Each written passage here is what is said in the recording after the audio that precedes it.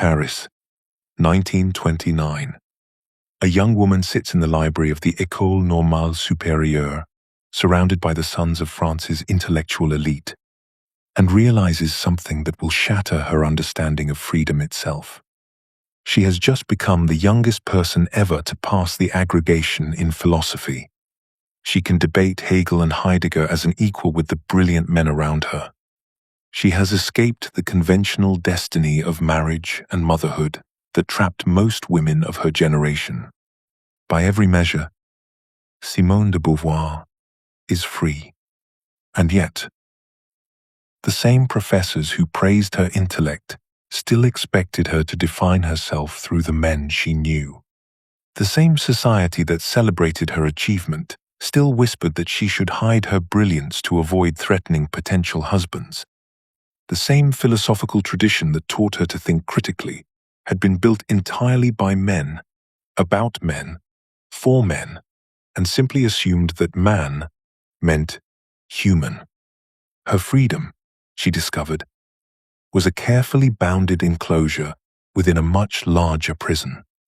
I had been deceived, she would write years later. This world was a masculine world. My childhood had been nourished on myths forged by men, but the deception cut deeper than social hypocrisy. As de Beauvoir turned the tools of existentialism upon her own life with ruthless honesty, she discovered something more disturbing than external barriers.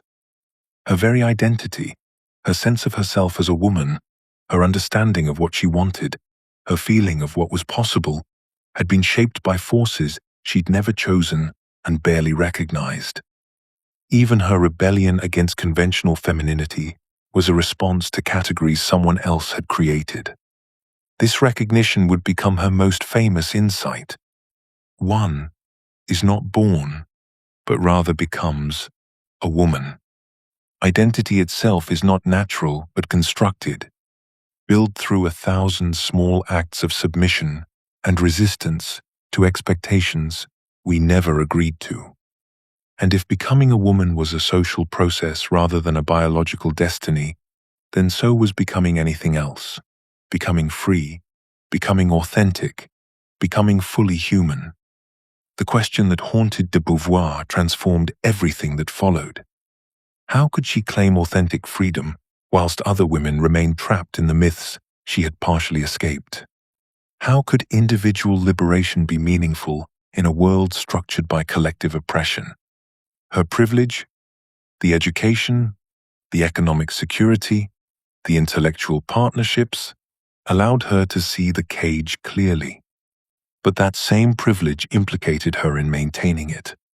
From this unbearable tension emerged a philosophical revolution. De Beauvoir created the first systematic existentialist ethics that refused to separate personal authenticity from social justice.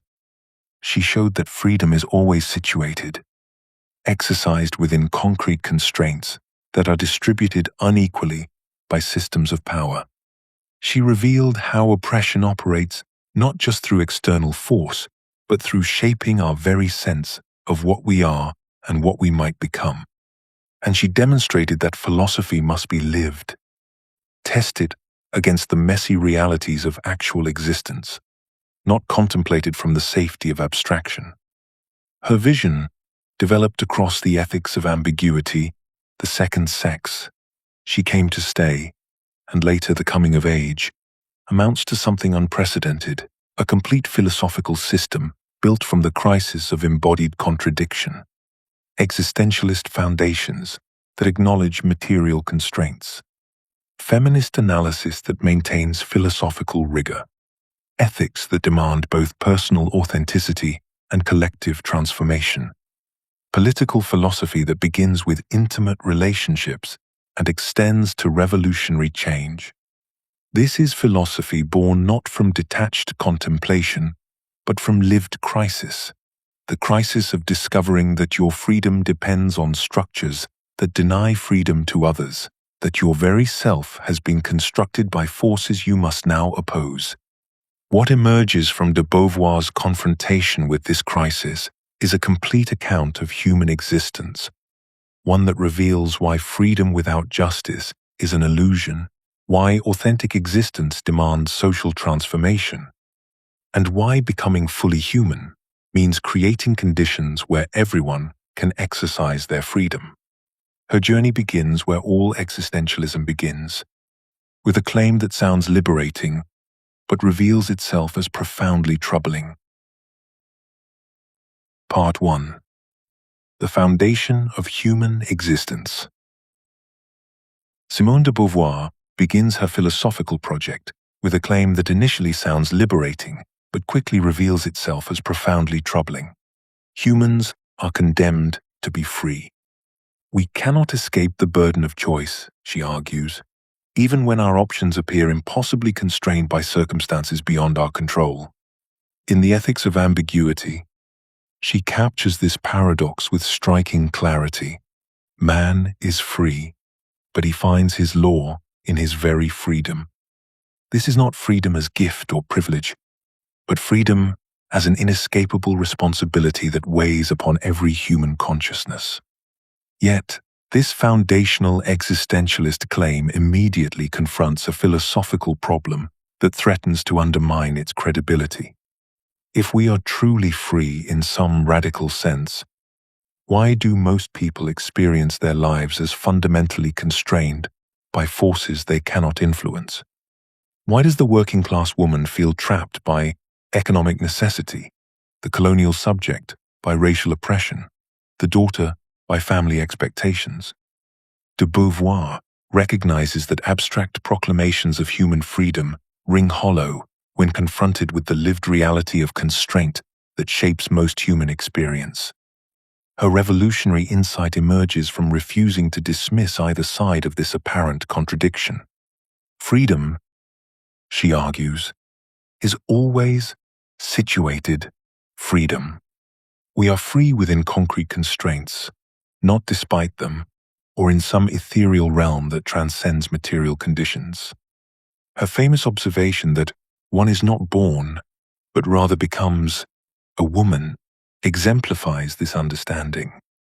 The constraints of gender are real and powerful, shaping possibilities and limiting options in profound ways. Yet within these constraints, genuine choice remains possible.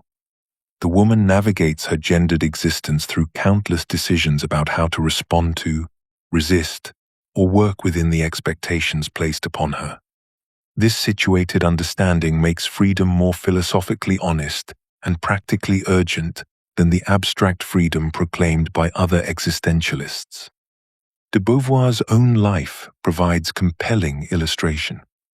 As a woman entering academic philosophy in the 1920s, she faced institutional barriers, social expectations, and cultural assumptions that her male contemporaries simply did not encounter. She could not transcend these constraints through pure will or authentic self-assertion. Yet she exercised genuine freedom by choosing how to navigate them, developing intellectual partnerships that challenged conventional relationships, pursuing philosophical work despite discouragement, and ultimately creating new possibilities for women in intellectual life. The philosophical sophistication of this position becomes clear when we consider the alternatives. Denying our constraints leads to a form of bad faith that imagines we can simply transcend all limitations through authentic choice. This abstract freedom becomes a cruel illusion, particularly for those facing severe oppression. Conversely, denying our freedom by claiming that constraints eliminate all genuine choice becomes an excuse for passivity and moral abdication. De Beauvoir insists that authentic existence requires accepting both our power to choose and the specific limits within which we must exercise that power. This understanding transforms the entire existentialist project. Freedom is no longer about escaping our circumstances, but about taking responsibility for our response to them. The factory worker cannot choose to become a university professor through pure will, but she can choose how to understand her work, what relationships to form with colleagues, and what possibilities to create for her children. These choices, made within severe constraints, represent genuine exercises of human freedom, precisely because they acknowledge, rather than deny, the reality of limitation. De Beauvoir's situated freedom necessarily leads to questions of justice that will drive her entire philosophical vision. If freedom is always exercised within given circumstances, then the nature of those circumstances becomes ethically crucial. Some people face far more constraining situations than others, making their freedom more difficult to exercise and their authentic choices more limited. Every human existence begins with what Simone de Beauvoir calls our facticity, everything we're thrown into without choice. Your body, your historical moment, your family background, your social position, your cultural context. These unchangeable circumstances form the backdrop against which all your choices must be made. De Beauvoir understood something that many existentialist philosophers missed. Facticity isn't just the neutral stage upon which freedom plays out. It's structured by systems of power that distribute advantages and constraints unequally across different groups. The body is not a thing, it is a situation. De Beauvoir writes in The Second Sex, revealing how even our most basic physical existence is always already meaningful within social contexts. Your embodied existence as male or female, your skin color, your physical abilities, these aren't just biological facts but social situations that shape what possibilities appear available to you.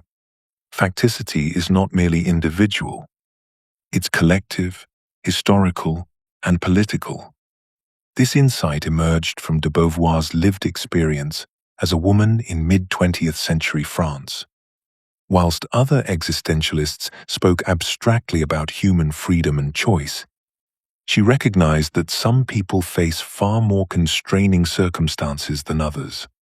A working-class woman in 1940 Paris encounters different factical constraints than a bourgeois man. A colonial subject faces different limitations than a citizen of the metropole. Gender, class, race, and nationality create different factical situations that make freedom easier or harder to exercise. The situation of woman is that she, a free and autonomous being like all human creatures, nevertheless finds herself living in a world where men compel her to assume the status of the other. De Beauvoir observes, this isn't a complaint, but a philosophical recognition. Ignoring these differences in factical situation leads to a philosophy that serves the privileged whilst claiming to speak for everyone. It creates the illusion that freedom is equally available to all when the conditions for exercising freedom are dramatically unequal. De Beauvoir's philosophical revolution lies in her understanding that we don't transcend our embodied social situation. We transcend through it. Traditional philosophy seeks to escape or overcome material conditions, to find some pure realm of thought or spirit beyond the messy realities of physical and social existence. De Beauvoir rejects this flight from the concrete.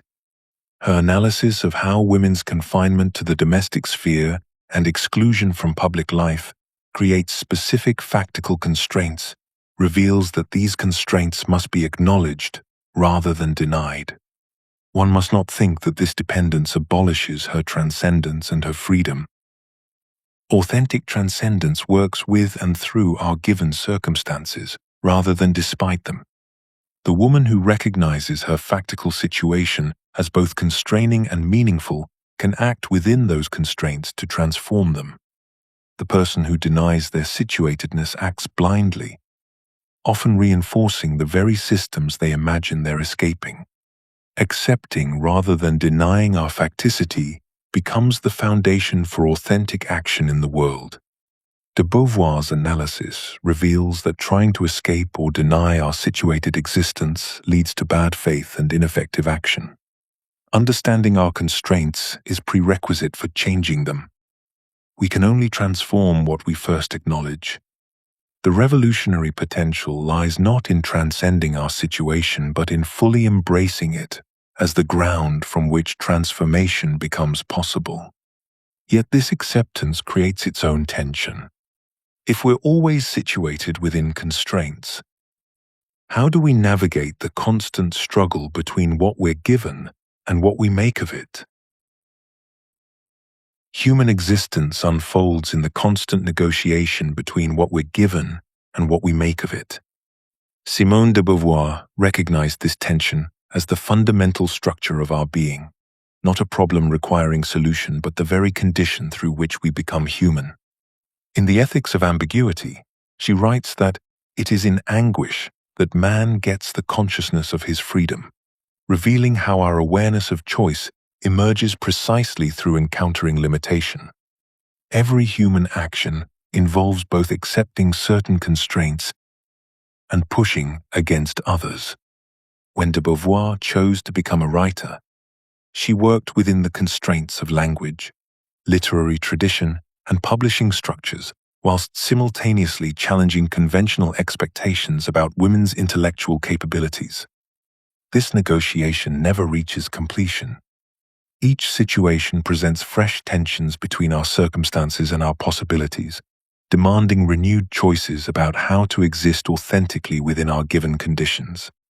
The temptation to escape this tension leads inevitably toward bad faith. Some flee into determinism, claiming complete powerlessness before their circumstances. They become what de Beauvoir calls the subman, refusing to acknowledge the freedom that exists even within constraint.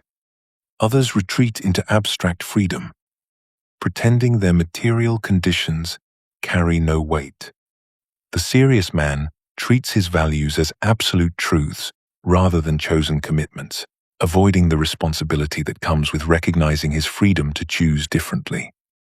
De Beauvoir understood that the most optimistic ethics have all begun by emphasizing the element of failure involved in the condition of man. Authentic existence requires holding both freedom and constraint in productive tension, neither denying our capacity for choice nor pretending we choose from nowhere. This recognition transforms how we understand human agency itself. The concept of situated transcendence captures how we reach beyond our circumstances whilst remaining grounded within them. De Beauvoir's own life exemplifies this principle. She transcended the constraints of traditional femininity without abandoning her embodied existence as a woman. She challenged academic philosophy whilst working within its institutions, transforming them through her participation rather than rejecting them entirely. Her famous insight that one is not born but rather becomes. This differs fundamentally from both conformity and abstract rebellion. Conformity accepts constraints without transcendence, settling for predetermined roles without questioning their necessity or exploring alternatives. Abstract rebellion claims transcendence without acknowledging constraints, imagining we can simply think our way out of material conditions. Situated transcendence recognizes that meaningful change happens through engaging with reality as we find it, not by pretending reality doesn't exist. Our freedom always operates in relationship with others who face their own unique constraints and possibilities. The recognition that we're simultaneously free and situated leads necessarily toward ethical questions. How should we use our freedom? What kind of world do our choices create? How do we act responsibly when we must choose without absolute foundations? These questions drive de Beauvoir's entire philosophical project. If we must act within fundamental ambiguity, neither fully determined nor completely free, how do we navigate the ethical landscape that emerges from this recognition? Part 2. The Ethics of Ambiguity. Simone de Beauvoir makes a radical claim in the Ethics of Ambiguity that transforms how we understand moral responsibility. Moral ambiguity is not a problem to be solved, but the fundamental condition of human existence that makes ethics both necessary and possible.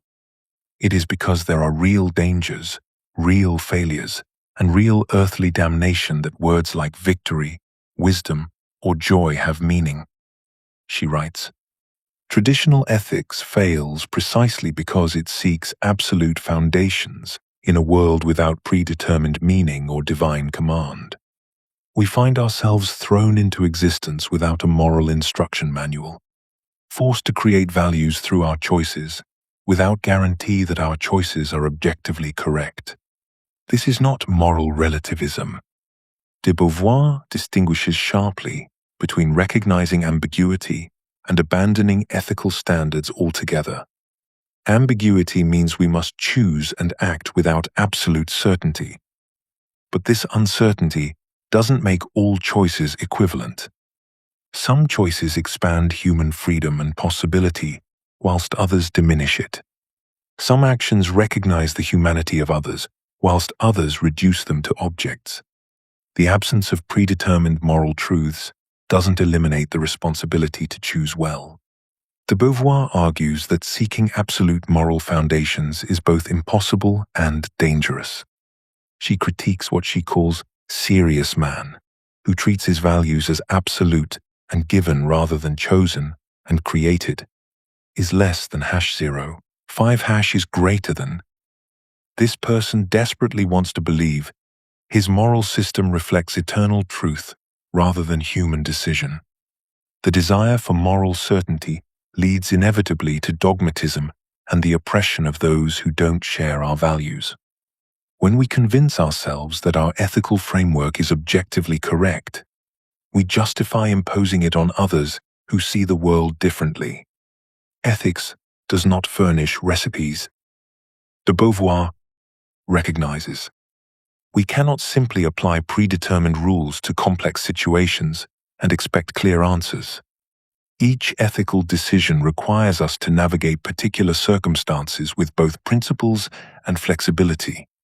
A rigid moral system that claims to provide answers for every situation actually prevents genuine ethical thinking because it eliminates the need to consider the specific context and consequences of our choices. This recognition forces us to take full responsibility for our choices rather than hiding behind external authorities. We cannot claim we were simply following orders, obeying natural law, or fulfilling divine command. The weight of moral responsibility falls entirely on our shoulders because we are the ones who choose which principles to follow and how to apply them in particular situations. The courage required to act ethically without guarantee that our choices are objectively correct is immense. De Beauvoir herself struggled with moral decisions during World War II and the Algerian War, where she had to act on incomplete information with uncertain consequences. She couldn't wait for perfect moral clarity before choosing whether to support the resistance or oppose colonial oppression. The urgency of human suffering demanded action despite uncertainty about the ultimate correctness of her positions. Ambiguity makes ethics more demanding, not less, because we cannot escape responsibility by claiming external validation. When she writes that one is not born, but rather becomes a woman, de Beauvoir illustrates how even our most basic identities are created through choices made in ambiguous situations.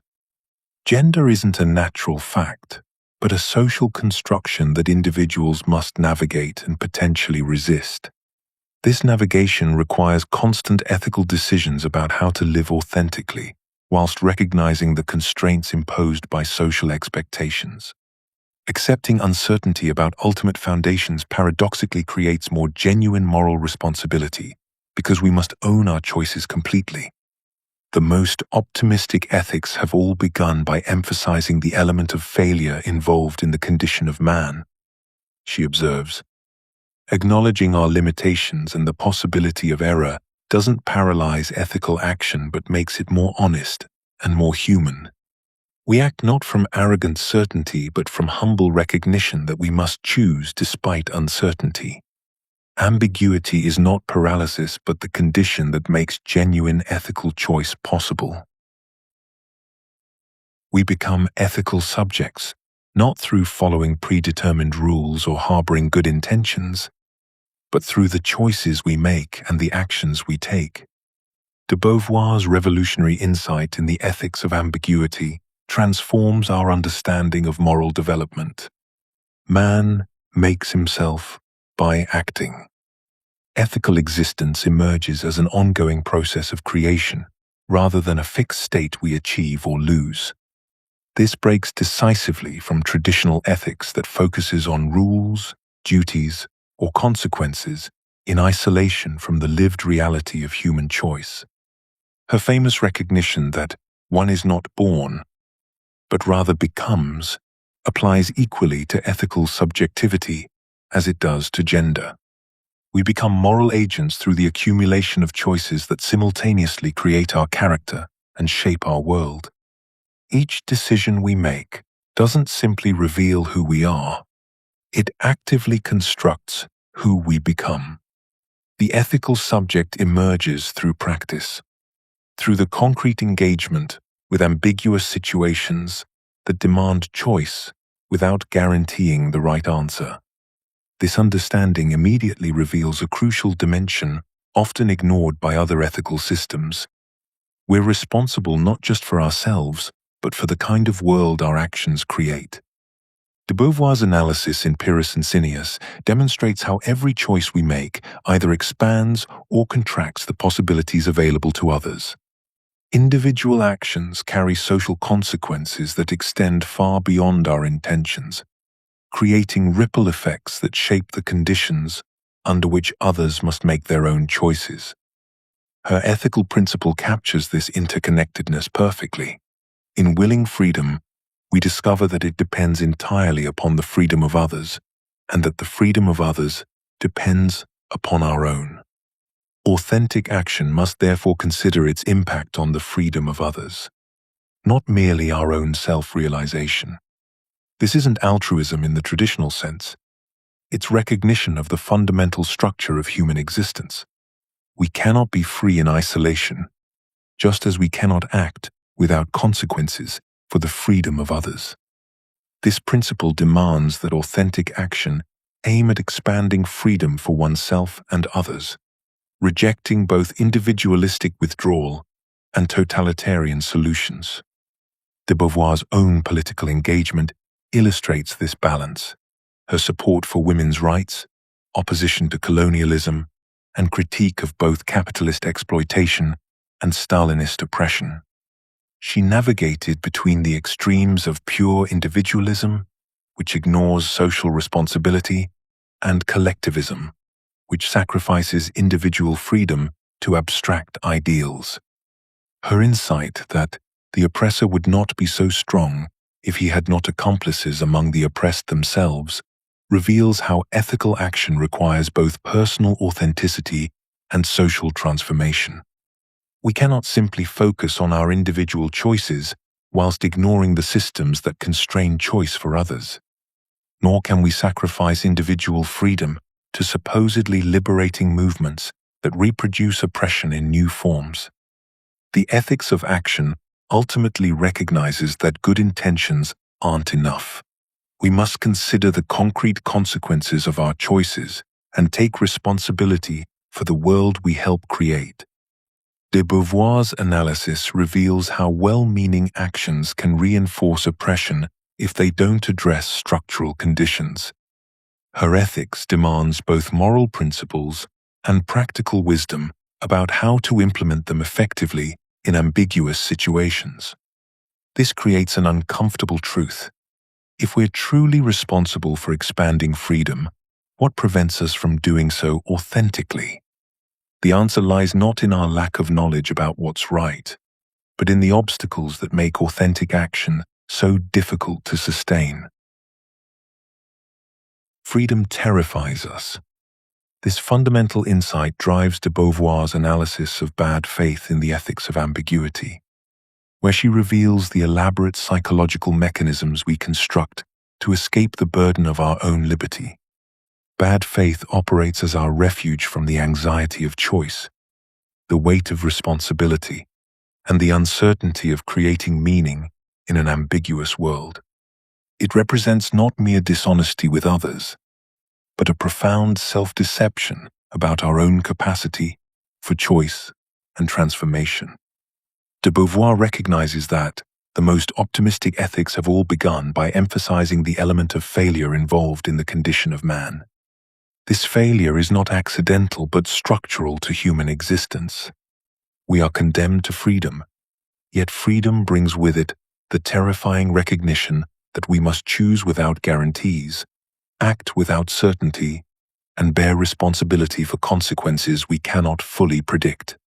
Bad faith emerges as our attempt to deny either our freedom to choose or our responsibility for what follows from our choices. The forms this denial takes are varied and sophisticated.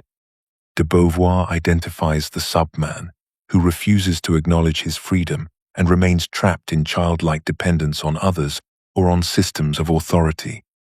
He treats himself as a thing rather than a consciousness, claiming he cannot choose, cannot change, cannot take responsibility for his existence. The serious man takes the opposite approach, treating his values as absolute and given rather than chosen.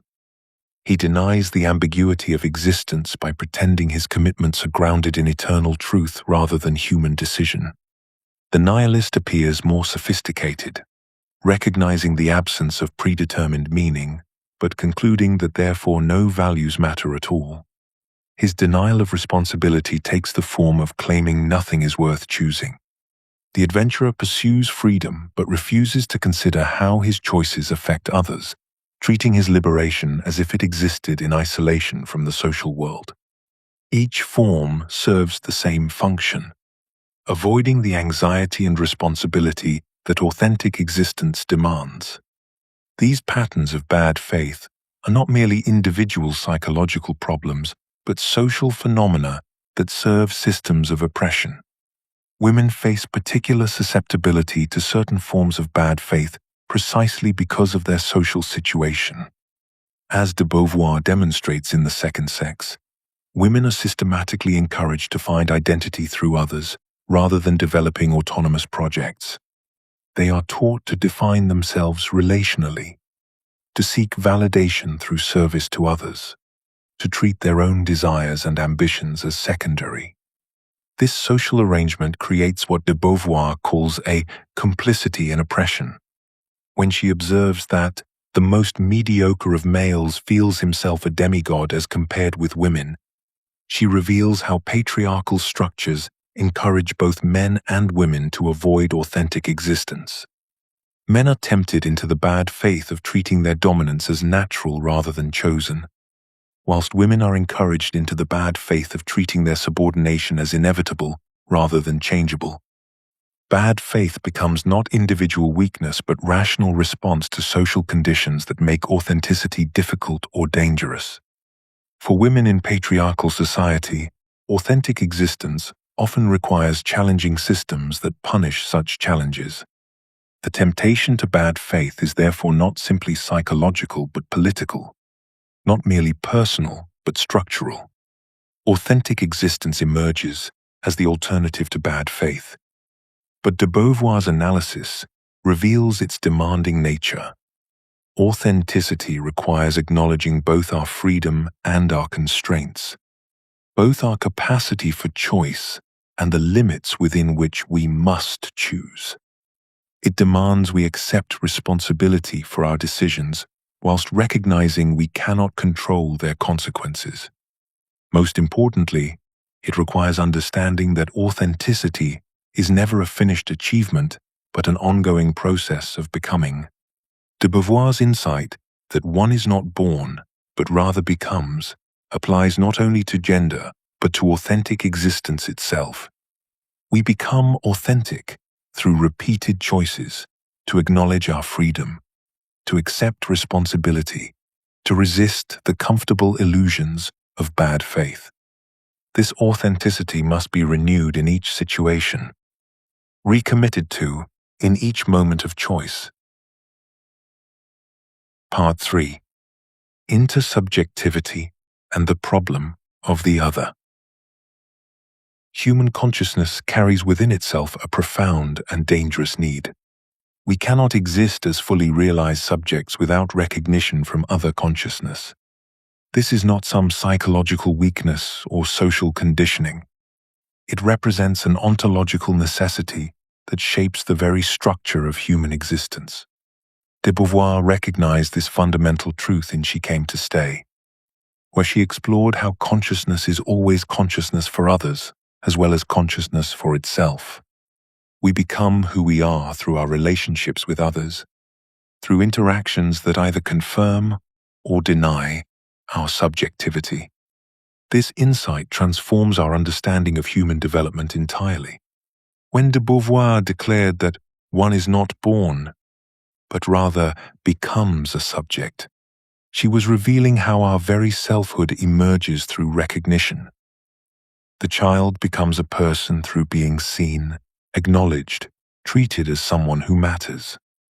The lover discovers their capacity for passion through being desired. The thinker develops ideas through being understood. We are not self-contained subjects who then choose to relate to others. We become subjects through the quality of recognition we receive and grant. Yet this fundamental need creates what de Beauvoir calls the fundamental ambiguity of existence. If one needs your recognition to exist fully as myself, don't you have power over my very being? This dependency runs deeper than any political or economic relationship. You hold in your hands not merely my happiness or success, but my capacity to experience myself as real, as mattering, as existing in the fullest sense. The presence of others becomes simultaneously necessary and threatening. As de Beauvoir observed in the Ethics of Ambiguity, the presence of others is a threat to our existence, precisely because we need them so desperately. This vulnerability creates the conditions for what she calls the battle of consciousness. Each person tries to secure recognition without granting it in return, attempting to become subject while making the other into object. In She Came to Stay, we witness this dynamic in its most intimate form, the jealousy, possessiveness, and desperate attempts to control another's recognition that emerge when people refuse to accept their mutual dependency. The characters struggle not merely with romantic rivalry, but with the deeper terror of losing the recognition that sustains their sense of self. The asymmetry trap reveals itself here with particular clarity. Because recognition feels so essential to our existence, we often try to hoard it, to secure it without reciprocating it. We want to be seen without truly seeing, to be understood without understanding, to matter to others without allowing them to matter equally to us. This creates relationships of domination disguised as intimacy, where one consciousness feeds on another's recognition whilst denying recognition in return. Yet this battle is not inevitable. It emerges from refusing to accept what de Beauvoir recognized as the fundamental interdependence of human existence. When she wrote that, "In willing freedom, we discover that it depends entirely upon the freedom of others," she was pointing toward a different possibility, authentic relationship based on mutual recognition rather than domination. This requires accepting our vulnerability rather than trying to escape it through control. The recognition we need cannot be extracted or demanded. It must be freely given, and it can only be freely given by consciousness that experiences itself as free. This means that authentic relationship requires not the domination of others but their liberation. We cannot secure genuine recognition by diminishing another's capacity to recognize. We can only receive it by enhancing that capacity. This realization transforms the entire structure of human relationship. We are always already in relationship. Isolation is impossible. The question becomes not whether to depend on others for recognition, but how to structure that recognition mutually rather than hierarchically. Yet this raises another crucial question. If we need recognition from others to exist fully, how do we decide who counts as worthy of granting recognition? How does consciousness create the category of other? Consciousness naturally draws boundaries. This is not prejudice or learned behavior, but the fundamental way awareness organizes experience. When you recognize yourself as a thinking subject, you simultaneously create everything that is not you: the world, other people, different experiences. De Beauvoir recognized this as the primordial structure of human thought itself. Otherness is a fundamental category of human thought, she observed in The Second Sex. No group ever sets itself up as the one, without at once setting up the other over against itself. This boundary drawing begins innocently enough. Consciousness needs categories to function: self and not self, familiar and strange, mine and yours.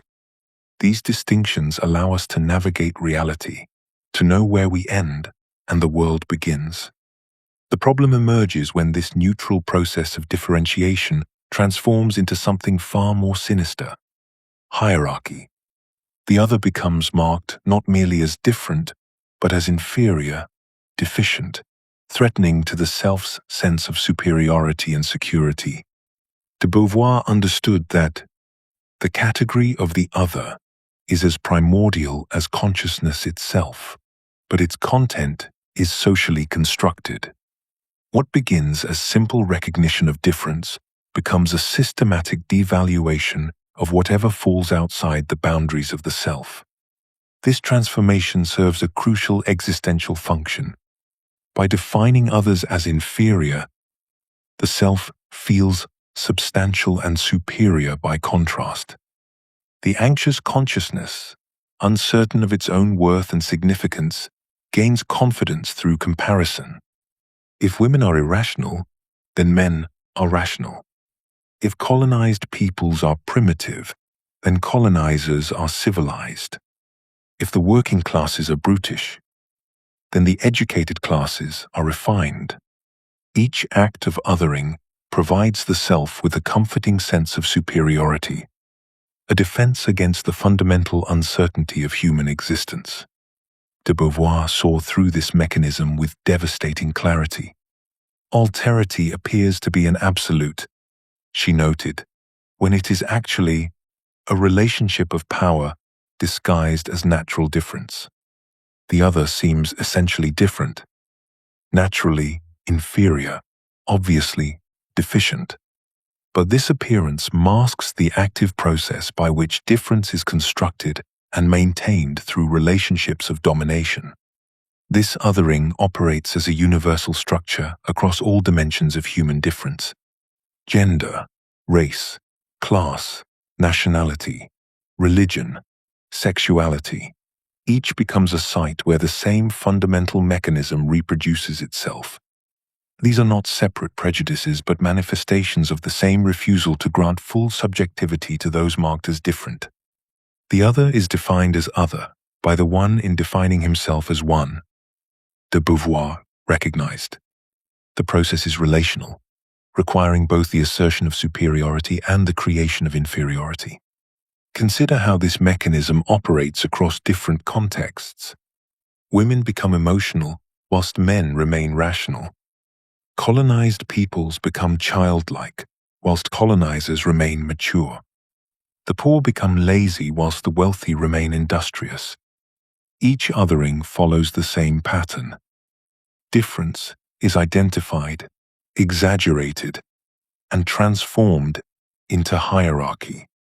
What varies is not the structure but the content, the specific characteristics used to justify domination.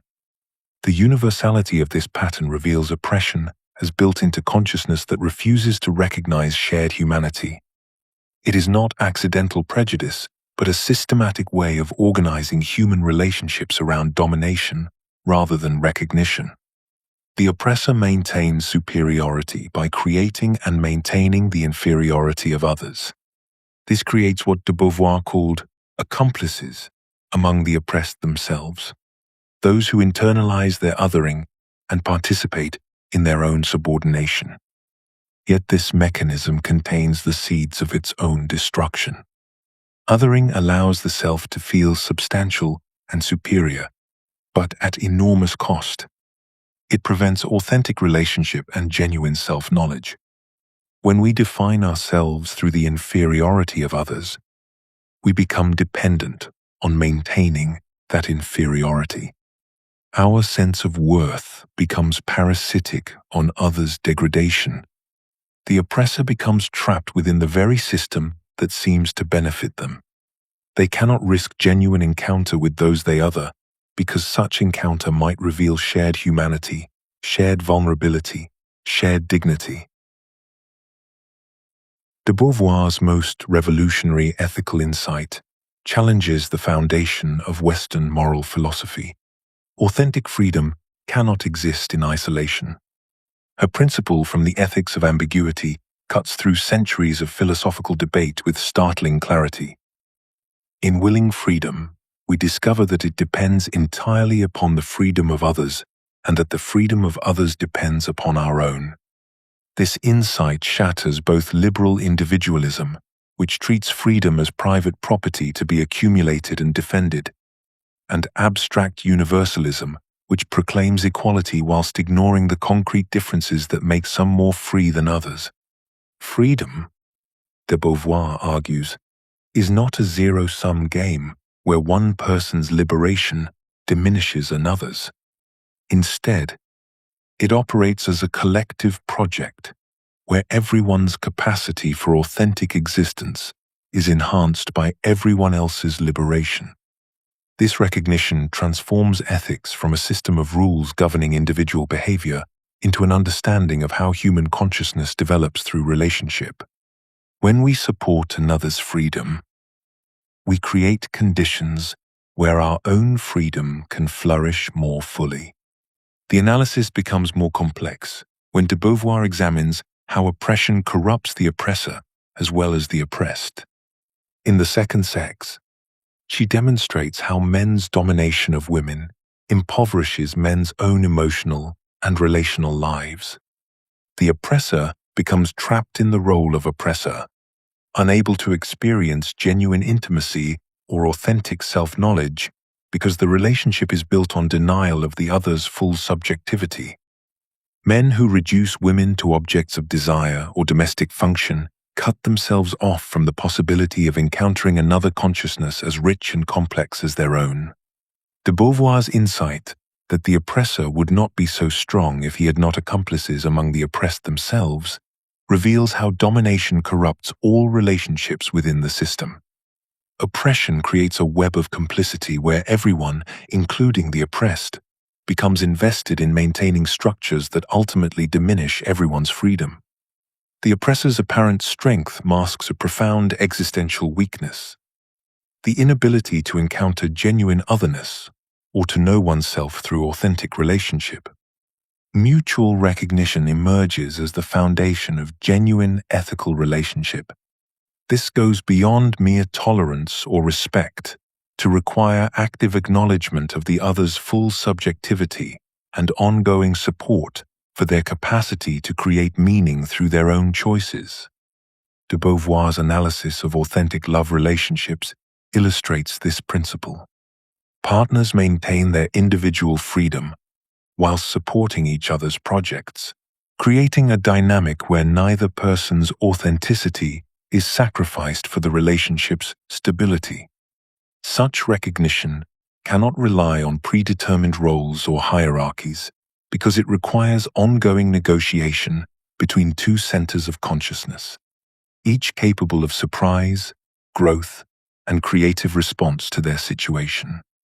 De Beauvoir notes that one is not born, but rather becomes a subject capable of mutual recognition. This capacity develops through relationships that model reciprocity rather than domination, where each person learns to see themselves as both subject and object, self and other. The connection between individual authenticity and collective liberation becomes clear when de Beauvoir argues that personal transformation alone remains insufficient for complete freedom.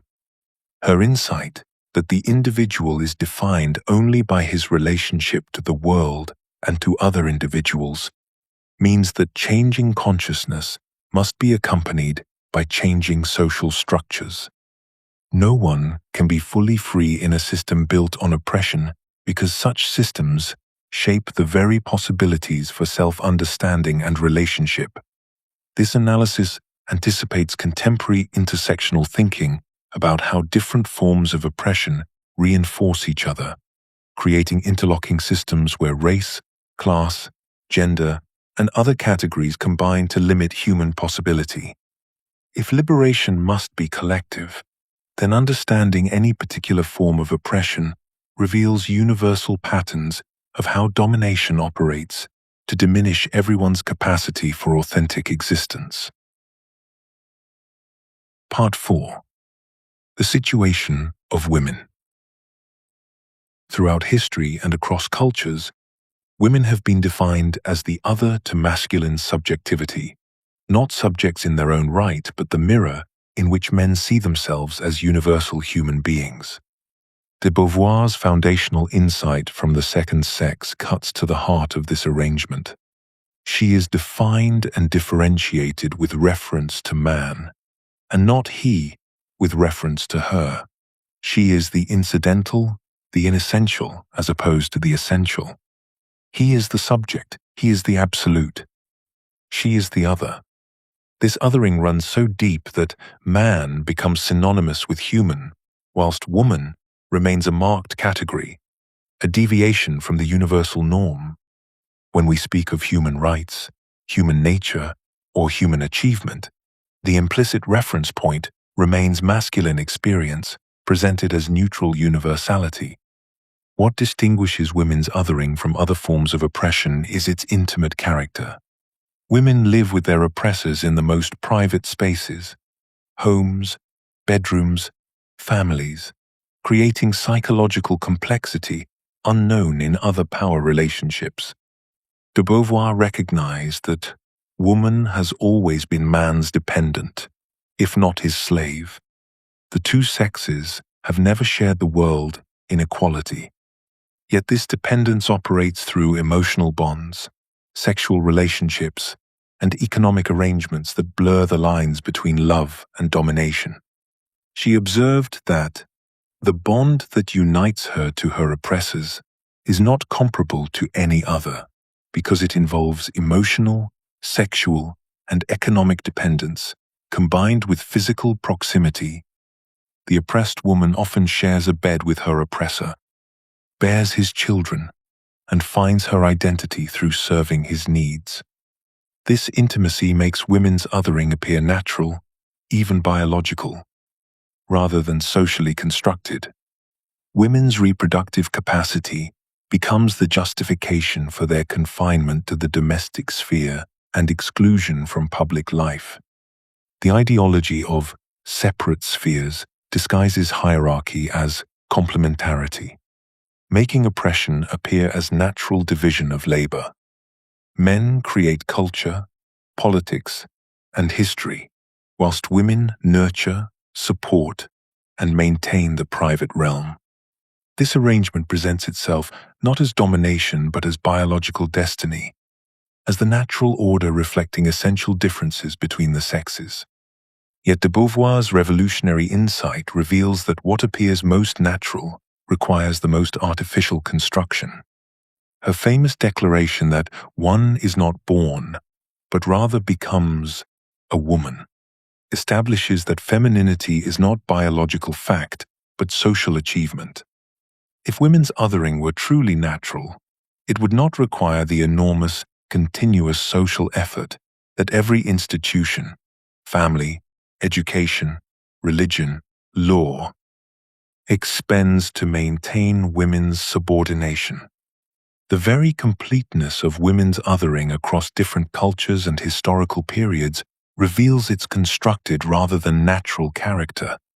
Something so total and apparently inevitable must actually be the result of systematic social engineering, not biological necessity. One is not born, but rather becomes, a woman. This revolutionary declaration from de Beauvoir strikes at the heart of how we understand identity itself. She reveals that what we consider natural femininity is actually a carefully constructed social artifact, challenging both the biological determinism that claims anatomy is destiny and the cultural assumption that gender roles emerge inevitably from nature. When de Beauvoir describes this creature, intermediate between male and eunuch, which is described as feminine, she exposes the artificial nature of what society presents as essential womanhood. If femininity is made rather than born, it can be unmade and remade differently. The construction begins immediately through systematic socialization processes that channel girls toward passivity, dependence, and concern with appearance rather than achievement.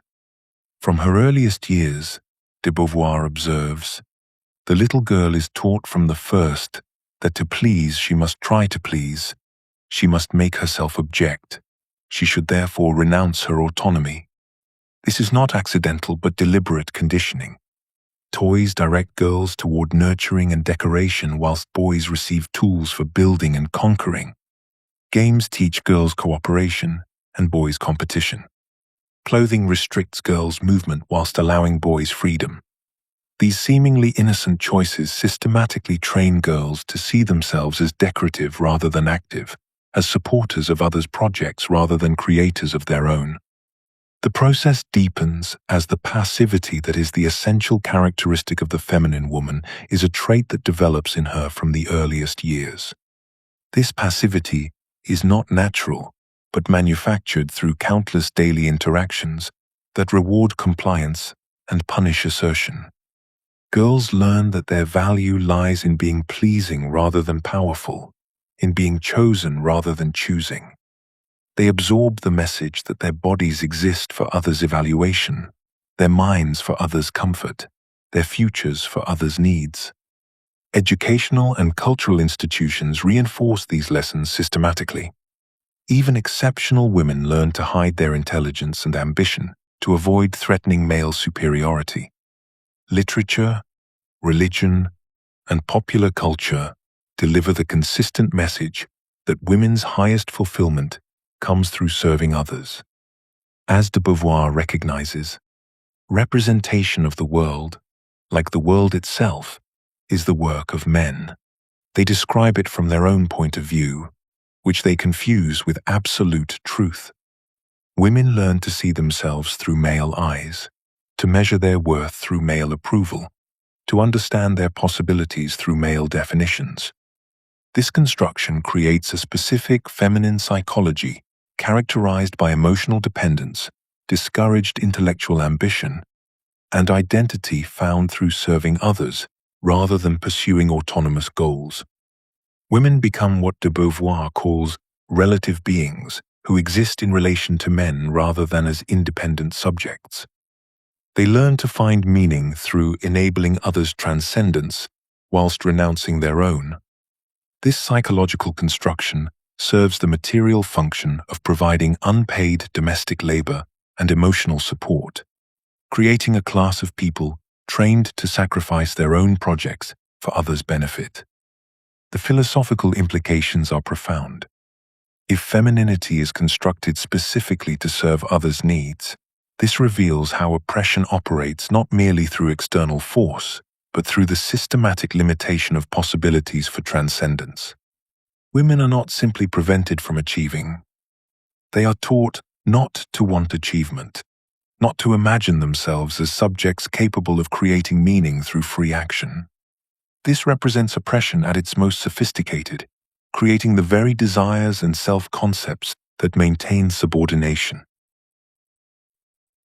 Simone de Beauvoir reveals that women's oppression operates through a profound philosophical mechanism: systematic confinement to immanence, whilst men claim transcendence. Immanence represents existence, trapped in repetitive, biological, domestic cycles that create nothing new or lasting. Transcendence, by contrast, involves the capacity to build, create, and leave a mark on history through projects that extend beyond immediate biological needs. De Beauvoir's analysis in The Second Sex demonstrates how this division shapes every aspect of women's lives. Woman's work within the home gives her no autonomy. It is not directly useful to society, produces nothing, she argues, because domestic labor involves maintaining rather than creating. Women find themselves confined to tasks that must be repeated endlessly, cooking meals that will be consumed, cleaning spaces that will become dirty again, caring for children who will eventually leave. Few tasks are more like the torture of Sisyphus than housework, with its endless repetition, de Beauvoir observes, capturing the philosophical horror of existence reduced to cyclical maintenance. Meanwhile, men claim the realm of transcendence. Art, politics, philosophy, science, commerce, activities that create lasting achievements and historical significance. This division appears natural, even inevitable, but de Beauvoir exposes its constructed character. It is not in giving life but in risking life that man is raised above the animal. That is why superiority has been accorded in humanity, not to the sex that brings forth, but to that which kills, she writes, revealing how culture systematically devalues women's biological capacities while celebrating men's capacity for violence and risk-taking. This exclusion from transcendent activity prevents women from developing authentic subjectivity. Without opportunities to engage in freely chosen projects that create lasting value, women cannot discover their own capacities, develop independent judgment, or establish autonomous sources of meaning. They remain dependent on men for identity and worth, trapped in what de Beauvoir calls the eternal feminine, a role that appears to offer meaning but actually prevents genuine self-development. Marriage and motherhood, as traditionally structured, intensify this trap by absorbing all women's energy into serving others' needs. De Beauvoir offers a controversial analysis of motherhood, arguing that the mother enjoys the comforting illusion of feeling that she is a human being in herself, of importance to herself, but actually remains trapped in immanence because her identity depends entirely on her children's needs rather than her own freely chosen projects. Traditional marriage compounds this problem by making women economically dependent whilst demanding they provide unpaid domestic labor. Marriage is the destiny traditionally offered to women by society. De Beauvoir recognizes, but this destiny prevents authentic self-development by channeling all energy into maintaining others' lives rather than creating one's own. The philosophical significance extends beyond women's particular situation. De Beauvoir reveals universal patterns of how oppression operates through limiting possibilities for transcendence. Every individual concerned to justify his existence feels that his existence involves an undefined need to transcend himself, to engage in freely chosen projects, she argues. Human consciousness naturally seeks to create meaning through action that extends beyond immediate biological needs. Oppression works not merely through direct prohibition but through structuring situations so that transcendence becomes practically impossible. The oppressed find themselves trapped in circumstances that consume all their energy in mere survival or maintenance, preventing the development of autonomous projects that could establish independent sources of value and meaning. This analysis reveals why women's confinement to immanence serves male dominance so effectively. By preventing women from developing independent sources of worth, patriarchal society ensures they remain dependent on male approval and protection. Women cannot challenge male authority because they lack the economic independence and creative achievements that would provide alternative foundations for self-respect. Part 5. The Economics of Oppression. Economic independence stands as the bedrock of authentic existence in Simone de Beauvoir's philosophy. Without it, she argues, all other freedoms become mere illusions because survival itself depends on pleasing someone else. This is not merely a practical observation but a profound philosophical insight into the nature of human freedom.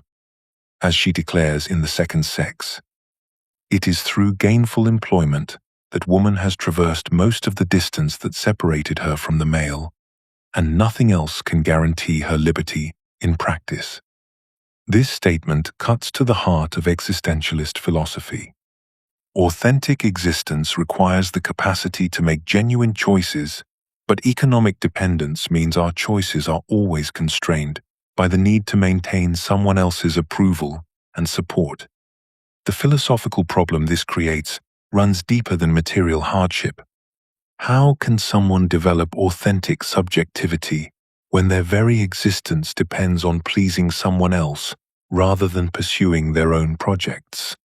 De Beauvoir's analysis reveals that women have been systematically excluded from productive labor that would give them independent means of survival.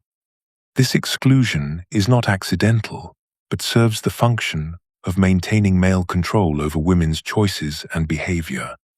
She recognizes that the fundamental source of women's oppression is her economic dependence, because it makes all other aspects of liberation conditional on male approval. The woman who depends on a husband or father for her survival cannot truly choose her values, her relationships, or her life path, because these choices must always serve the interests of her economic provider. Work becomes more than economic necessity in de Beauvoir's analysis. It represents a means of transcendence and self-creation that women have been systematically denied. She observes that it is through work that woman has been able, to a large extent, to close the gap, separating her from the male. Because work provides both material independence and opportunities for creative self-expression. Productive labor connects individuals to the broader social world and allows them to leave a mark on history rather than being confined to the private domestic sphere.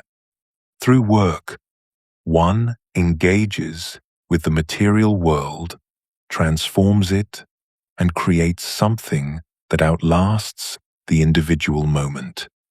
This capacity for transcendence through productive activity is what distinguishes human consciousness from mere biological existence. Economic independence enables authentic choice and self-creation by removing the fundamental constraint that shapes dependent existence.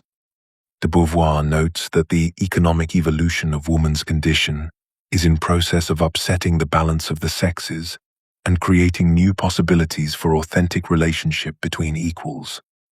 Her emphasis on economic factors distinguishes her philosophy from abstract existentialist thinking that ignores material conditions. Freedom cannot exist in a vacuum. It requires concrete conditions that make choice possible. When someone controls your access to food, shelter, and basic survival, they effectively control your capacity to choose your own values and projects. Economic independence breaks this chain of control and creates the material foundation for authentic selfhood. Yet, if economic independence is so crucial for freedom, we must examine how social institutions systematically structure dependence as women's destiny. Marriage presents itself as the culmination of romantic love, the natural destiny toward which women's lives inevitably flow. Yet, beneath this veneer of emotional fulfillment lies a stark economic reality that de Beauvoir exposed with unflinching clarity. Traditional marriage functions as an elaborate economic arrangement, a system that trades women's domestic labor, sexual availability, and reproductive capacity for material security and social status. This exchange masquerades as partnership, whilst operating as a fundamental form of economic exploitation. De Beauvoir recognized this deception with precision. Marriage is the destiny traditionally offered to women by society. It is still true that most women are married, or have been, or plan to be, or suffer from not being. This destiny reveals itself not as natural inclination but as economic compulsion. Women face marriage not as free choice but as the only viable path to survival in societies that systematically exclude them from independent economic opportunity. The Romantic ideology obscures this brutal calculus, transforming economic necessity into emotional longing. The material reality behind marriage's romantic facade exposes a carefully structured dependency relationship. Women provide comprehensive household management, childcare, and emotional support in exchange for economic support from their husbands. This arrangement creates what appears to be mutual benefit, but actually represents profound exploitation. As de Beauvoir observed, the housewife's work, because it produces no surplus value, is not considered real work, despite being absolutely essential for maintaining the workforce and raising the next generation. This unpaid labor subsidizes the entire economic system whilst leaving women economically vulnerable and dependent.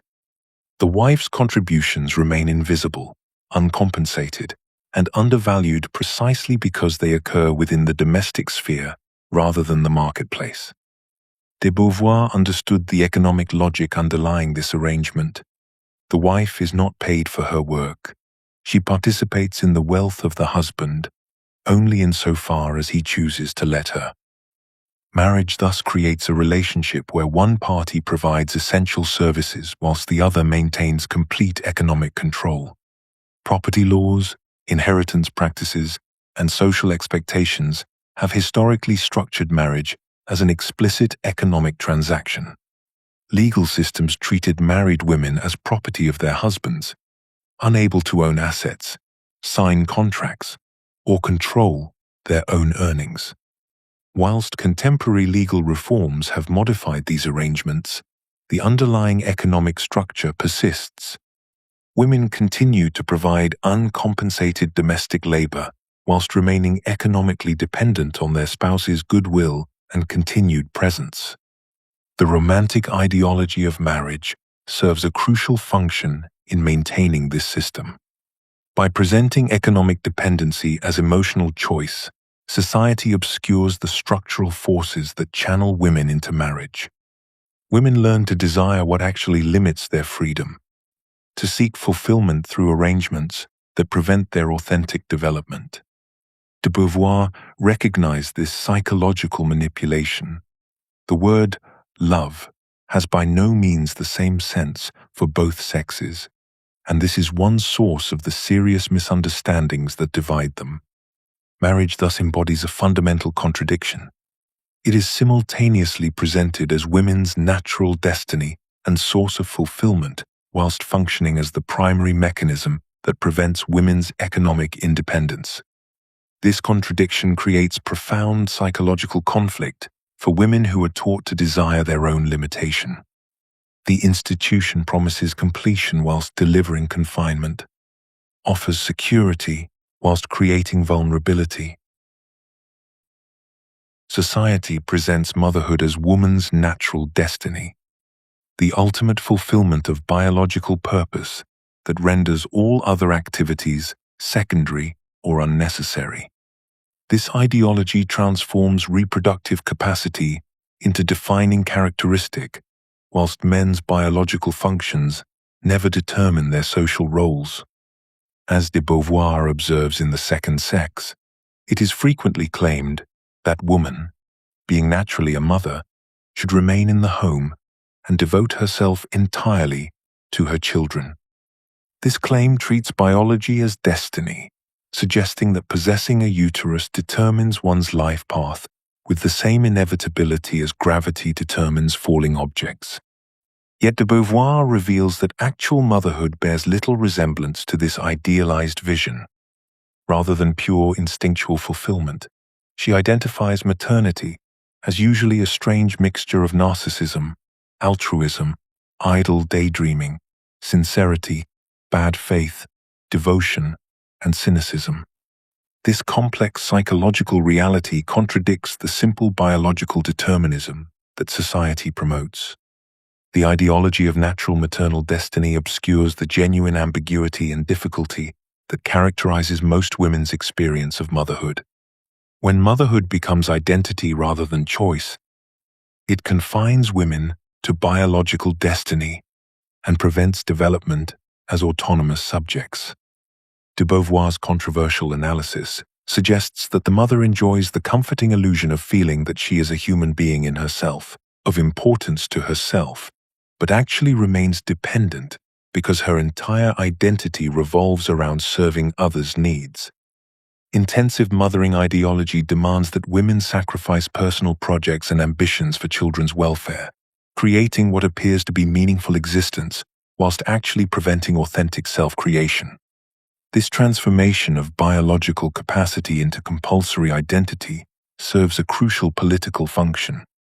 The ideology of maternal instinct justifies women's confinement to the domestic sphere as natural rather than imposed, making their exclusion from public life appear as biological necessity rather than social arrangement. Yet de Beauvoir demonstrates that there is no maternal instinct. Maternal behavior is learned, not innate, shaped by social expectations rather than biological programming. Treating motherhood as instinct rather than choice prevents recognition of it as work deserving compensation and social support. It maintains women's economic dependence by presenting their unpaid domestic labor as natural expression of biological nature rather than valuable contribution to society. This ideological framework ensures that women remain subordinated, not through force but through the apparently benevolent claim that they are fulfilling their deepest nature. De Beauvoir's most controversial insight emerges here. Women must have genuine choice about motherhood, including the choice to refuse it, for it to become compatible with authentic existence. As long as the child remains the woman's responsibility alone, she argues, maternity will be a handicap and not an enrichment in her individual life. This doesn't mean rejecting motherhood but restructuring it so that it becomes one choice among others rather than compulsory destiny. Only when motherhood is freely chosen can it avoid becoming another form of oppression disguised as biological fulfillment. Her analysis reveals that maternity would be lived quite differently if it were freely chosen.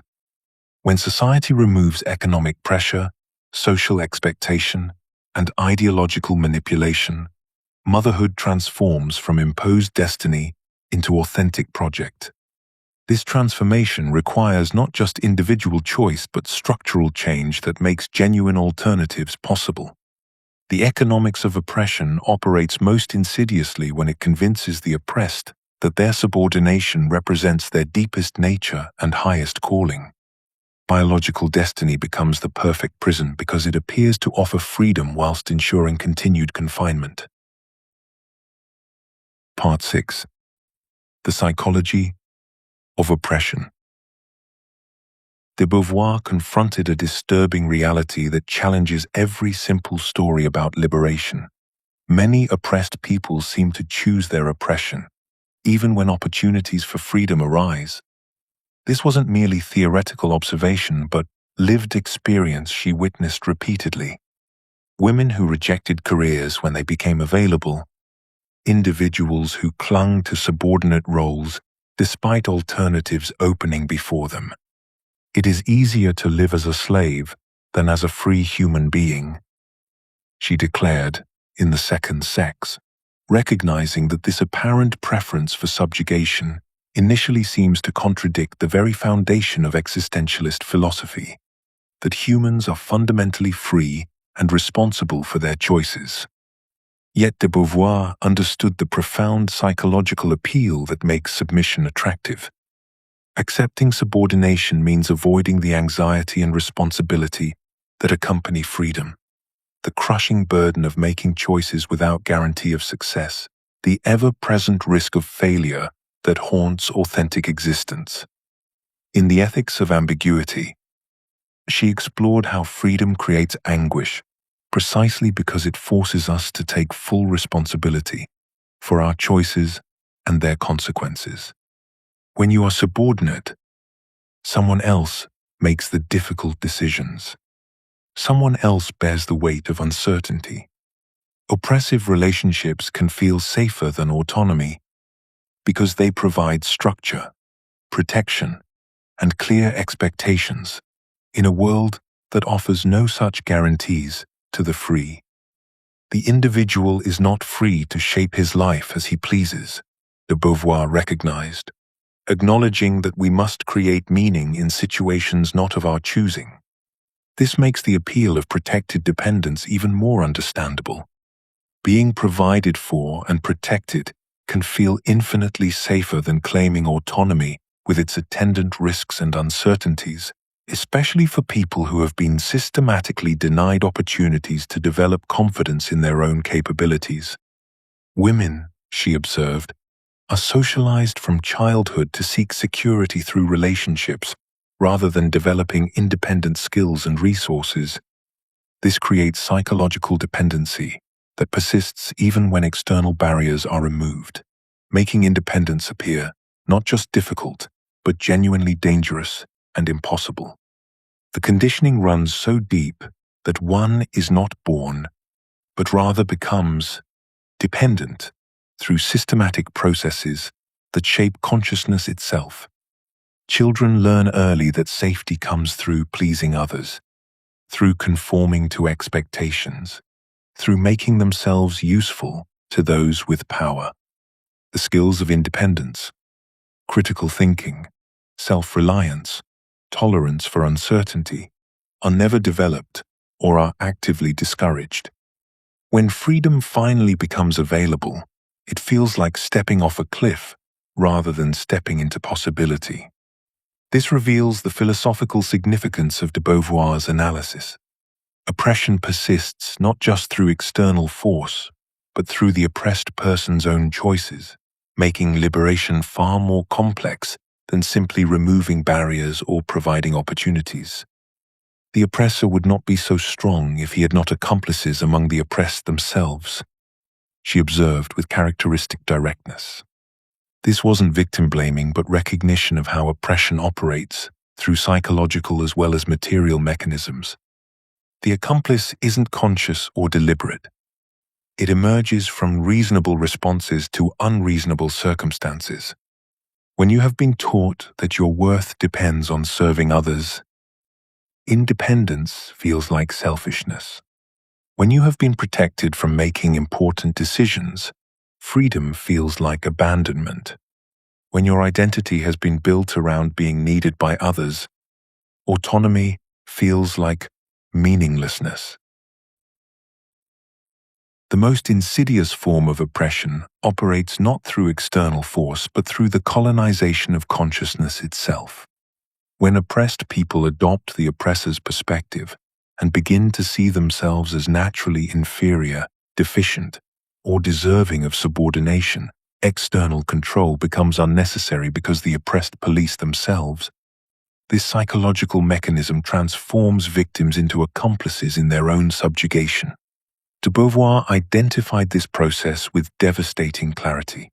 The representation of the world, like the world itself, is the work of men. They describe it from their own point of view, which they confuse with absolute truth. The dominant group's perspective becomes universal truth, and oppressed people measure themselves against standards designed to confirm their inferiority. They accept definitions of value, success, and human worth that systematically exclude or devalue their own experiences and capabilities. This internalization operates across all forms of oppression through a common pattern. The oppressed person begins to police themselves according to the oppressor's standards, becoming their own harshest critic and enforcer of limitations. Women internalize misogynistic attitudes and become critical of other women who challenge traditional roles. They accept that their emotions are excessive, their ambitions inappropriate, their bodies shameful. De Beauvoir observed how the most mediocre of males feels himself a demigod as compared with women. And women often accept this evaluation, seeing themselves through male eyes rather than developing their own standards of judgment. The internalization creates shame about one's group membership and a desperate desire to distance oneself from others who share the stigmatized identity. The woman who insists she's not like other women, or the person from an oppressed background who adopts the dominant group's stereotypes about their own people, demonstrates this psychological splitting. They hope to escape oppression by aligning with the oppressor's perspective, not recognizing that this alignment only reinforces the system that subordinates them. This dynamic produces horizontal hostility, where oppressed groups turn against each other rather than challenging the system. They compete for the oppressor's approval rather than recognizing common interests in liberation. De Beauvoir documented how women compete with each other for male attention and approval rather than supporting each other's independence. This serves the system perfectly by preventing solidarity and collective action. As she noted, women do not say we, except at some congress of feminists or similar formal demonstration. Men say women, and women use the same word in referring to themselves.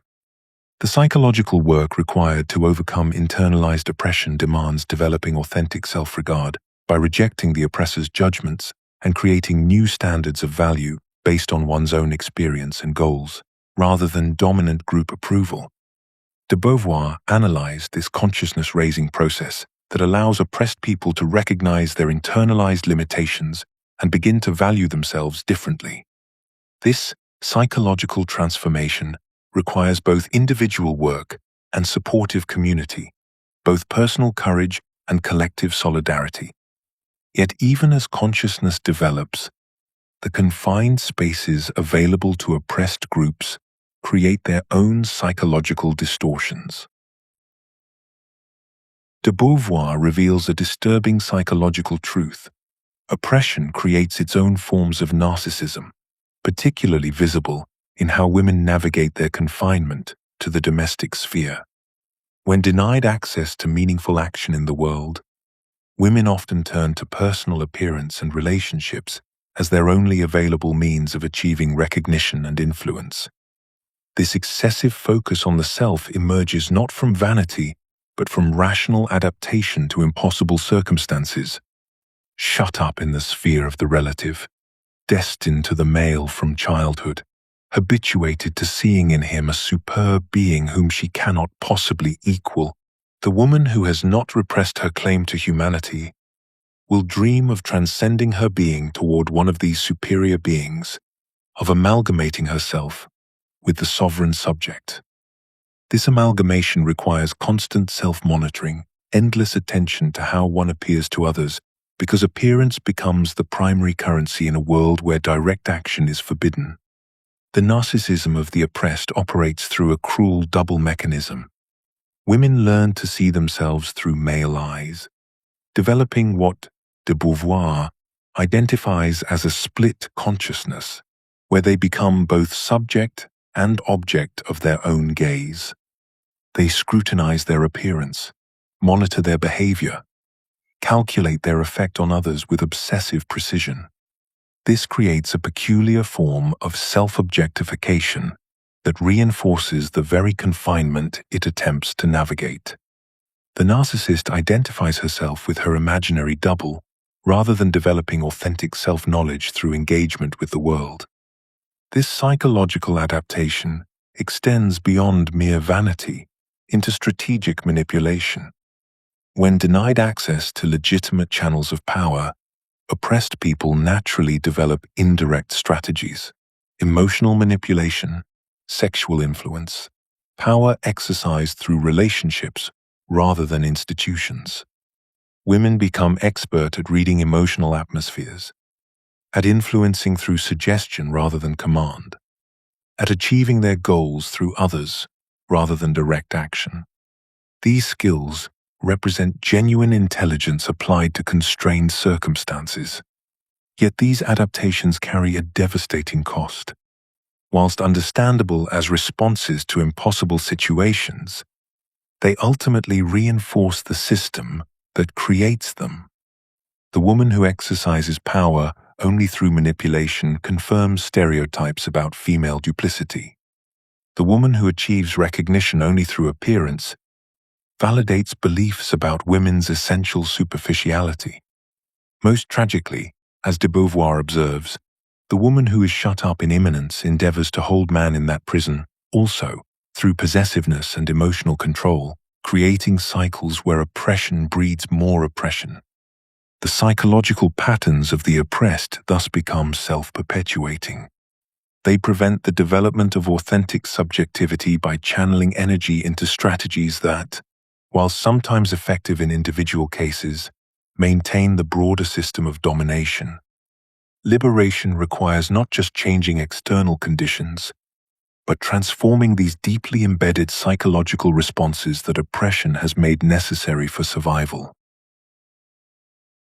Part 7. Paths to Liberation. Human consciousness does not emerge into freedom naturally. We begin life accepting the world as we find it, internalizing the limitations imposed upon us until they feel like natural boundaries rather than artificial constraints. Yet within every oppressed person lies the potential for awakening, for that crucial moment when the gap between what we are and what we might become suddenly reveals itself with startling clarity. Simone de Beauvoir understood that this awakening begins with recognition. In The Second Sex, she observed that the fact that we are human beings is infinitely more important than all the peculiarities that distinguish human beings from one another. This seemingly simple statement carries revolutionary implications. It suggests that beneath all the categories society uses to define and limit us, woman, worker, foreigner, lies a fundamental human essence capable of transcendence. The moment of recognition often arrives through contrast. A woman raised to believe her role is purely domestic encounters higher education and discovers intellectual capabilities she never knew she possessed. Another travels beyond her familiar environment and sees women living with freedoms she had never imagined possible. These experiences create what de Beauvoir called a revelation, the sudden understanding that one's limitations are imposed rather than natural. This awakening involves both intellectual recognition and emotional rejection. The mind grasps that oppression exists, but the heart must learn to refuse internalized inferiority. De Beauvoir knew this dual process intimately. Her own awakening came through education at the Sorbonne, where she encountered philosophical ideas that challenged everything she had been taught about women's nature and capabilities. She discovered that the intellectual life she craved was not incompatible with her sex. It had simply been denied to her sex. Education serves as perhaps the most powerful catalyst for consciousness raising because it provides both knowledge and method. It exposes individuals to ideas beyond their immediate experience whilst teaching them to think critically about their circumstances. When women learn history, they discover that their subordination is not eternal or universal. When they study philosophy, they encounter concepts of human dignity and freedom that apply to them as fully as to any man. When they engage with literature, they find voices that articulate experiences they had thought were theirs alone. Yet education alone cannot complete the awakening. De Beauvoir recognized that it is through gainful employment that woman has traversed most of the distance that separated her from the male. Work provides what education promises: the opportunity to develop competence, to contribute meaningfully to society, and to achieve economic independence. Through work, women discover capabilities that domestic life never revealed. They experience the satisfaction of accomplishment and the confidence that comes from proving their worth in concrete terms. The contrast with traditional domestic roles is stark. De Beauvoir observed that few tasks are more like the torture of Sisyphus than housework. With its endless repetition, housework offers no genuine accomplishment, no progression, no recognition. It consumes time and energy whilst providing no opportunity for growth or development. Work, by contrast, engages human faculties fully and offers the possibility of genuine achievement. This awakening process, however, brings its own form of suffering. Consciousness raising requires abandoning comfortable illusions and accepting responsibility for one's life, rather than blaming circumstances or other people. In the Ethics of Ambiguity, de Beauvoir noted that the most optimistic ethics have all begun by emphasizing the element of failure involved in the condition of man. To become conscious is to recognize not only one's freedom but also one's complicity in one's own oppression. This recognition proves particularly painful because it reveals how thoroughly we can internalize our own limitations. The awakening person must confront the uncomfortable truth that they have often participated in their own subjugation, accepting roles and restrictions that diminish their humanity. Liberation cannot be achieved through individual effort alone. De Beauvoir understood that oppressive systems maintain their power by isolating people from one another, preventing them from recognizing their common interests and shared struggles. In The Second Sex, she observed a fundamental barrier to women's collective action. Women do not say "we," except at some congress of feminists or similar formal demonstration. Men say "women." And women use the same word in referring to themselves. This linguistic reality reveals something profound about the nature of oppression. Women are defined as a category by others, but they do not naturally identify with each other as a group with shared interests. This fragmentation is not accidental. Oppressive systems deliberately foster competition and isolation amongst those they oppress. Women are encouraged to compete with each other for male approval, to see their primary relationships as vertical connections to men, rather than horizontal connections to other women. They are taught to view their problems as personal failures rather than structural inequalities. De Beauvoir recognized that developing group consciousness requires a fundamental shift in perspective, moving beyond individual solutions to recognize shared structural problems. The creation of solidarity is political work. It demands that people see beyond their immediate circumstances to understand how their personal struggles connect to broader patterns of oppression. This recognition does not emerge naturally from shared experience. It must be cultivated through deliberate effort to analyze and articulate common interests. De Beauvoir's insight was that solidarity is not a feeling but a political strategy, not an emotional bond, but a recognition of shared stakes in social transformation. Women's liberation presents unique challenges for solidarity because gender oppression operates through intimate relationships. De Beauvoir noted that the bond that unites her to her oppressors is not comparable to any other, because women live in close personal relationships with men who benefit from their oppression. This intimacy makes gender oppression both more pervasive and more difficult to resist collectively. Unlike other oppressed groups who can create separate communities, women cannot easily separate themselves from the system that oppresses them. Yet this very intimacy makes solidarity amongst women more necessary than other liberation movements. Women must identify with each other across differences of class, race, and nationality, recognizing that their oppression as women creates common interests despite other divisions. The personal nature of gender oppression means that political organizing must challenge relationships in private spheres as well as public institutions. Women must support each other in transforming not only laws and economic structures, but also intimate relationships and family dynamics.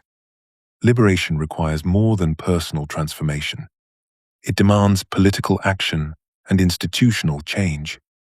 De Beauvoir was deeply involved in campaigns for women's legal rights, reproductive freedom, and economic equality, because she understood that individual consciousness raising without structural change leaves oppressive systems intact. Her insight that it is not in giving life, but in risking life that man is raised above the animal, applies directly to the necessity of political struggle. liberation involves real risks and sacrifices that go beyond personal comfort and safety. Collective action creates power that individual resistance cannot achieve. When isolated individuals attempt to challenge oppressive systems, they can be easily dismissed or punished. But when people organize together, they can exert pressure that institutions cannot ignore. De Beauvoir understood that political movements succeed not through moral persuasion alone, but through the organized exercise of collective power. Solidarity with other oppressed groups strengthens rather than weakens specific liberation movements. De Beauvoir supported anti-colonial movements and analyzed how different forms of oppression reinforce each other. She recognized that the oppressor would not be so strong if he had not accomplices among the oppressed themselves. When oppressed groups are isolated from each other, they can be manipulated into supporting systems that oppress them all. De Beauvoir's vision of liberation crystallizes in her portrait of the independent woman. She who supports herself economically, makes her own choices about relationships and reproduction, and pursues her own projects rather than living through others. This figure represents not merely an ideal but a concrete possibility emerging within modern society, yet one fraught with unprecedented challenges. As de Beauvoir observes, the independent woman, and above all, the intellectual who thinks about her situation, will suffer, as a female, from an inferiority complex. As a human being, she will have doubts about the value of women in general. Liberation, she reveals, brings its own forms of suffering precisely because it requires living against the grain of everything society expects from women. The independent woman faces a peculiar double bind that men rarely encounter. She must prove her competence in male-dominated professional contexts, while simultaneously managing expectations about her appearance, behavior, and availability for traditional feminine roles. Society criticizes her for being unfeminine when she displays ambition or assertiveness, yet holds her to higher standards than her male colleagues. De Beauvoir captures this tension perfectly. The independent woman is torn between her professional interests and the problems of her sexual life. She cannot simply adopt masculine strategies for success because she remains marked as female, yet embracing traditional femininity undermines her professional credibility. Economic independence, whilst necessary for liberation, proves insufficient on its own. The independent woman discovers that earning her own living does not automatically grant her the psychological and social freedom that men take for granted. As de Beauvoir notes, the woman who is economically emancipated from man is not for all that in a moral, social, and psychological situation identical with that of man. She faces social isolation when she refuses to center her life around marriage and motherhood, encounters discrimination that her male counterparts never experience, and bears the psychological burden of constantly justifying her choices to a disapproving society. The path forward requires neither rejecting femininity entirely, nor accepting traditional feminine roles, but creating new ways of being feminine that don't involve subordination. The independent woman must navigate between these extremes, finding ways to maintain her autonomy while still engaging in relationships and potentially motherhood on her own terms. This represents perhaps the most challenging aspect of liberation: the need to invent new forms of existence without established models or social support. Liberation emerges not as a final achievement but as an ongoing process requiring constant vigilance and renewal. Each generation of women must fight for freedoms that previous generations won, and each individual woman must repeatedly choose independence over the easier path of dependence. De Beauvoir recognizes that true liberation requires social transformation. It will be possible for women to assume the status of subject only when society supports, rather than punishes, female independence. Until then, the independent woman remains a pioneer, creating through her own existence the possibility of freedom for others whilst bearing the costs of living ahead of her time. Part 8. Love, Sexuality, and Authentic Relationship. Romantic love presents itself as the antithesis of oppression. It appears freely chosen, mutually desired, emotionally fulfilling, the very embodiment of human connection and personal freedom. Yet de Beauvoir exposes this appearance as one of patriarchy's most sophisticated deceptions. Romantic love ideology actually serves to maintain women's subordination by making it appear as the highest form of fulfillment, rather than recognizing it as a carefully constructed limitation. The word love has by no means the same sense for both sexes. De Beauvoir observes in the second sex, and this is one source of the serious misunderstandings that divide them. This difference isn't merely semantic. It reveals how romantic love functions as women's supposed ultimate destiny and greatest achievement, making all other accomplishments seem secondary or unnecessary. Women learn from childhood that their worth depends upon inspiring and maintaining romantic love, whilst men view love as one experience amongst others in a full life. The ideology becomes identity rather than remaining one relationship amongst others. Women are taught to define themselves through their capacity to love and be loved romantically, to measure their success by their relationship status rather than their own achievements or growth. This transforms what should be a mutual exchange between equals into a totalizing system, where women's entire sense of self depends upon romantic validation. Beneath romantic love's appealing surface lies psychological fusion that destroys authentic subjectivity. The ideology encourages women to lose themselves in the beloved, rather than maintaining their own projects and identity. Authentic love must be founded on reciprocal recognition of two freedoms, de Beauvoir argues. But traditional romantic love encourages women to sacrifice their freedom for the relationship itself. The woman in love tries to see with his eyes, rather than developing her own perspective. This fusion prevents the mutual recognition that authentic love requires because one person disappears into the other's vision of reality. The woman abandons her own judgment, her own desires, her own understanding of the world, attempting instead to become what she imagines he wants her to be. This isn't love. It's self-annihilation disguised as devotion. The beloved becomes not another free consciousness to engage with, but a godlike figure whose approval determines the woman's worth. She loses her capacity for independent thought and action, measuring every decision against its effect on the relationship rather than its value for her own development. This psychological fusion masquerades as intimacy whilst actually preventing the genuine encounter between two autonomous beings that real intimacy requires. Most insidiously, romantic love serves oppression by making women's subordination appear as the highest form of fulfillment rather than as imposed limitation. It disguises dependency as devotion and self-sacrifice as virtue. Love stories, literature, and popular culture teach women that their greatest happiness comes from finding the right man rather than developing themselves as complete human beings. This ideology makes women complicit in their own oppression by teaching them to desire what actually limits their freedom.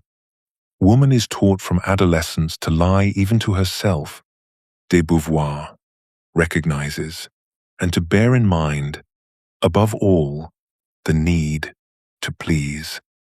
The lie becomes believing that losing oneself in romantic love represents the pinnacle of human experience, rather than a tragic waste of human potential. The system is self-reinforcing because women who question romantic love ideology are dismissed as bitter, unlovable, or simply incapable of inspiring the devotion that real women naturally attract. Those who achieve conventional romantic success become invested in defending the system that validates their worth, whilst those who fail blame themselves rather than questioning the ideology itself. De Beauvoir offers a radical alternative. Genuine love requires that both partners maintain their individual autonomy and projects. Love between equals rather than romanticized inequality, where one person disappears into the other. Women's sexuality has been constructed as a response to male desire rather than as an autonomous expression of erotic subjectivity. This fundamental distortion makes sexual liberation inseparable from broader questions of freedom and self-determination. De Beauvoir recognized that woman's sexuality is as complex as man's. Sexual norms, practices, and expectations center male pleasure and male definitions of sexual success, rendering women's sexual experience secondary and derivative. This arrangement transforms women into sexual objects rather than sexual subjects with their own desires and agency. The erotic becomes something that happens to women rather than something they actively create and express. When sexuality is defined by male standards and organized around male satisfaction, women's own erotic possibilities remain unexplored and undeveloped. They learn to perform sexuality rather than experience it, to please rather than to desire authentically. Sexual liberation cannot occur in isolation from broader social and economic liberation because authentic sexual expression requires genuine freedom of choice. De Beauvoir understood that sexual pleasure, like mystical ecstasy, is an ambiguous experience that can be interpreted in opposite ways depending on the social context in which it occurs.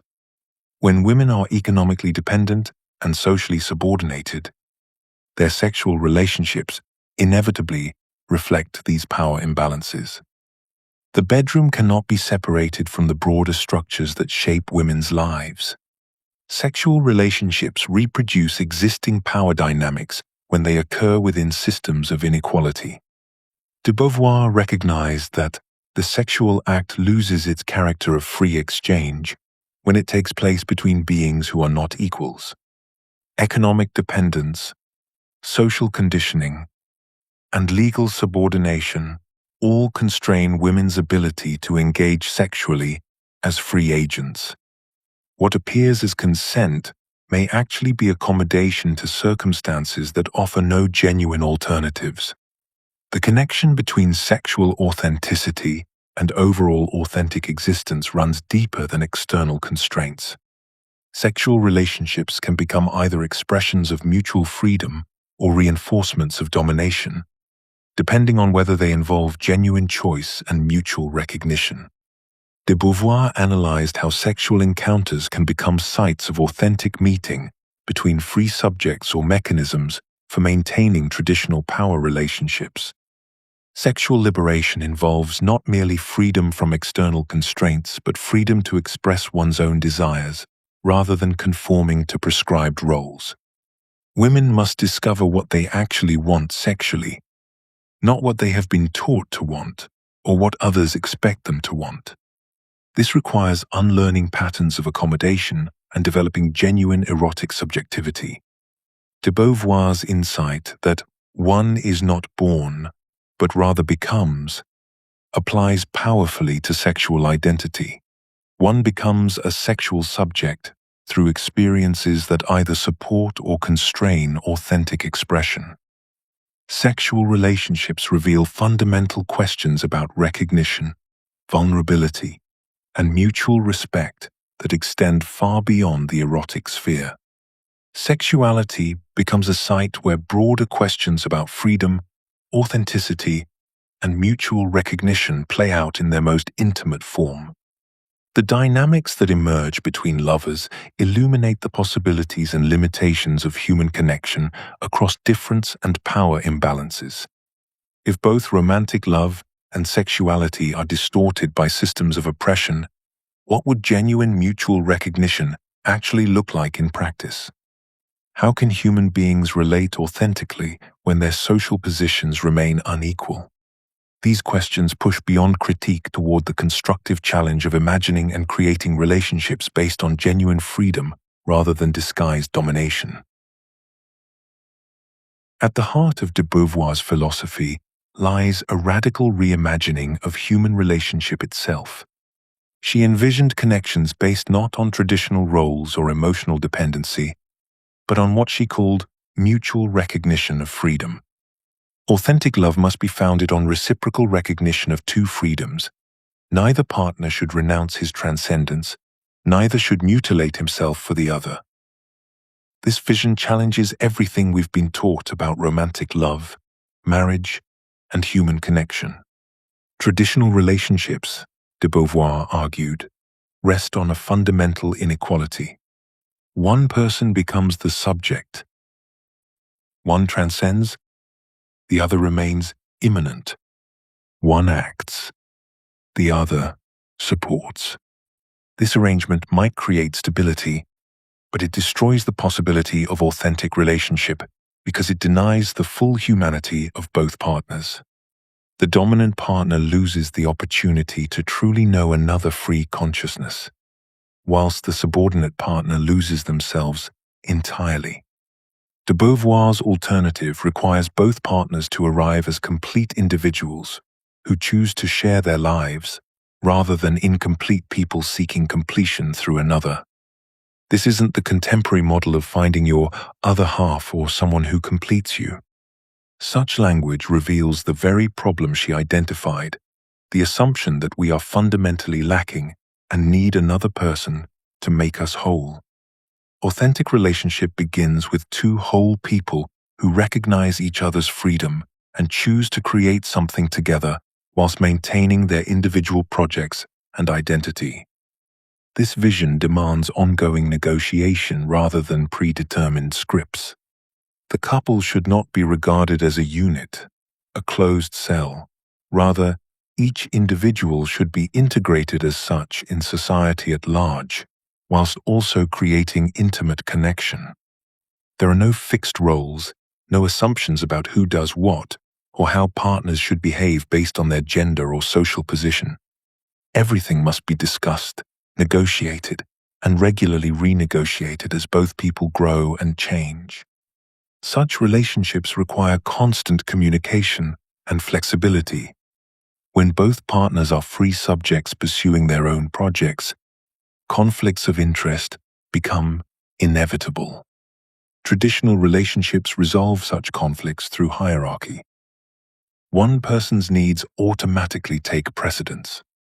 Authentic relationships must find creative solutions that honor both people's freedom whilst creating shared meaning and direction.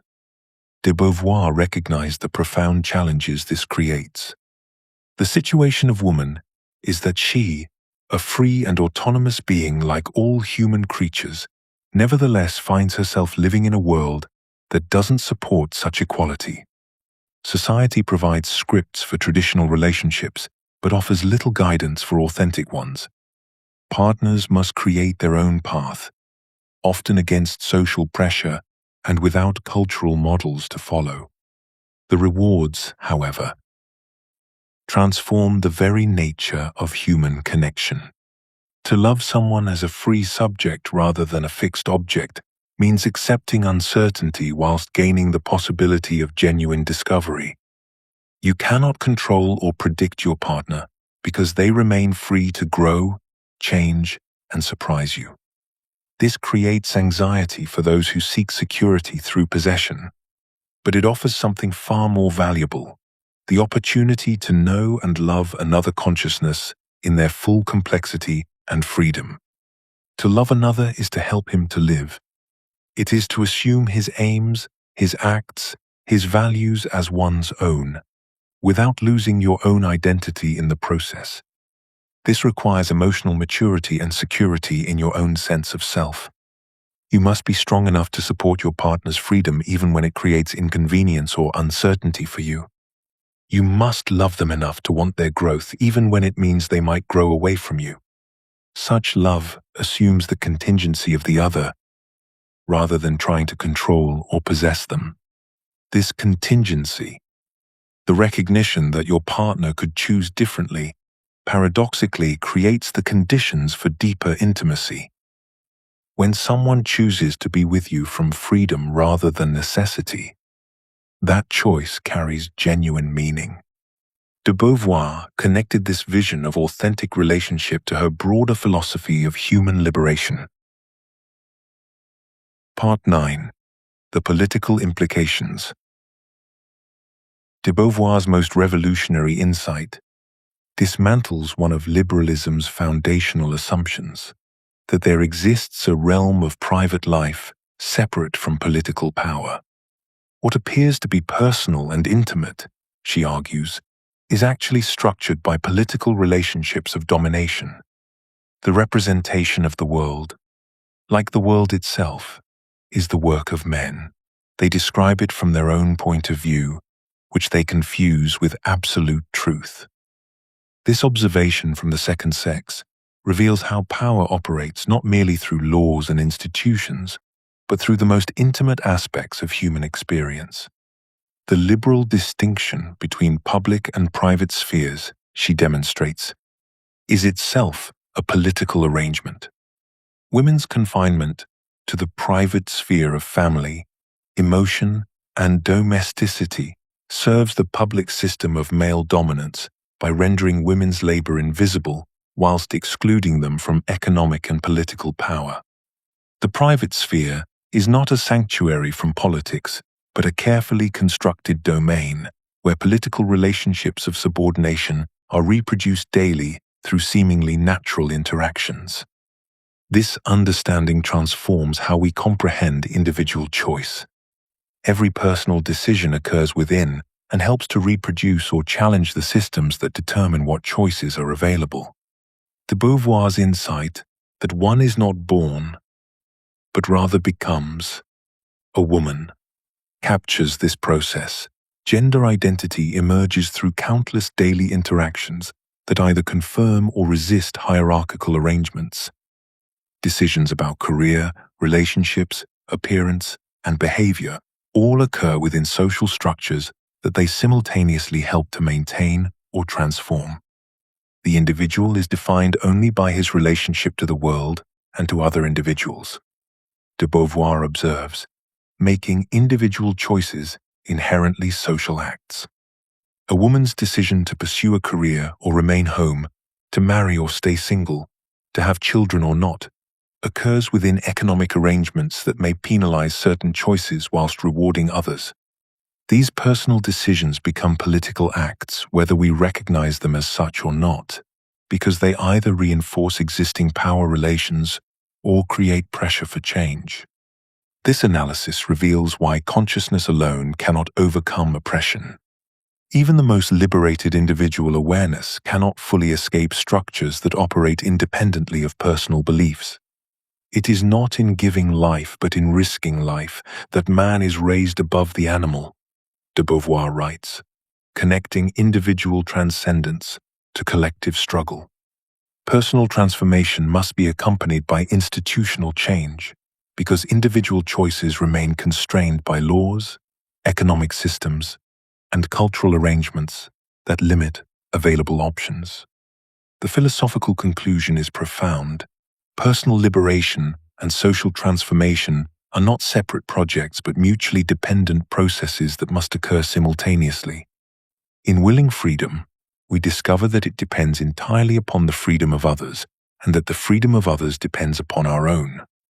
This integration challenges both liberal individualism, which treats freedom as private property, and orthodox socialism, which ignores how oppression operates through personal relationships and individual psychology.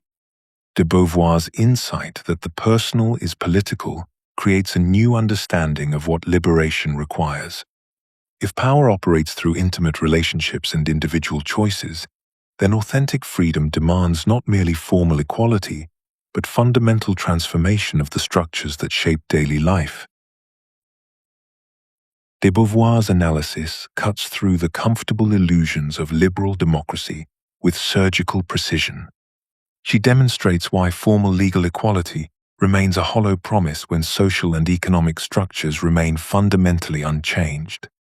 Equal rights mean nothing, she argues, when people lack equal capacity to exercise those rights.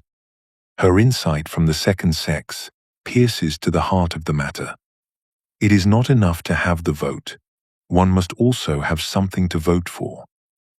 This observation reveals the profound inadequacy of liberal solutions that focus exclusively on removing formal barriers whilst ignoring the structural conditions that create inequality. Women might possess the legal right to enter any profession, but what does this mean when they lack economic independence, educational opportunities, or social support for exercising these formal rights? The right to political participation becomes meaningless when economic dependence forces women into relationships that constrain their political choices. Liberal equality treats symptoms rather than causes, creating the appearance of progress whilst leaving fundamental power relationships intact. De Beauvoir's critique extends beyond simple calls for more comprehensive reform. She recognizes that true equality requires transforming the conditions that create inequality, which means confronting both the structural nature of oppression and its multiple, intersecting dimensions. Her analysis rejects liberal individualism that ignores structural oppression, but equally challenges orthodox Marxism that neglects women's specific oppression. The fundamental source of women's oppression is her economic dependence. She acknowledges, yet economic liberation alone proves insufficient without addressing cultural and psychological dimensions of oppression. This insight anticipates contemporary intersectional approaches by recognizing that gender oppression cannot be reduced to class exploitation. Woman's situation is not comparable to that of any oppressed class. De Beauvoir observes, because of the intimate nature of gender oppression that penetrates private relationships and psychological development, women are not simply an exploited economic class, but are shaped from birth into accepting their subordination as natural and inevitable. Liberal solutions that ignore structural oppression ultimately serve to maintain the status quo by creating the appearance of progress whilst preserving fundamental inequalities. Token women in positions of power become evidence that barriers no longer exist, justifying continued exclusion of most women. The liberal emphasis on individual choice obscures how choices are structured by unequal conditions. A woman's choice to prioritize family over career appears freely made when viewed individually, but reveals its constrained nature when understood within broader patterns of economic dependence and cultural expectation.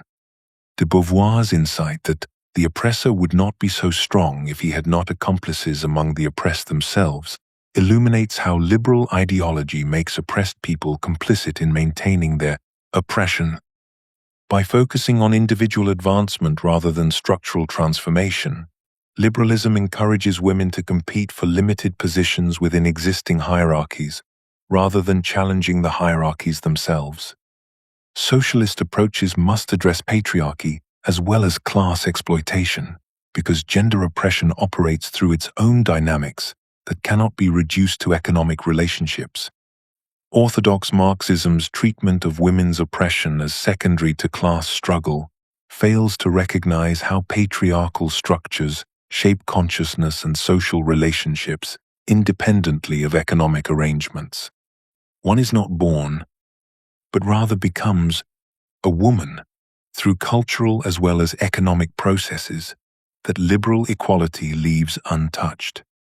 If liberal equality proves insufficient, what kind of revolutionary change does authentic liberation require? Women's liberation demands nothing less than the complete restructuring of civilization itself. De Beauvoir understood that authentic freedom cannot be achieved by simply adding women to structures designed around male dominance. The very foundations of economic, social, and cultural arrangements must be transformed to support human transcendence rather than perpetuate systems of immanence.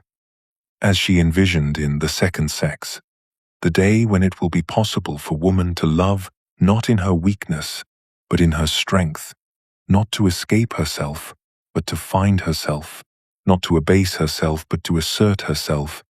On that day, love will become for her, as for man, a source of life, and not of mortal danger.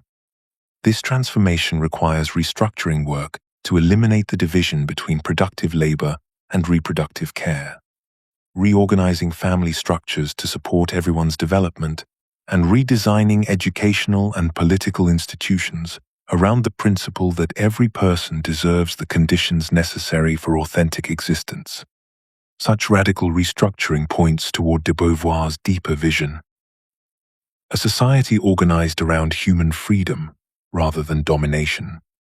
Current social arrangements require some people's subordination to maintain others' privilege, creating relationships based on dependency rather than reciprocal recognition.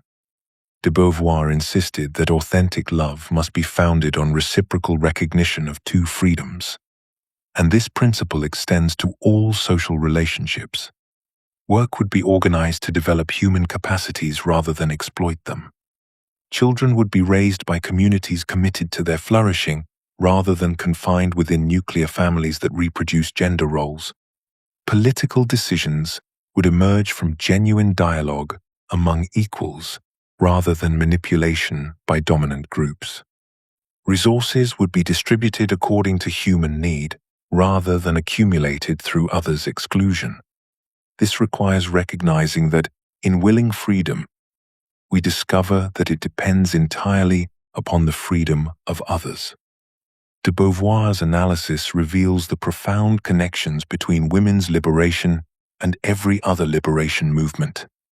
The patterns of oppression that confine women to the status of other operate similarly in racism, colonialism, and class exploitation. Her support for anti-colonial movements reflected her understanding that different forms of oppression reinforce each other through shared mechanisms of exclusion and subordination. The category of the other is as primordial as consciousness itself, she observed, creating natural solidarity among all groups denied full recognition as subjects. When women challenge their reduction to objects, they strengthen every movement against objectification. When colonized peoples assert their humanity, they support everyone's struggle against dehumanization. This interconnection reveals why authentic human society requires universal liberation rather than the freedom of privileged individuals. Oppression anywhere corrupts relationships everywhere by normalizing domination as a legitimate way of relating to others.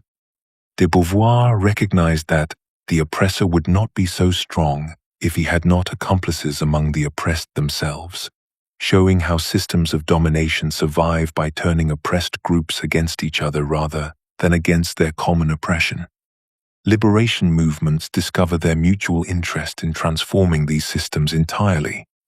Her vision demands society support everyone's capacity for transcendence rather than requiring some people's confinement to immanence to maintain others' comfort. If liberation requires such fundamental transformation, what kind of philosophy can guide this revolutionary project? Part 10. Existentialist Feminism.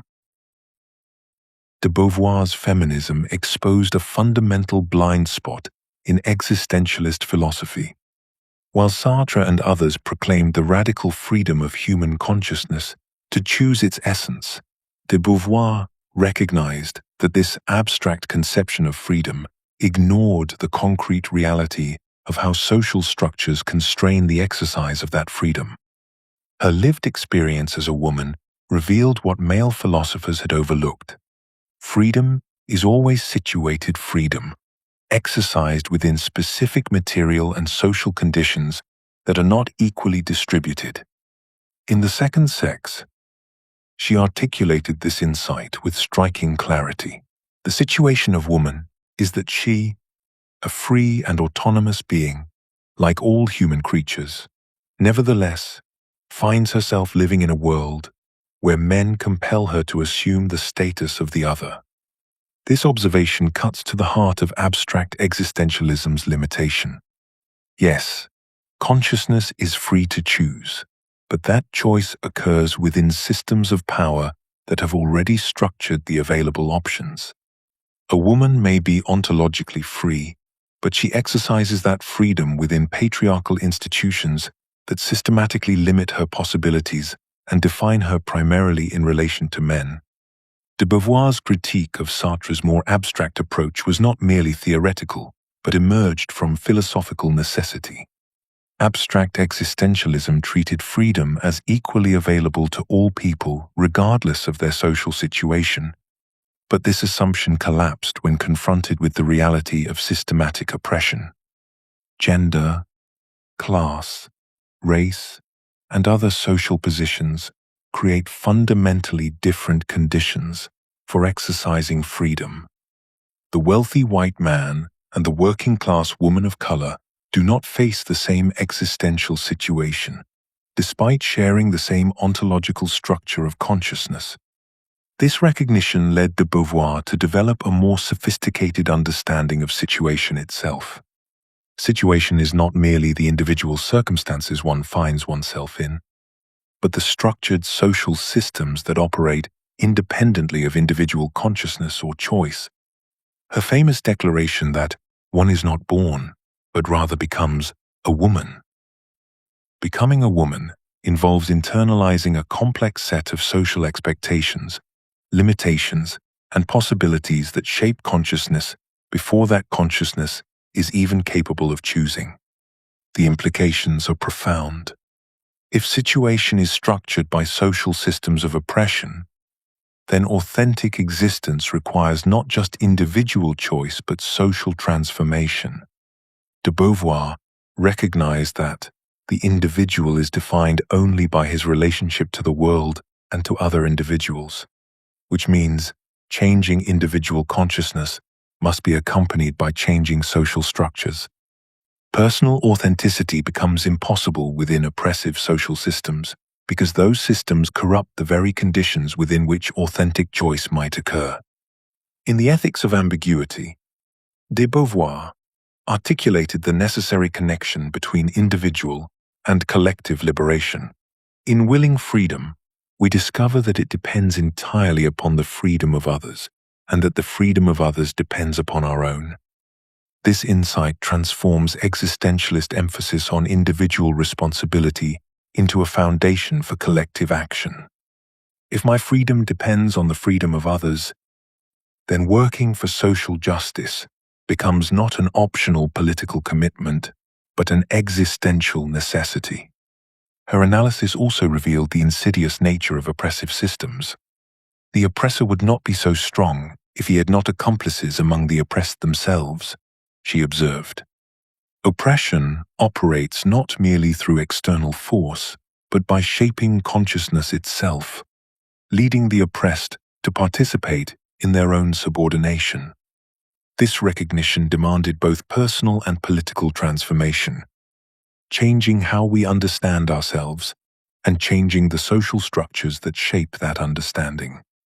De Beauvoir's work thus expanded existentialism from a philosophy of abstract individual freedom to a framework capable of addressing concrete historical conditions.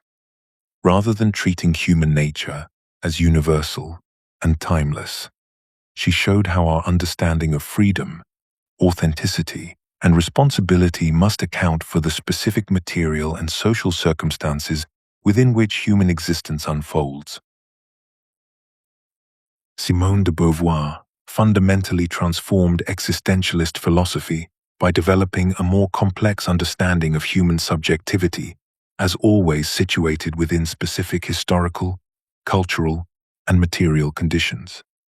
Where earlier existentialists like Sartre emphasized radical freedom and the capacity to transcend any circumstances, de Beauvoir recognized that whilst we possess genuine freedom, this freedom operates within concrete limitations that profoundly shape our possibilities for self-creation. Her famous declaration that one is not born, but rather becomes a woman, exemplifies this insight. Our identities emerge through a complex interplay between what we are given and what we choose, between constraint and freedom. This situated understanding makes subjectivity far more concrete and politically relevant than abstract existentialist approaches. De Beauvoir acknowledged that we are always thrown into circumstances not of our choosing, born into particular families, cultures, economic conditions, and historical moments that create the context within which we must forge our identities. Yet rather than seeing these circumstances as absolute limitations, she recognized them as the very material through which we exercise our freedom. We cannot transcend our situations entirely, but we can work with and through them to create authentic lives. Identity becomes both chosen and given, both individual and social. De Beauvoir's analysis reveals how factors like gender, race, class, and nationality create different starting points and different obstacles for self-creation. A working-class woman faces different constraints and possibilities than an upper-class man. A racial minority encounters barriers that members of dominant groups never confront. These differences don't eliminate freedom, but they make it more complex and contextual. As de Beauvoir observed, the body is not a thing, it is a situation, and this insight extends to all aspects of our identity. Our gender, race, class position, and historical moment are not mere external facts, but lived situations that we inhabit and through which we must create meaning. This situated understanding leads de Beauvoir to recognize multiple, intersecting forms of oppression that create different combinations of privilege and disadvantage for different people. Women's oppression intersects with class, race, and other factors to create vastly different experiences of limitation and possibility. A wealthy white woman enjoys privileges unavailable to working-class women of color, while simultaneously facing gender-based constraints that men of her class escape. This analysis anticipates contemporary intersectional theory whilst remaining grounded in existentialist insights about freedom and responsibility. De Beauvoir's insight that the representation of the world, like the world itself, is the work of men, reveals how dominant groups shape not only material conditions, but also the very categories through which we understand reality. This applies beyond gender to other forms of dominance. Racial majorities, economic elites, and cultural hegemonies all participate in constructing the frameworks within which everyone must navigate their situated freedom. The philosophical significance of this situated approach becomes clear when we consider liberation. Because subjects are shaped by both internal and external constraints, by psychological patterns and structural systems, authentic liberation must address both dimensions simultaneously. Changing consciousness and changing social structures become mutually dependent processes. Individual transformation without structural change leaves oppressive systems intact. Structural reform without psychological transformation fails to address the internalized patterns that perpetuate domination. De Beauvoir's framework thus integrates individual and collective dimensions of liberation without reducing one to the other. The situated subject exercises genuine agency whilst remaining embedded in social relations that require collective transformation. This understanding guides us toward examining how philosophical insights translate into practical efforts for social change. De Beauvoir's greatest philosophical achievement lies in demonstrating how existentialist ethics can address concrete social problems rather than remaining trapped in abstract principles. Where traditional existentialists often retreated into individual authenticity, de Beauvoir showed how ethical choice must engage with the material conditions that shape human freedom. In The Second Sex, she transforms questions about marriage, motherhood, work, and sexuality into profound ethical problems that require both individual choice and social transformation. Consider her analysis of marriage as an ethical institution. Rather than simply condemning or celebrating it, de Beauvoir examines how marriage functions within patriarchal society to limit women's transcendence whilst appearing to offer security and social recognition. The ethical question becomes not whether to marry, but how to navigate an institution that simultaneously provides genuine human connection and reinforces oppressive structures. This requires what she calls situated ethics, making choices within concrete historical conditions whilst working to transform those conditions. Her approach exemplifies her insight from the ethics of ambiguity, that ethics does not furnish recipes, but demands practical wisdom applied to specific situations. Each ethical choice must consider both universal principles of freedom and the particular circumstances that constrain or enable that freedom. This makes existentialist ethics politically engaged rather than individually focused, philosophically rigorous rather than merely personal. The apparent tension between individual authenticity and social responsibility dissolves once we understand de Beauvoir's fundamental insight about freedom's interdependence. She argues that, in willing freedom, we discover that it depends entirely upon the freedom of others, and that the freedom of others depends upon our own. This recognition transforms the relationship between personal and political liberation from competition to mutual dependence. Authenticity cannot be achieved in isolation because human consciousness develops through recognition and relationship.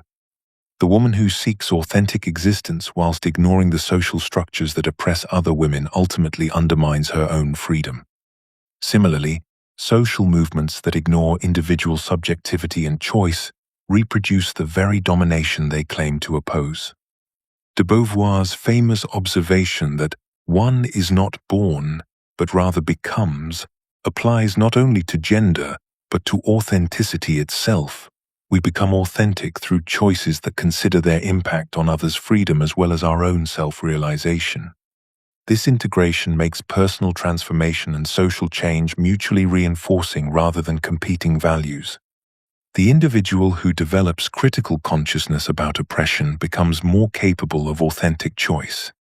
The social movement that respects individual difference and agency becomes more effective at creating conditions for genuine human flourishing. De Beauvoir's own life exemplified this integration. Her philosophical work, political activism, and literary exploration of relationships all contributed to a unified vision of human liberation. Her approach also demonstrates how philosophy can be both intellectually rigorous and practically engaged. Rather than treating theoretical insights as ends in themselves, de Beauvoir consistently tested philosophical concepts against lived experience and applied them to concrete social problems.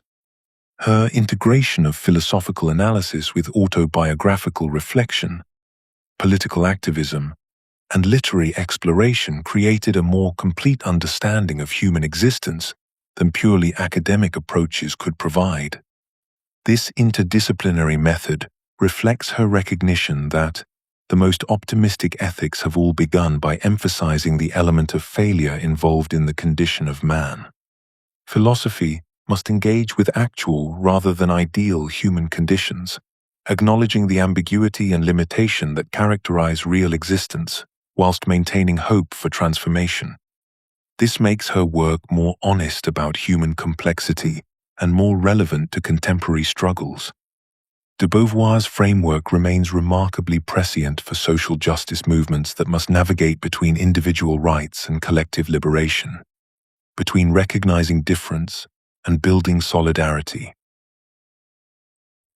Part 11. The Aging Woman and the Life Cycle. Young women inhabit a peculiar moment in the human experience, a brief window where the world appears to stretch endlessly before them, unmarked by the boundaries that will later define their existence. In these early years, They move through educational institutions alongside young men, competing for grades, pursuing ambitions, dreaming of careers that seem equally attainable. The universities welcome them, the professors encourage them, and society celebrates their achievements with the same enthusiasm it reserves for their male counterparts. This period creates a powerful illusion that gender has been transcended, that the battles of previous generations have been won, that freedom is not just promised but already delivered. De Beauvoir recognized this deception with devastating clarity. The young girl feels that her body is getting away from her. It is no longer the straightforward expression of her individuality.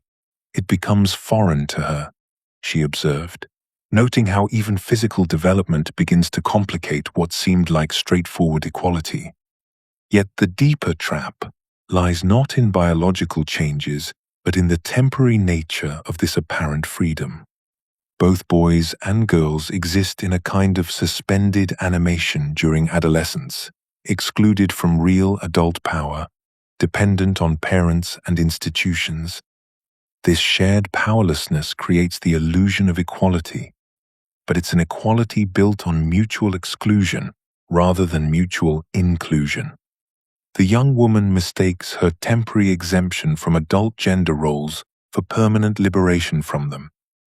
The tragedy unfolds gradually.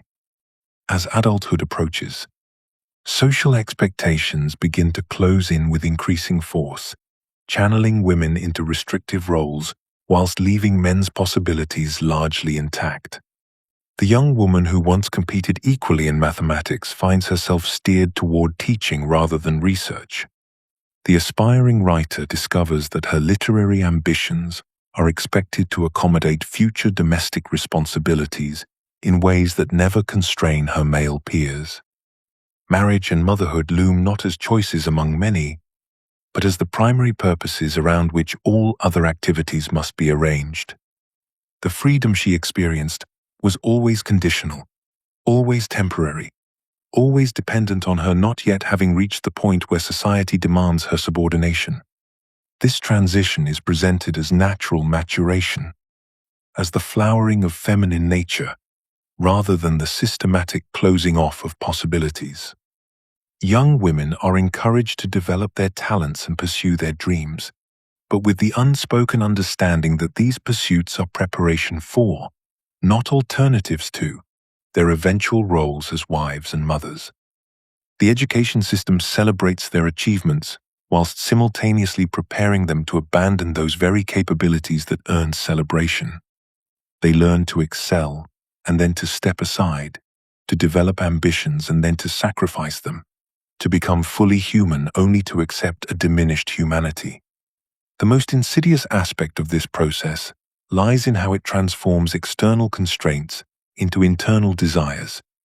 Women learn to want what they're supposed to want, to find fulfillment in limitation, to embrace restrictions they would have rejected in youth. The woman who is shut up in immanence endeavors to hold man in that prison also, de Beauvoir noted, recognizing how those who accept confinement often become its most effective enforcers. The young woman who once dreamed of scientific discovery convinces herself that she prefers domestic life. The aspiring artist decides that her family needs her more than the world needs her art. These aren't authentic choices, but adaptations to circumstances that present themselves as natural whilst being entirely artificial. The contrast between youth's promise and adulthood's reality exposes something crucial about society's fundamental attitudes toward women's capabilities. If women were truly naturally suited only for domestic roles, such systematic efforts to redirect their ambitions would be unnecessary. The very fact that young women must be gradually channeled away from broader possibilities reveals that their later restrictions are not based on natural incapacity but on social arrangements that require women's subordination. The freedom granted to young women proves that they are capable of everything from which they are later excluded. This recognition carries profound implications. De Beauvoir reveals a brutal truth about women's place in society. Their value diminishes precisely as their sexual and reproductive utility declines. This isn't merely about aging. It's about exposing the instrumental nature of how women have always been valued. They were never prized for their intrinsic worth as human beings, but for their capacity to serve men's needs and desires. When she is no longer able to arouse desire, woman becomes a burden. She inspires disgust when she still tries to play the seductive role. De Beauvoir writes in The Second Sex, "The cruelty lies not just in the decline itself, but in its timing." This devaluation occurs precisely when women might be expected to gain respect for their accumulated experience and wisdom. The contrast with men's aging illuminates the deeper injustice. Where men often gain authority and gravitas with age, women face what de Beauvoir calls a form of social death. Their earlier value was always conditional, always dependent on youth and beauty, always tied to their ability to please and serve. When these fade, society has no other framework for valuing them. The mature woman is not only deprived of her erotic value, she is also deprived of her function as mother when children become independent, de Beauvoir observes. This creates what she terms the dangerous age, a convergence of physical changes and social devaluation that tears at the very foundation of identity. This system's particular cruelty emerges in how it judges women primarily on attributes that are inherently temporary. Youth and beauty are fleeting gifts, yet society builds women's entire worth around them. De Beauvoir recognizes that woman is more dramatically torn than man between the past that no longer exists and the future that is closed to her. The psychological devastation runs deeper than vanity or superficial concerns about appearance. Women face an existential crisis. If their identity was built around pleasing others, what happens when their capacity to please is no longer valued? The women who suffer most are those who lived primarily through relationships with men and children, who sacrificed their own development for the sake of others' needs. When those relationships change or end, when children leave home, when marriages grow cold, when husbands seek younger companions, these women confront the emptiness of a life lived entirely for others. The woman who has not succeeded in building up her life as an autonomous individual will face the future with anxiety. De Beauvoir warns. They discover too late that they have no independent source of meaning, no projects that belong to them alone. Yet de Beauvoir's analysis also points toward liberation. Women who maintained their own interests, who developed independent goals and sources of meaning throughout their lives, experience aging differently.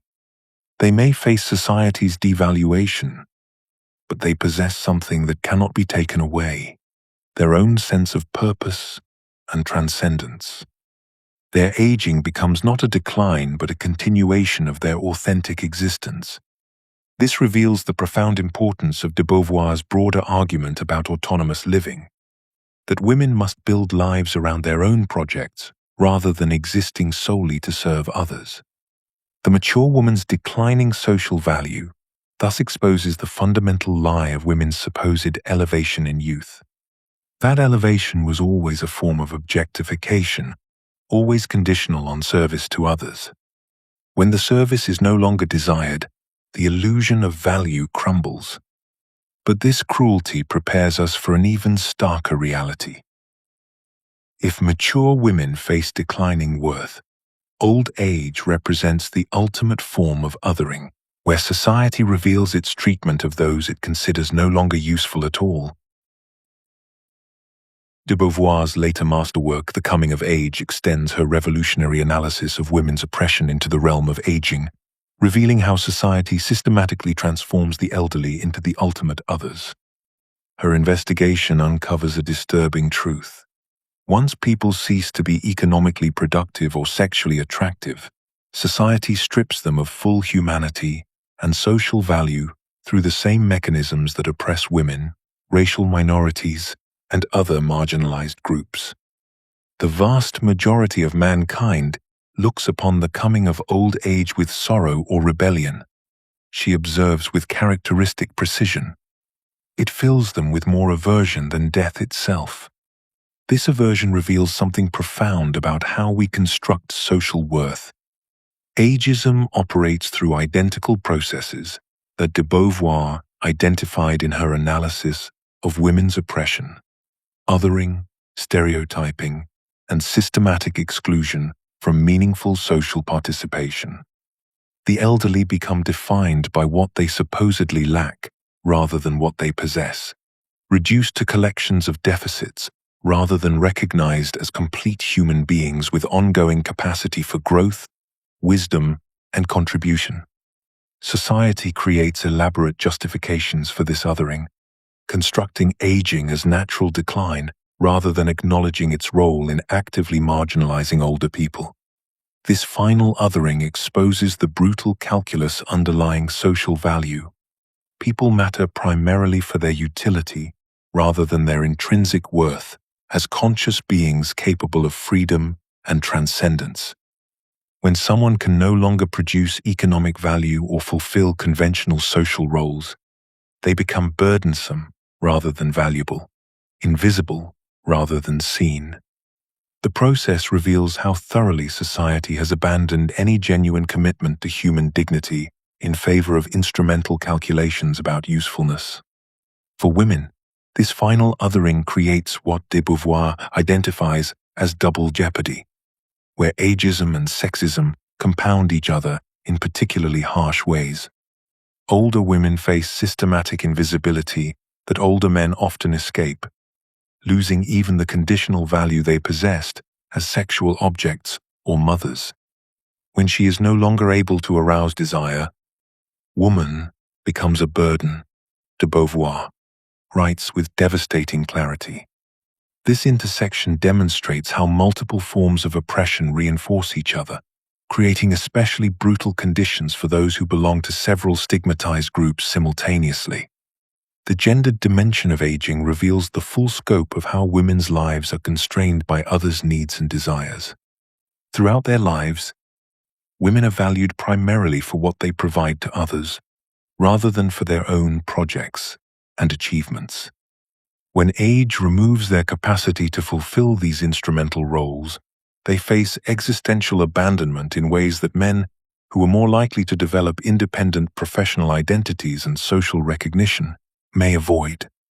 Yet de Beauvoir's analysis also reveals possibilities for liberation within these constraints. Women's longer lives can become either extended oppression or opportunities for late-life freedom, depending entirely on whether they developed autonomous sources of meaning and identity throughout their existence. Those who maintained independent projects and intellectual interests can experience post-reproductive life as liberation from earlier constraints, finally free to pursue transcendent activities without the burden of serving others' needs. This potential for late-life liberation connects directly to her fundamental argument about becoming rather than being. Women who lived entirely through others, defining themselves solely as wives and mothers, face existential emptiness when these roles end. But those who cultivated authentic projects discover that freedom remains possible even in old age, that one is not born, but rather becomes free through ongoing choices that can continue throughout the entire life cycle. The philosophical significance of confronting mortality intensifies these existential questions about authenticity, transcendence, and the meaning of human existence. Aging forces direct confrontation with our finite nature, stripping away illusions about unlimited time and endless possibilities. Part 12. Global Perspectives and Cultural Difference. When de Beauvoir examined women's condition across cultures and historical periods, she discovered something remarkable and troubling. Despite vast differences in economic systems, religious beliefs, and cultural values, women consistently occupy the position of the other to masculine subjectivity. From ancient Greece to contemporary France, from hunter-gatherer societies to industrial nations, the same fundamental pattern emerges. As she observed in The Second Sex, throughout history, they have always been subordinated to men, and hence their dependency is not the result of a historical event or a social change. This universality reveals that women's othering operates through deep structures rather than cultural accident. The mechanisms through which this subordination operates vary dramatically across cultures, yet the underlying structure remains strikingly consistent. Different societies employ different justifications: religious doctrine in medieval Christianity, biological determinism in modern science, economic necessity in industrial capitalism, or cultural tradition in various societies. But these diverse rationales achieve remarkably similar results. They systematically limit women's access to transcendence whilst confining them to the realm of immanence. They prevent women from defining themselves as subjects whilst positioning them as objects for masculine consciousness. This pattern suggests something profound about how oppression functions. It adapts to different cultural contexts whilst maintaining its essential structure. A medieval European woman, confined by religious doctrine, and a contemporary woman limited by professional glass ceilings, experience different specific constraints, yet both face systematic exclusion from full subjectivity. Both are defined primarily through their relationship to men rather than as autonomous beings. Both find their possibilities for transcendence systematically curtailed through social arrangements that appear natural or necessary within their respective contexts. De Beauvoir recognized that this universality reveals a fundamental truth about consciousness itself. No group ever sets itself up as the one without at once setting up the other over against itself. The category of otherness, she argued, is as primordial as consciousness itself. This insight illuminates why similar patterns of oppression emerge across such different cultural arrangements. The structure of consciousness that defines itself through exclusion and opposition creates similar dynamics, regardless of the specific cultural content that fills those structures. Understanding these universal patterns provides a crucial framework for recognizing what must be transformed for authentic liberation. When we see that women's subordination isn't merely the result of particular cultural beliefs or economic arrangements but operates through fundamental structures of consciousness and society, we understand that superficial changes, whilst important, cannot achieve complete liberation. The deep structures that create and maintain otherness must themselves be transformed. This universality doesn't mean all women's experiences are identical or that cultural differences don't matter. Rather, it reveals that similar mechanisms operate across different contexts whilst manifesting in culturally specific ways. Recognizing universal patterns actually enhances our ability to understand cultural specificity because we can see how general structures adapt to particular conditions. A woman in patriarchal Afghanistan and a woman in liberal Sweden both face othering, but the specific forms, intensities, and possibilities for resistance differ dramatically based on their cultural contexts. This framework allows for both solidarity across cultures and respect for different approaches to liberation. Women can recognize shared experiences of othering whilst acknowledging that the paths to overcoming that othering must be culturally specific. The universal pattern provides a basis for mutual understanding and support, whilst cultural specificity ensures that liberation strategies remain grounded in concrete conditions rather than abstract universals. De Beauvoir's philosophical method demands that we examine the concrete historical and cultural conditions of oppression rather than applying abstract universal categories. Her approach respects cultural difference whilst identifying common structural patterns across societies. When she declared that one is not born, but rather becomes, a woman, she revealed how this becoming process varies dramatically across different cultural contexts, whilst maintaining similar structural functions. The transformation of biological sex into social gender operates through different mechanisms in different societies, yet the fundamental process of constructing women as the other remains remarkably consistent. Her analysis requires examining the specific economic, religious, legal, and cultural arrangements that maintain women's subordination in each society.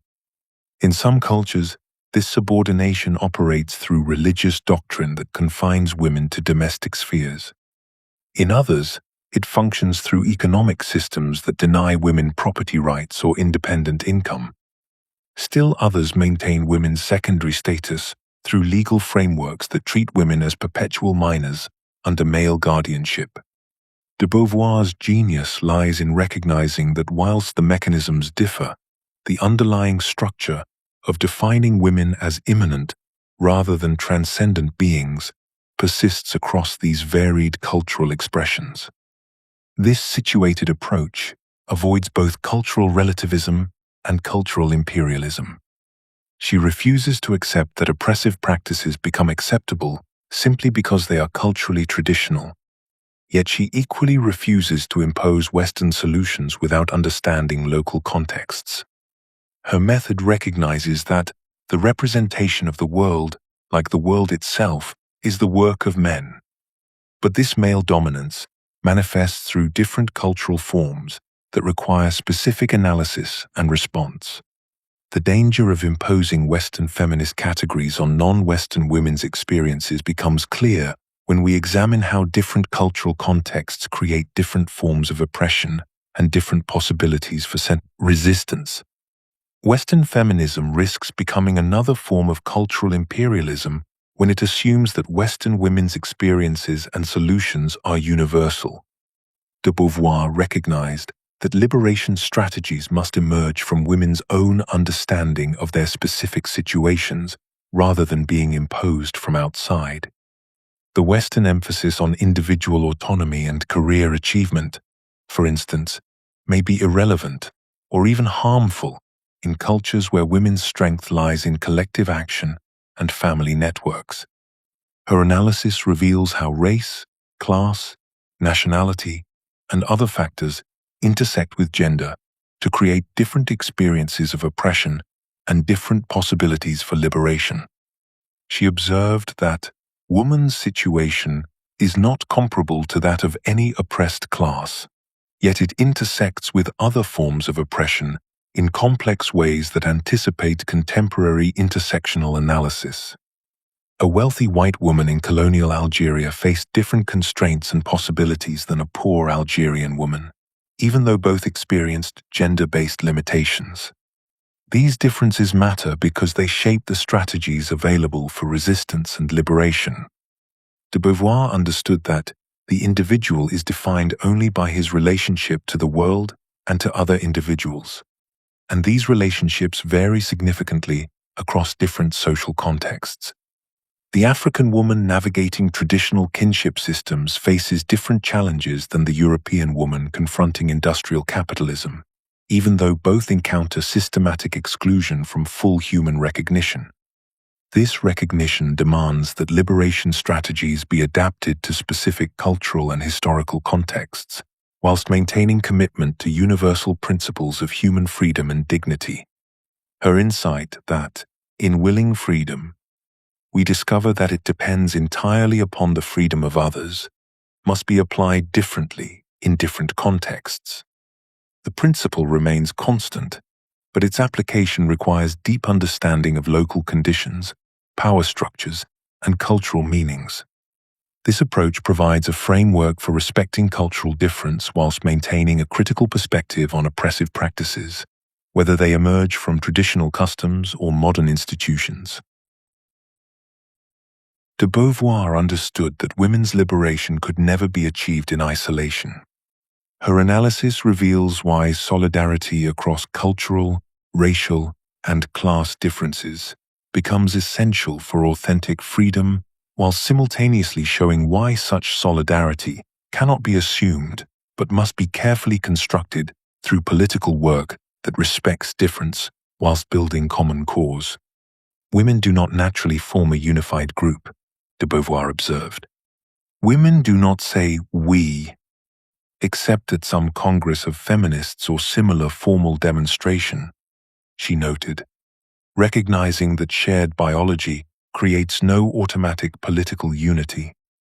The housewife in rural France, the factory worker in industrial England, the colonial subject in Algeria, each faces gendered oppression, but their immediate experiences differ dramatically.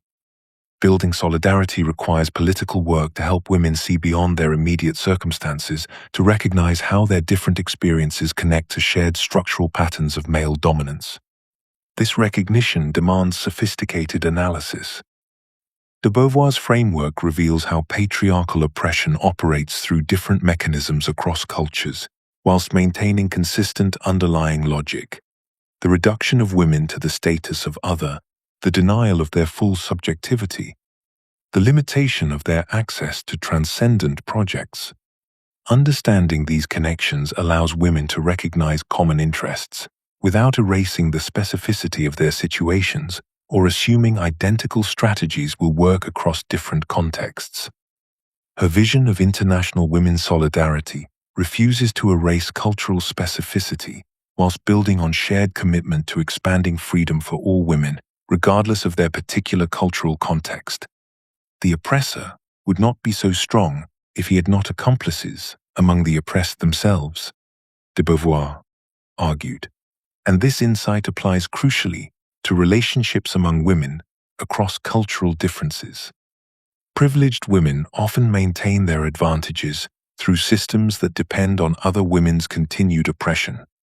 Middle-class women's access to careers may depend on working-class women's cheap domestic labor. Western women's economic opportunities may rely on exploitative labor conditions for women in developing nations.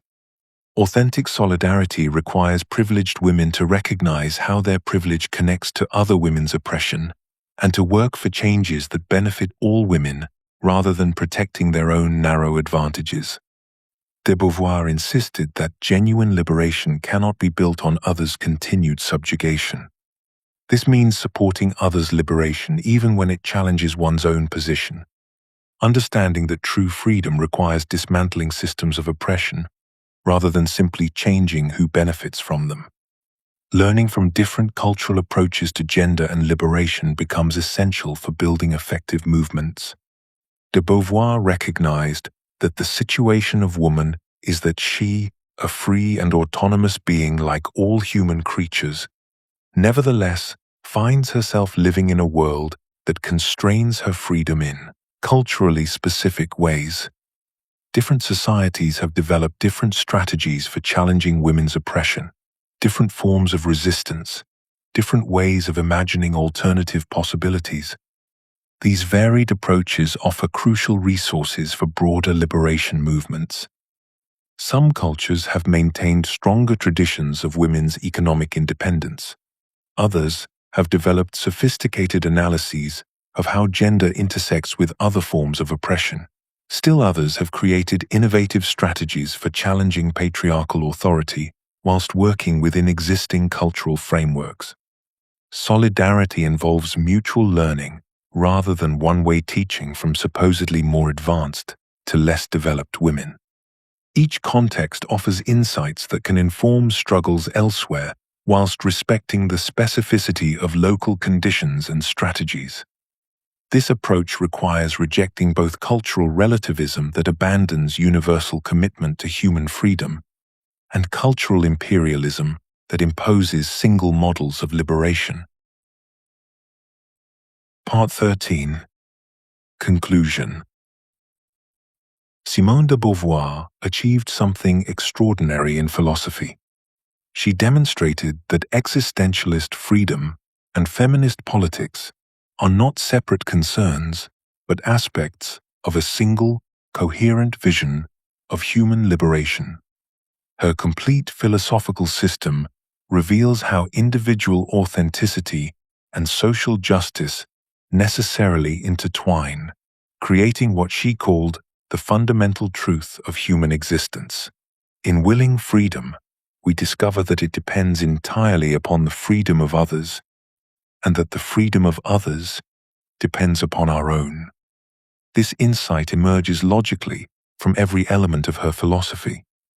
Her analysis of situated freedom shows us that we always choose within concrete historical conditions shaped by others' choices. Her Ethics of Ambiguity reveals that we cannot escape responsibility for how our actions affect others' possibilities for authentic existence. Her theory of the other demonstrates how consciousness defines itself through relationships of recognition or domination. Her feminist analysis exposes how women's oppression exemplifies the broader human tendency to deny others' subjectivity whilst claiming absolute freedom for ourselves. Each element builds inevitably on the others, creating a unified understanding of freedom as both individual project and collective responsibility. De Beauvoir's ultimate vision transcends critique to offer a profound alternative: authentic human society based on reciprocal recognition rather than domination. She imagined a world where all people could develop their full potential without oppressing others or being oppressed themselves. As she wrote in The Second Sex, "The day when it will be possible for woman to love, not in her weakness, but in her strength, not to escape herself, but to find herself, not to abase herself, but to assert herself. On that day, love will become for her, as for man, a source of life and not of mortal danger." This vision extends beyond gender to encompass all forms of human relationship. It requires fundamental transformation of economic, social, and cultural arrangements to support everyone's capacity for transcendence, for becoming more than what their circumstances initially allowed. Her most enduring insight concerns the inseparable connection between personal authenticity and social justice. We cannot be fully free whilst others remain oppressed, because oppression corrupts all relationships within the system. As she observed, the oppressor would not be so strong if he had not accomplices among the oppressed themselves. This reveals the mutual dependence of individual and collective liberation. We become free through ongoing choices that consider their impact on others' freedom as well as our own self-realization. This integration challenges both individualistic approaches that ignore social conditions and collectivistic approaches that sacrifice individual authenticity for group solidarity. De Beauvoir's final profound insight transforms how we understand human development itself.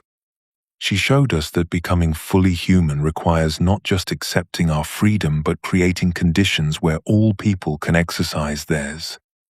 Liberation becomes both individual and collective responsibility that must be renewed in each generation. She recognized that the most optimistic ethics have all begun by emphasizing the element of failure involved in the condition of man. Acknowledging that the liberation project remains ongoing, never finally achieved, but always requiring active commitment. We are not born free, but become free through choices to expand rather than restrict possibilities for authentic existence. Her lasting contribution lies in demonstrating that philosophy must be lived. Intellectual rigor and practical engagement are mutually reinforcing. Understanding human freedom requires confronting the concrete conditions that constrain and enable authentic existence for all people. De Beauvoir created a philosophy that refuses the false choice between individual authenticity and social responsibility, showing instead how each requires and enables the other. In this integration, she offers us both the intellectual tools and moral vision necessary for the ongoing project of human liberation.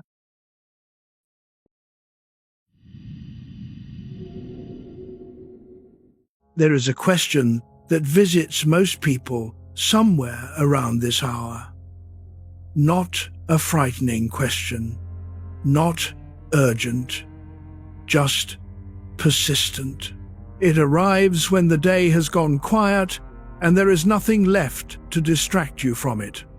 The question is something like this: is what I have in love, in the people I am closest to, is it what I actually wanted? Or did I never quite work out what that was? You do not have to answer that tonight. You do not have to answer it at all. But you may have noticed that it follows you the way certain thoughts do, showing up again and again at the edge of sleep, patient as weather. Erich Fromm spent 60 years on that question. He was not a poet. He was not a preacher. He was a German-American psychoanalyst and philosopher who believed the question deserved a serious answer, not a comforting one. He wrote a small book in 1956 called The Art of Loving. It sold millions of copies. It is still selling, which tells you something about how rarely the question gets answered well. Tonight, we follow him. The house is still. Whatever pulled at you today has settled or is settling. Let your body find its weight against what is beneath you. You do not need to hold yourself up tonight. We begin in 1900. We begin in Frankfurt. Let your shoulders drop. There is a reason this question keeps returning. Fromm had a name for that reason. We are going to take 4 hours to understand it properly. That is the right amount of time. Fromm was not interested in easy reassurance. He was interested in something harder and more useful. The honest account of what love actually is, what it requires, and why most people move through their entire lives practicing something adjacent to it without quite arriving at the thing itself. The distinction he drew between the love that feels like an event and the love that works like an art is one of those ideas that, once you encounter it properly, becomes difficult to unsee. It will sit with you past tonight. It may change the way you understand not only your relationships, but the version of yourself you bring to them. For now, just this. Somewhere in the middle of tonight, you may find that you have been carrying a belief about love, what it is, what it requires, what it is supposed to feel like, that you inherited before you could choose it.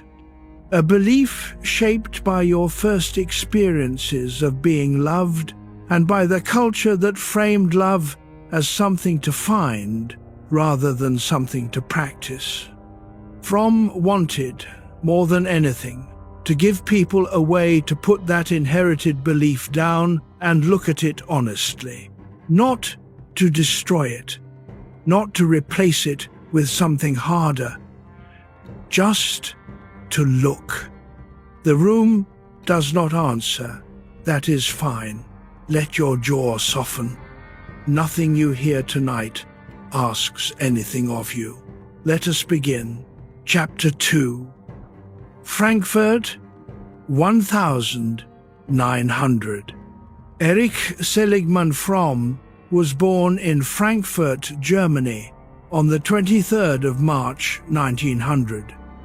He was the only child of Orthodox Jewish parents. His father was a wine merchant prone to anxiety and given to dark moods.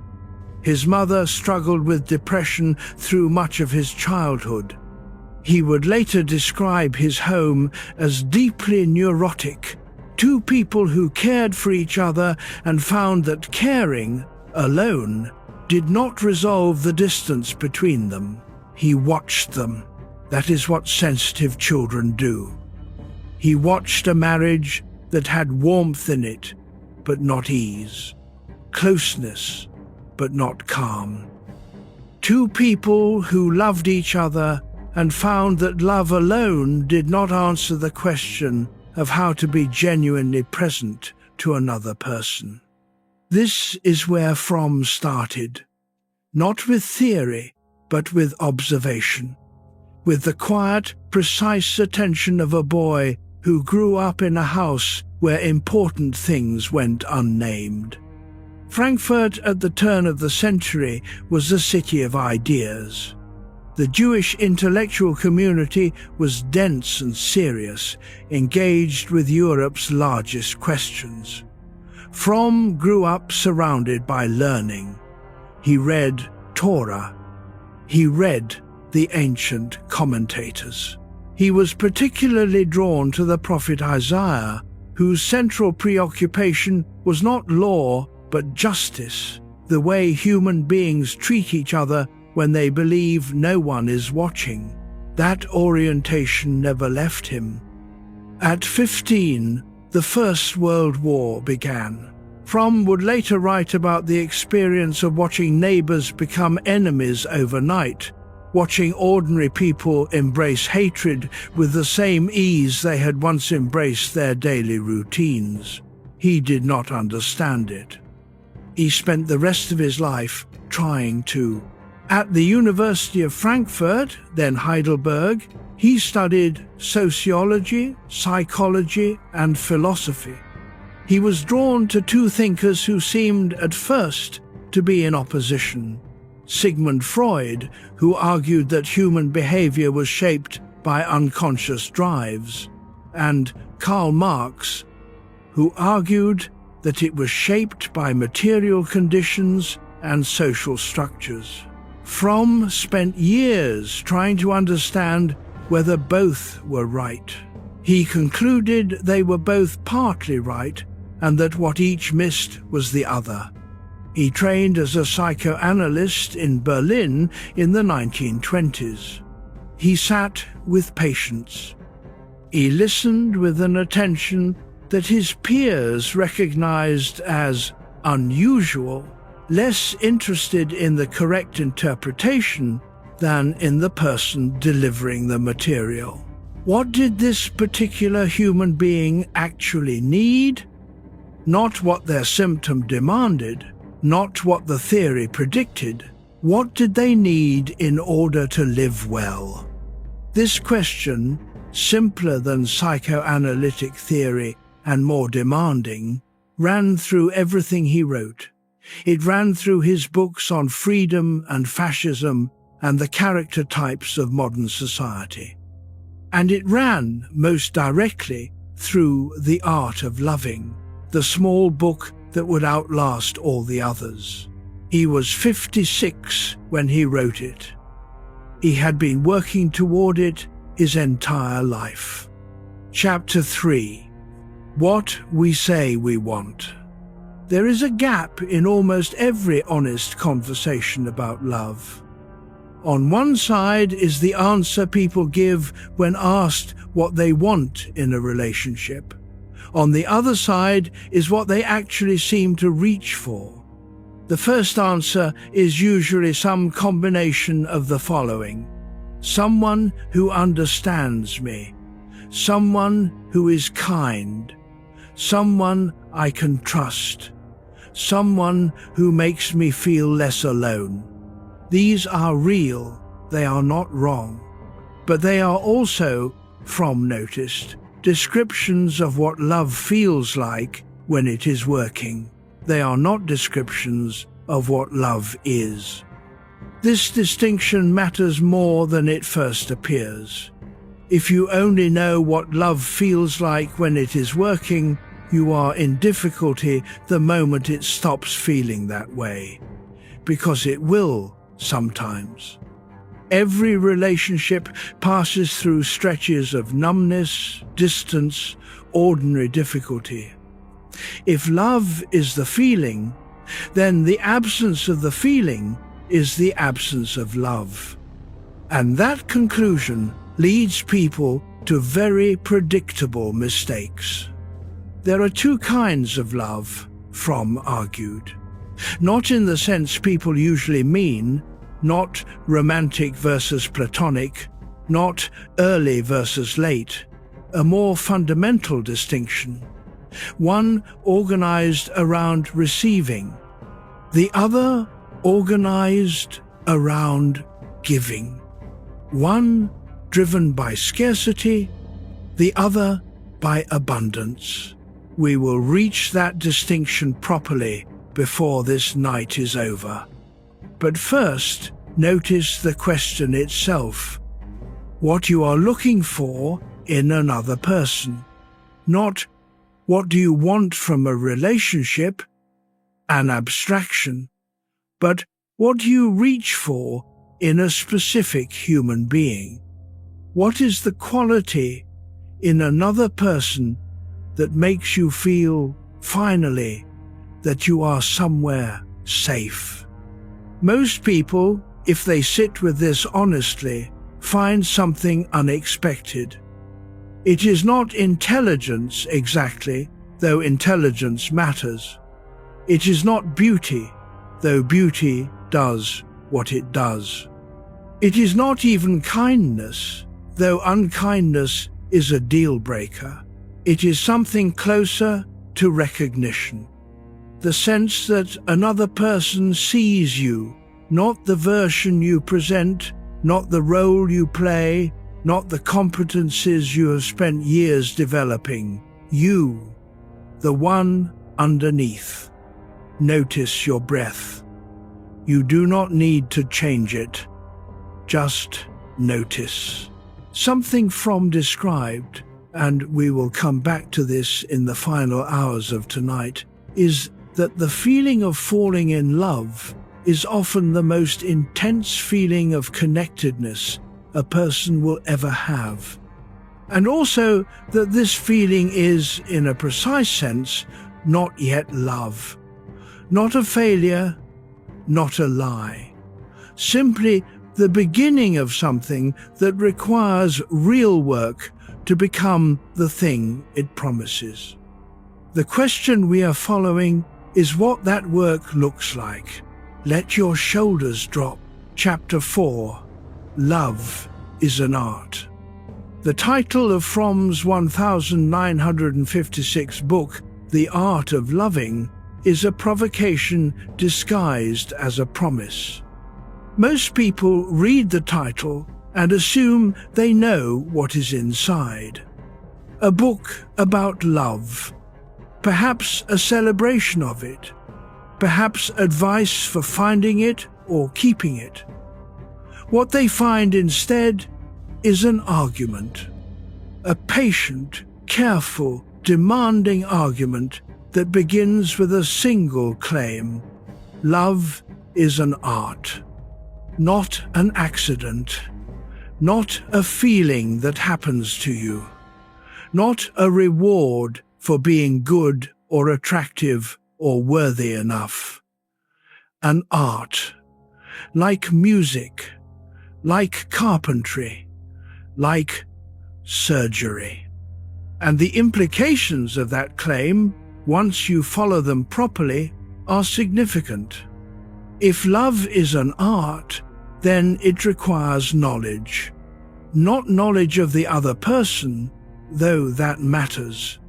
Knowledge of love itself, its nature, its demands, its common failure modes.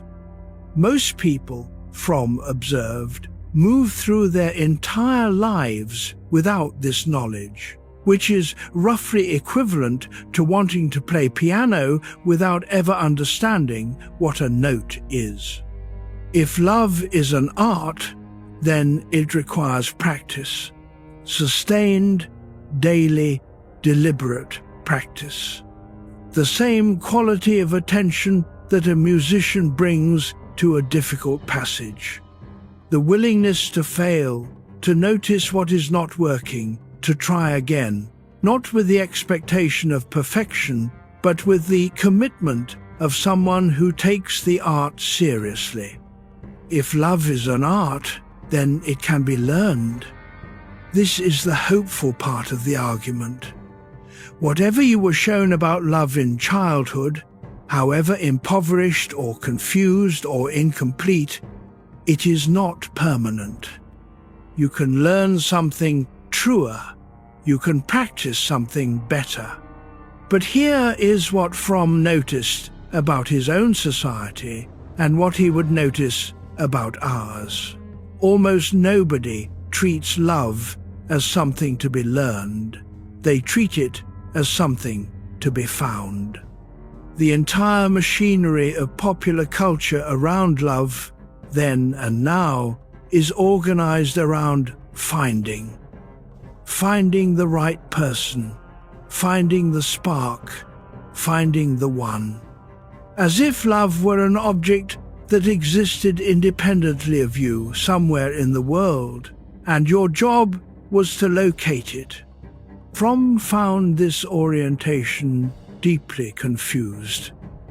Not because the feeling of falling in love is unimportant, but because it is being asked to carry a weight it cannot bear. The feeling of falling is real and vivid, and among the most powerful experiences in human life. But it is not the art. It is the condition in which the art might begin. This is where the confusion lives. And the confusion costs people a great deal. Let your jaw soften. Feel the weight of the bed beneath you. Chapter 5. Falling is not arriving. In 1967, Fromm gave an interview to a German television program. He was 67 years old. He had been working on these ideas for 40 years. The interviewer asked him to summarize in a sentence or two what he believed love actually required. He paused. Not long. A few seconds. The way a person pauses when the answer is clear, but they want to give it the care it deserves. We will get to what he said. Not yet. There is something we need to understand first, and once we understand it, his answer will arrive the way a key arrives at a lock with a precision that feels almost physical. What we need to understand first is what Fromm meant when he said that falling in love is not love. This is, on its face, a surprising claim. Falling in love is the most intense feeling of connection most people will ever have. The preoccupation, the sense that another person has become the center of the world. How could this not be love? Because intensity, Fromm argued, is not the same as depth, and the feeling of falling in love is specifically the feeling of a barrier dissolving, the barrier of separateness, of privacy, of self-enclosure that we carry in ordinary life. When that barrier dissolves, what floods in feels like love. But what is actually happening is more like the temporary suspension of loneliness. Temporary, because the barrier comes back. It always does. Because it is, in a precise sense, the same barrier that makes you a person. To be separate from other people is not a problem to be solved. It is the condition of being human. Fromm described it as the deepest source of human anxiety, the awareness that we are, each of us, alone in a way that no amount of company can entirely remedy. Most of what people do with their lives, their ambitions, their entertainments, their rituals, are, at some level, attempts to address that awareness, to get through the day without feeling the full weight of it. Love is the only response that addresses it directly, but only a specific kind of love, not the falling kind, which is brief, not the possessive kind, which makes the anxiety worse. A third kind. That kind has to be built. The room is still. Somewhere outside, the night continues. You are here, in this hour, with Fromm and his patient questions. Let your breath move on its own. There is a temptation, when you hear that falling is not arriving, to feel something close to grief. Fromm would say, the falling was real. The longing it expressed was real. The question is only whether you built something afterward. Most people do not know they are supposed to. Chapter 6. The problem of being separate. There is a moment, if you have ever lived with someone for a long time, when you notice the strangeness of them. Not a bad strangeness, just the objective fact of them, that this person has a private interior life. Memories, associations, fears, passing thoughts that you will never fully access. That no matter how well you know someone, there is a core of them that remains permanently elsewhere. Most people find this fact uncomfortable. Fromm found it foundational. He called the basic human condition separateness, the awareness that each of us exists as a bounded individual, cut off from others by the wall of a body and a private mind. He traced the anxiety of this separateness back to early childhood, to the moment when the infant first registers that it is not its mother, that the warmth and fullness and closeness are not automatic, not infinite, not guaranteed. That registration, he argued, is the origin of most of what drives human beings. The desire for union, for closeness, for belonging, for love, is the response to that original anxiety. It is not a weakness. It is the most human thing there is. But what we do with the desire varies enormously, and the variations matter. Sigmund Freud, whom Fromm had studied carefully and then departed from, understood the desire for union primarily in terms of libidinal drives, the body's reach toward pleasure and the reduction of tension. Fromm respected Freud. He had trained in the psychoanalytic tradition, but he thought Freud had reduced something essentially human to something essentially biological, and in doing so had missed the most important thing. The most important thing was this: human beings do not just want physical union, they want to be known. To have their interior life, the strange, specific, private quality of what it is to be them, witnessed by another person who remains distinct enough to truly see it. That is different from wanting closeness. It is different from wanting comfort. It is a need that requires another person to be genuinely other, genuinely separate, in order to be met. This is one of the paradoxes that runs through everything Fromm wrote. In order to feel truly connected to another person, that person must remain genuinely themselves. The moment they dissolve into you, or you into them, the connection you were reaching for becomes impossible.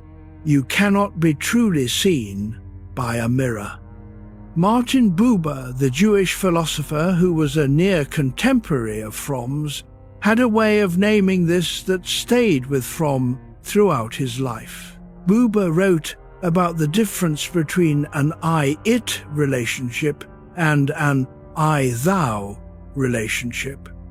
In the I-it mode, the other person is an object, something you use, something you receive from, something that exists in relation to your needs.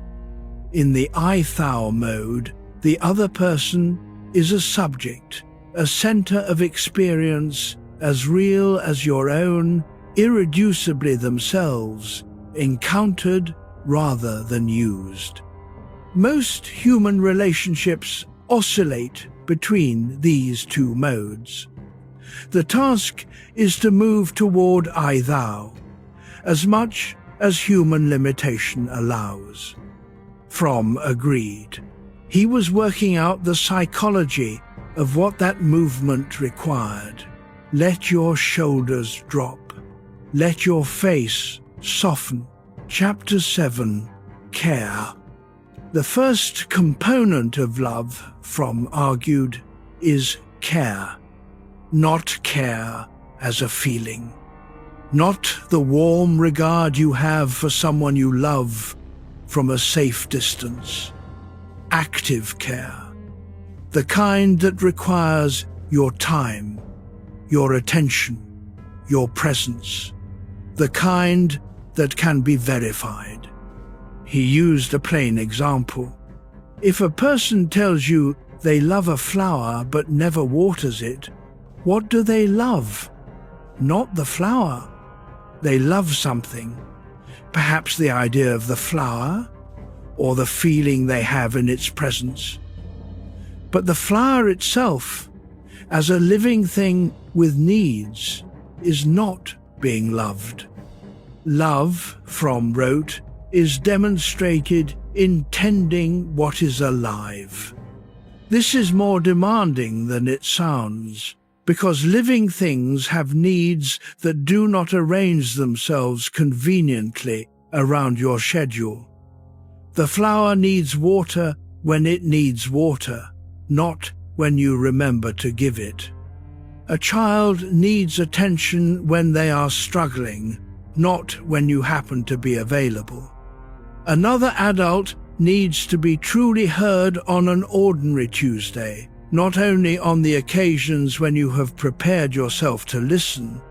Care, in Fromm's sense, means developing the capacity to notice what another person actually needs, not what you assume they need, not what you wish they needed, not what would be convenient for them to need.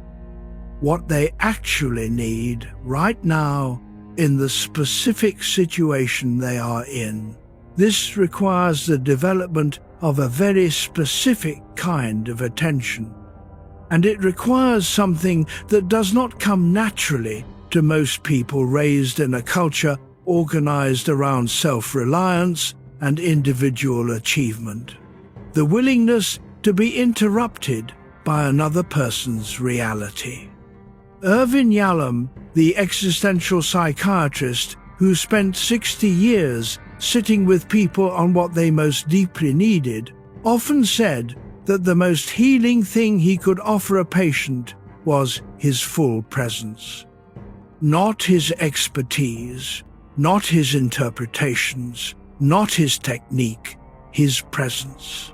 The sense that he was genuinely there with them, attending to them as if they were the most important thing in the room.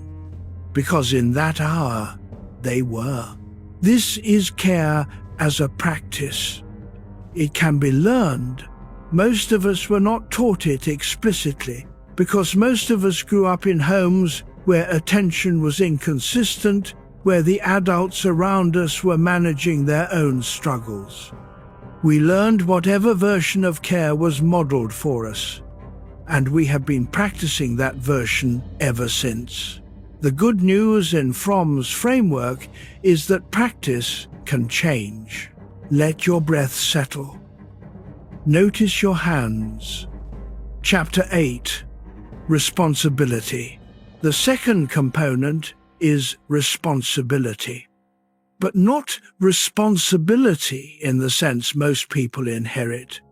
Duty, obligation, what you owe. From, use the word etymologically, from the Latin responder, to respond. Responsibility, in this sense, is the capacity to respond to another person, not to react, not to manage, not to fix, to respond. There is a significant difference. Reaction is automatic. It emerges from your own patterns, your own history, your own needs. It is frequently confused with response, but it is faster than thought. Reaction is what happens when you have not quite arrived at yourself yet in the situation. Response is slower. It requires you to receive what is actually happening in the other person before you act. To pause between the stimulus and your own inner noise, and to let the other person's reality reach you. There is a line often attributed to Viktor Frankl, and whether the exact words are his, the idea is deeply consistent with his writing about the space that exists between stimulus and response. In that space, he believed, lay human freedom. The choice of how to respond is, in a precise sense, one of the most important choices a person makes. Fromm would have agreed, and he would have extended it. The capacity to respond to another person rather than simply reacting to them is not just freedom, it is love. This has implications worth sitting with. Most of what we call arguments in intimate relationships are, in Fromm's sense, failures of responsibility, not failures of love. The love may be genuine, but in the moment of difficulty, each person is reacting to their own history rather than responding to the person in front of them. They are speaking to the version of the situation that lives in their own nervous system rather than to the actual person in the actual moment. This is not a failure of character. It is a failure of practice. Donald Winnicott, the British psychoanalyst who worked with children and the adults they become, wrote about the development of what he called a holding environment, the quality of attention a good parent provides, which allows a child to feel safe enough to be themselves. The holding environment is not a physical space. It is a quality of relationship. It is, in essence, the experience of being responded to rather than reacted to. Adults need it too. We spend our lives looking for it in the people we choose to love. The question is whether we can provide it as well as receive it. Chapter 9. Respect. The third component is respect. Fromm was specific about what he meant.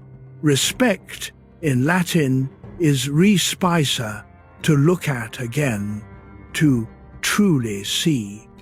And what it means to truly see another person is to see them as they are, not as you need them to be.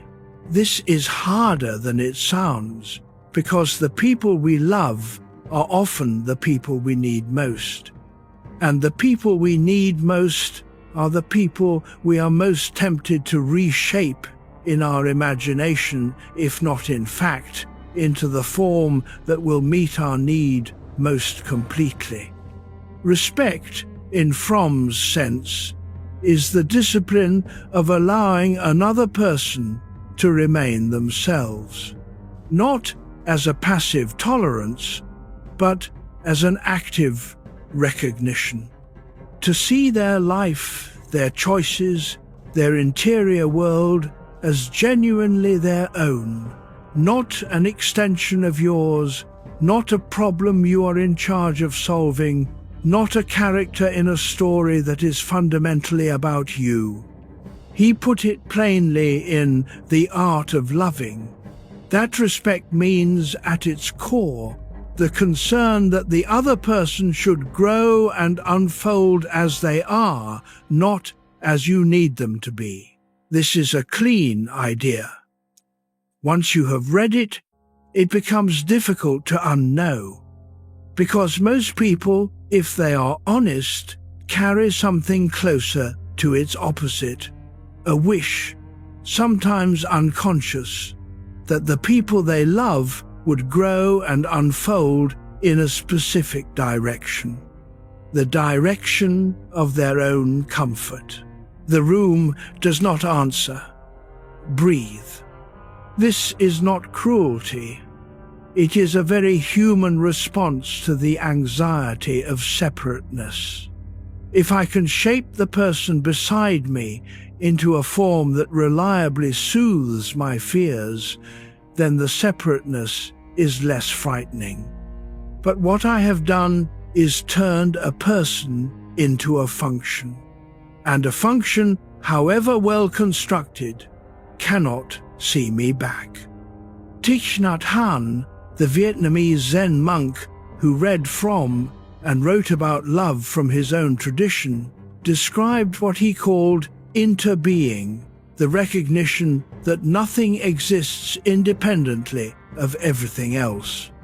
Real respect, in his framing, is to see the other as part of the same cloth, and yet to honor the particular fold they represent, not to smooth it out, to see it. Chapter 10, Knowledge. The fourth component, and this is where the argument becomes most demanding, is knowledge. Not knowledge in the general sense, not knowing facts about a person, knowing them. There is a distinction here that Fromm worked out carefully. Most people think they know the people they love. They know their preferences, their histories, their habits, their moods. They have accumulated data. But data is not knowledge in the sense Fromm meant. To know a person in his sense is to know their inner world, the particular quality of what it is like to be them from the inside, their private fears, their specific way of experiencing difficulty, the thing they most want that they have never quite put into words, the place where their confidence ends and their silence begins. This kind of knowledge cannot be accumulated. It can only be discovered again and again in presence, because the other person keeps changing. The inner world you knew last year is not exactly the inner world they are living in tonight. People grow, shift, encounter new things that rearrange them. To know a person, then, is an ongoing practice. It requires sustained attention. It requires the willingness to be surprised, to discover that the person you have loved for 20 years contains something you have not yet reached. If your mind has been drifting tonight, that is fine. Come back gently. We are still here. The parts that matter will find you. Søren Kierkegaard, the Danish philosopher who thought harder than almost anyone about what it means to choose and to choose to love specifically, wrote that the deepest love required a kind of knowledge that was not possessed but perpetually sought. He called it repetition, not the dull repetition of routine, but the creative repetition of choosing the same person again and again with new understanding each time. From read Kierkegaard, The influence is visible throughout his work. Both men believed that love was not something that happened to you and then was done. It was something you did perpetually, with increasing depth. So, 4 components: care, responsibility, respect, knowledge. And notice what all 4 have in common. They are oriented outward. They are organized around the other person, their reality, their growth, their inner world. This is unusual in a culture that has organized almost everything, including its language of love, around the self. What I feel, what I need, what I deserve. Fromm did not say, your feelings and needs do not matter. He said something more careful, that love is not the feeling you have for another person. It is the active, sustained attention you give to their life. Chapter 11, The Mother's Face. Before we go further, we need to go backward, because neither Fromm's framework nor the way you relate to the people you love appeared from nowhere. It was shaped mostly before the age of reason by the people who first held you. Fromm made a distinction between 2 kinds of love that he saw modeled in the parent-child relationship. The distinction is one of the most useful he ever offered, and it maps almost exactly onto the adult relationships people carry through their entire lives. The first kind he associated with the mother, not with women specifically, but with the unconditional quality he saw in maternal love in its ideal form. Unconditional love. Love that is not contingent on performance, on achievement, on deserving. Love that simply exists, regardless of what the child does or fails to do.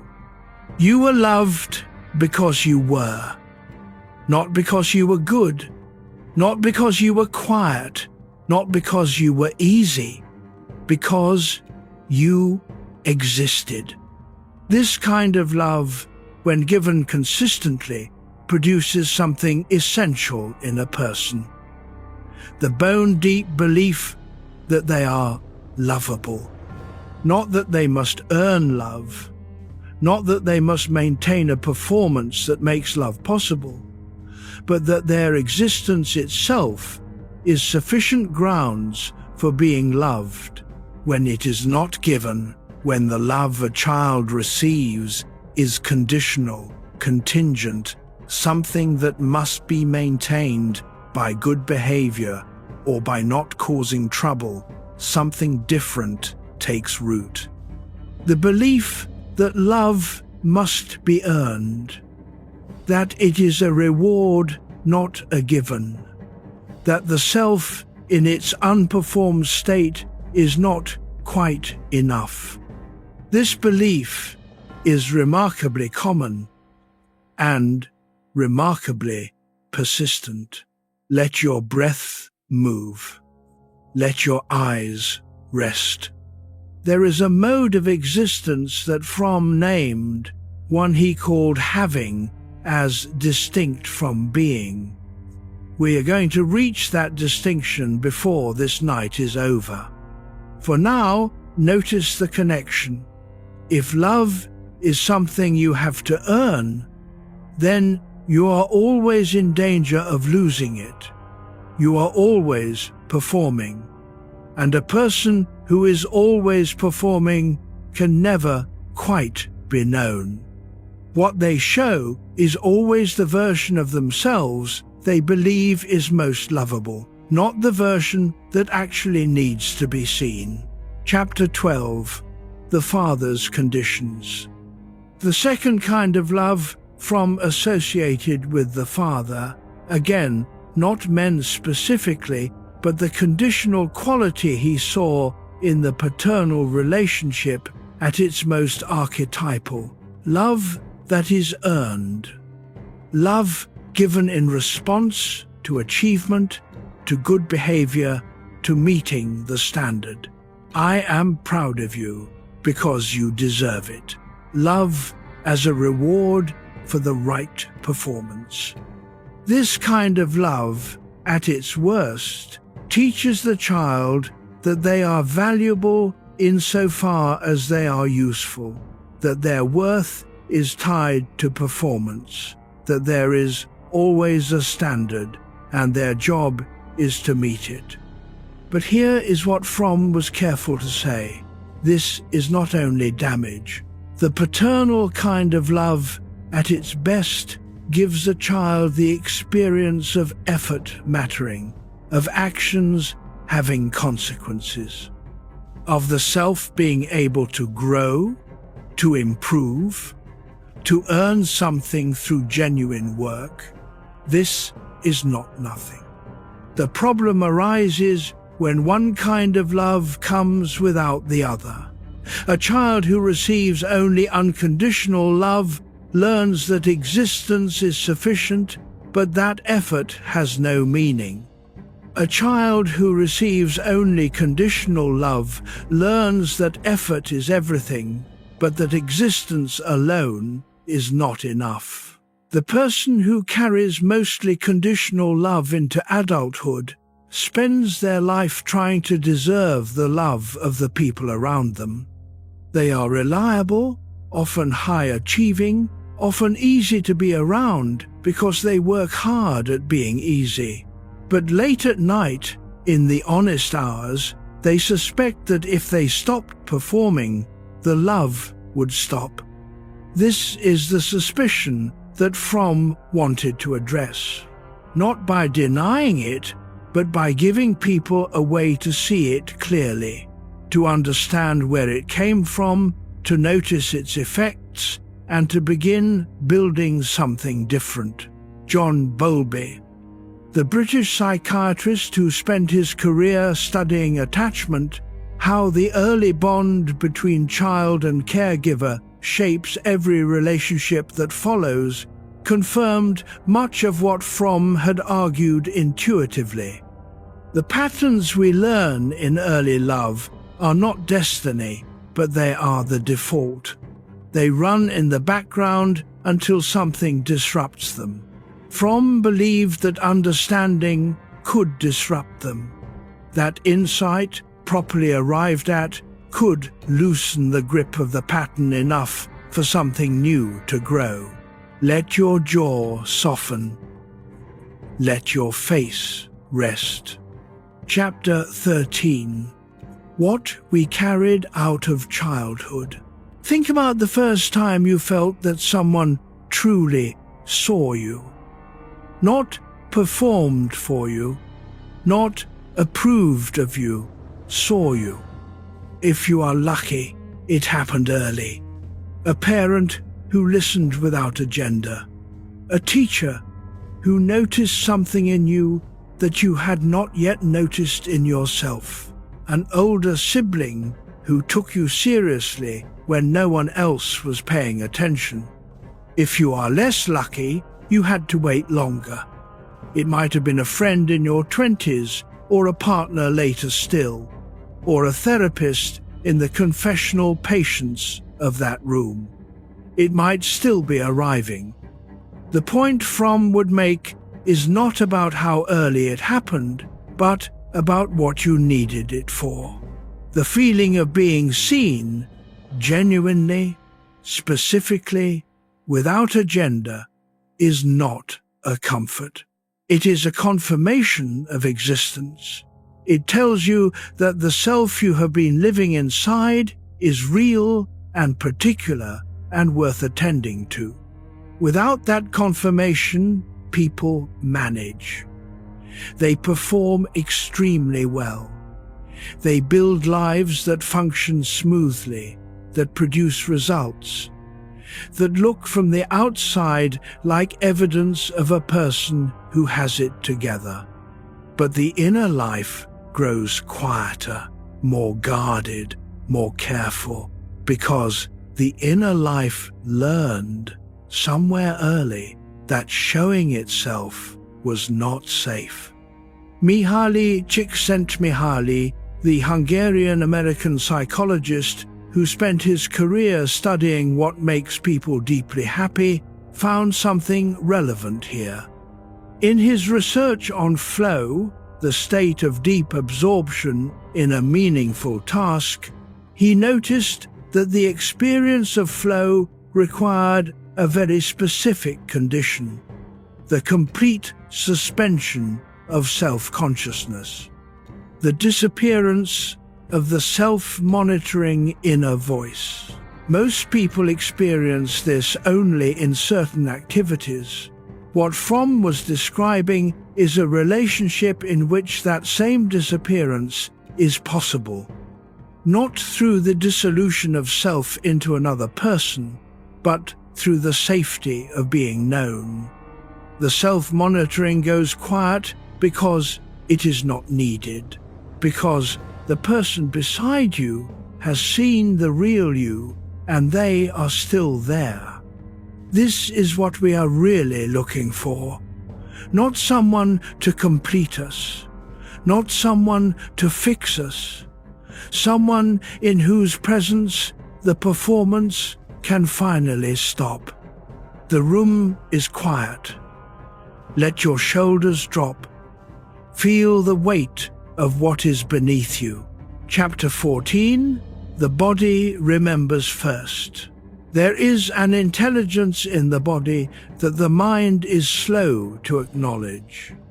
Before you understand something about another person, before you can put it into words, your body already knows it. The slight tension across the shoulders when someone says something that claims to be kind but isn't. The easing of breath when you are with someone who truly means you well.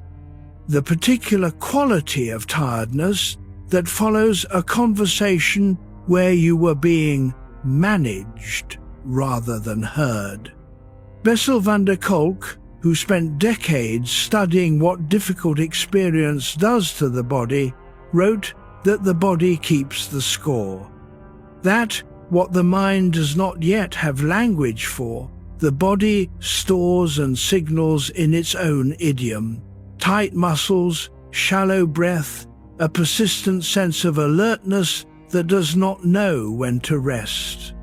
Fromm did not have van der Kolk's neuroscience, but he understood the body's knowledge. He described what happened to people who had been loved conditionally as a kind of chronic vigilance, a readiness to scan the environment for signs that the love was about to be withdrawn. The body on low alert all the time. The cost of that vigilance is enormous. It takes energy to maintain, energy not available for other things, for presence, for curiosity, for the kind of sustained attention that love actually requires. And the cruelty of it is that the vigilance rarely delivers what it promises, because what it is scanning for, signs of withdrawal, evidence of the coming disappointment, it tends to find.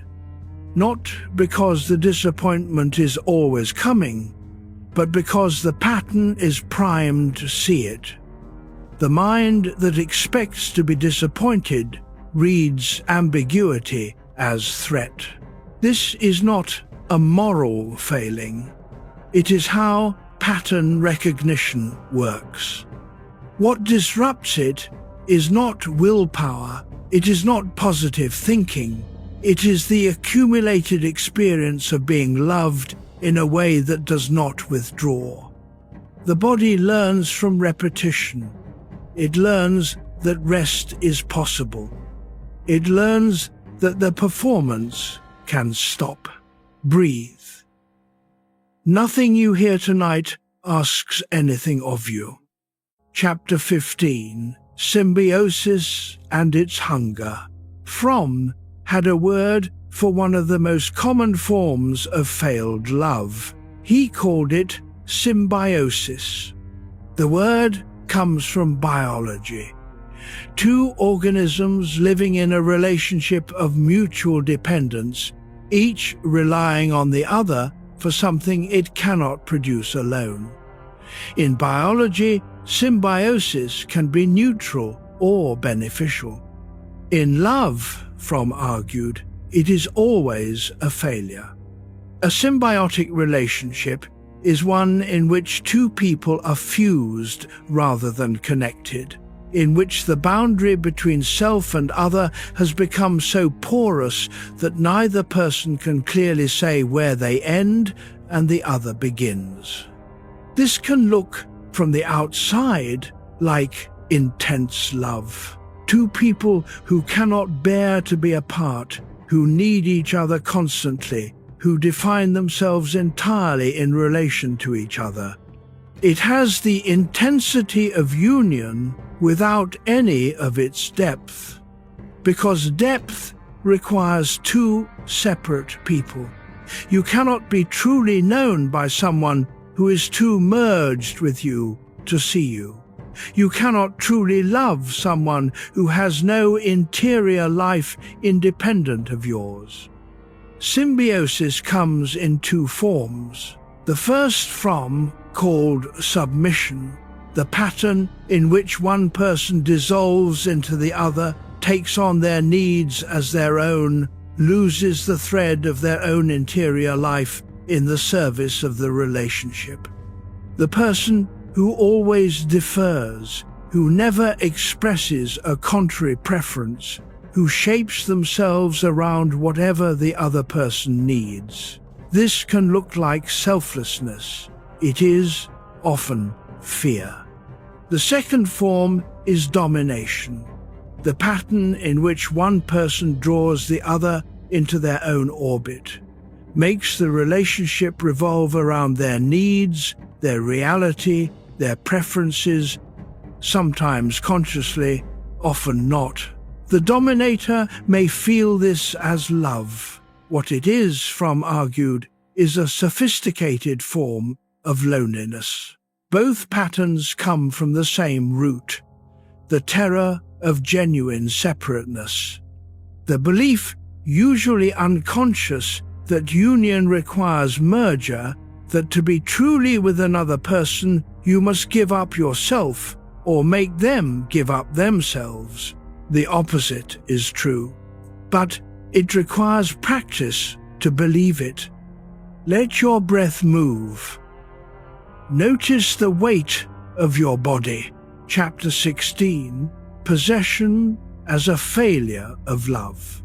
There is an idea that appears in Fromm's work more than once, in different forms, that stays in the mind after everything else fades. It goes something like this. Love is not the desire to have another person.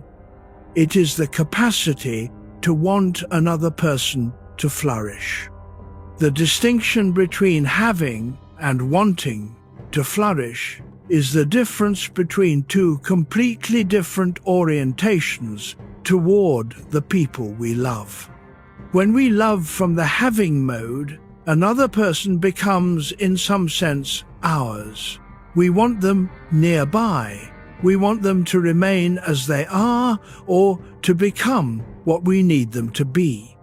We feel their changes as losses, their independence as threat. The love is real, the feeling behind it genuine, but its orientation is inward, toward the self's need, rather than outward toward the other person's life. When we love from the wanting to flourish mode, the other person's growth, wherever it leads, is not a threat, it is the point. What matters is that they are becoming more fully themselves, not that they remain configured in the way most convenient for you. This second mode is harder. It requires something that feels, in practice, like repeatedly releasing your grip. Not on the person. You do not have to release the person.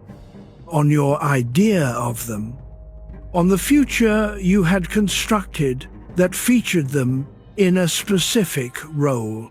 Fromm drew on Meister Eckhart, the 13th century German mystic, whose concept of releasement described a quality of openness that allows things to be as they are, rather than forcing them into the shape of our desire. This is not indifference. It is not passive. It is the highest form of attention, which includes the willingness to be surprised by what it finds. Chapter 17. Escape from Freedom. In 1941, Fromm published a book that had nothing and everything to do with love. It was called Escape from Freedom.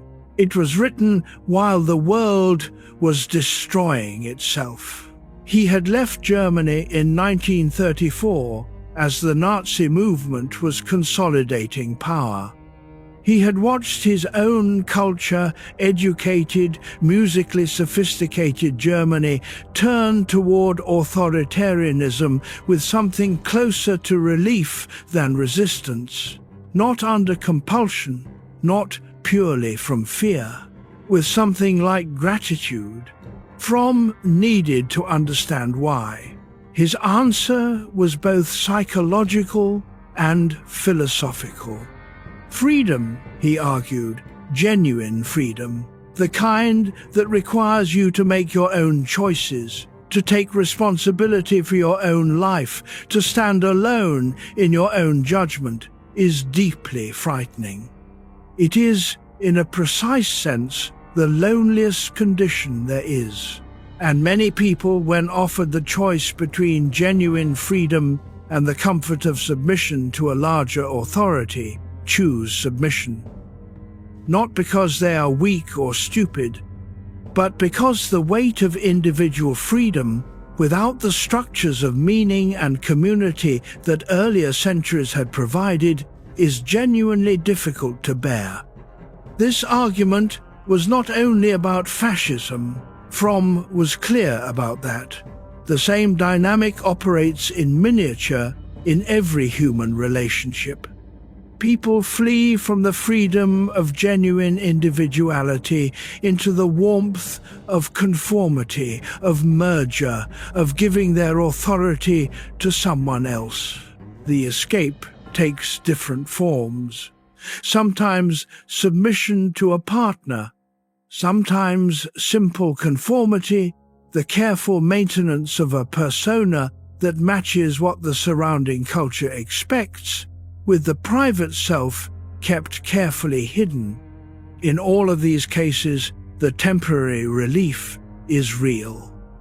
The anxiety of separateness does diminish when you give up the responsibility of being yourself. But what you lose is equally real.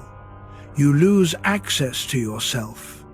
And without that access, genuine love becomes impossible, because the self that the other person is supposed to know no longer has a stable address. If you are still awake at this hour, this is the part I wanted you to hear. The escape from freedom, Fromm argued, is not a failure of courage. It is a failure of preparation, of not having been given the early love that makes freedom feel safe rather than catastrophic.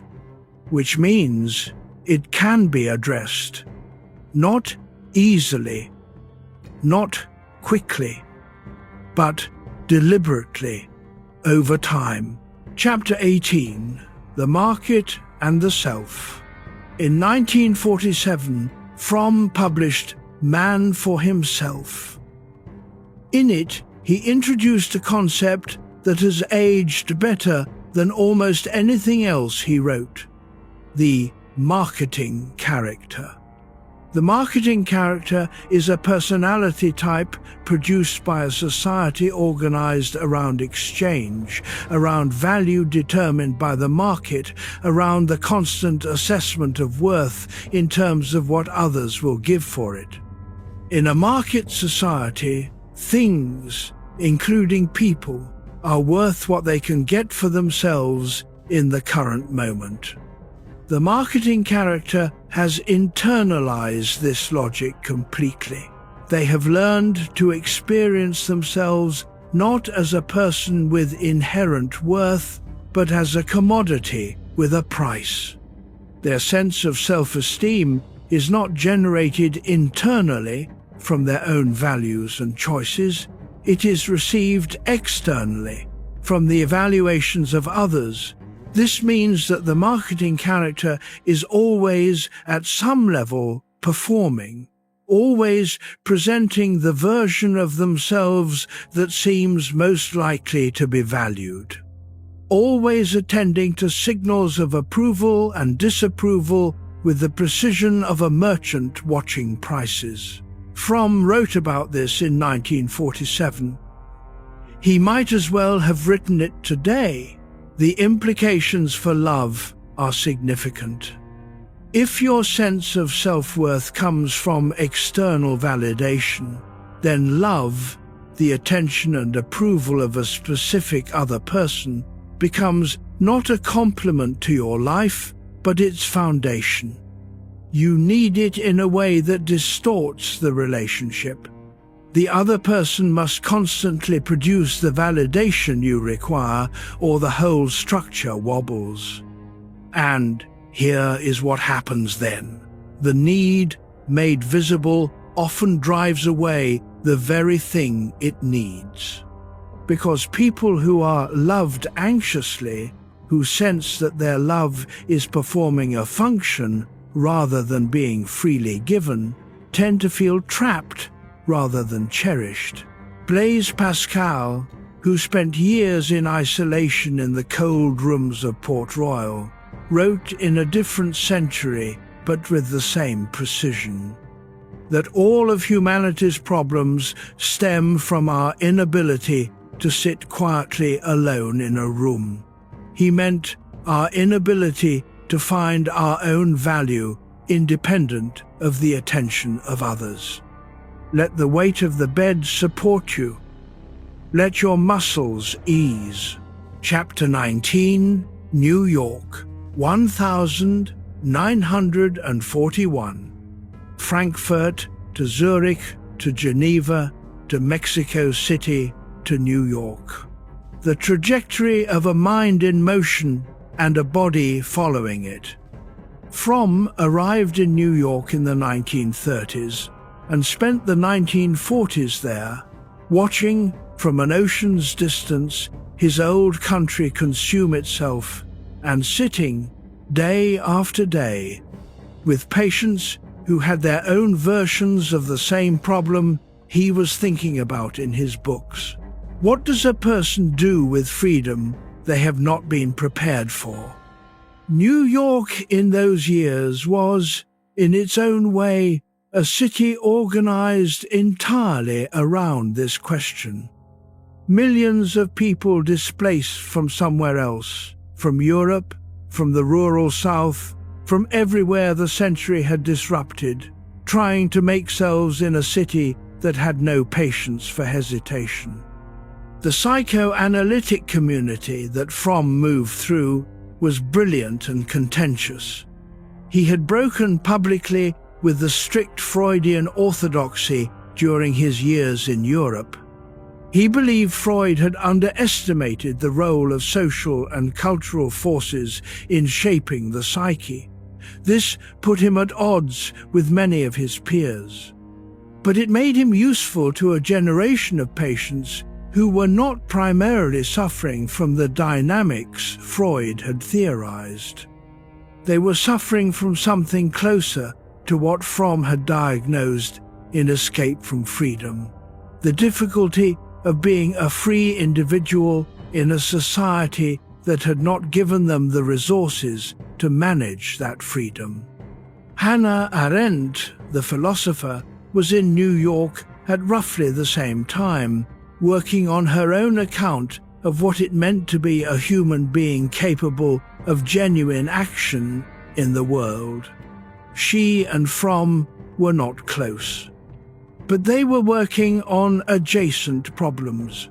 Both had fled a Europe that had demonstrated horrifically what happened when people abandoned their individual moral agency to the logic of a collective.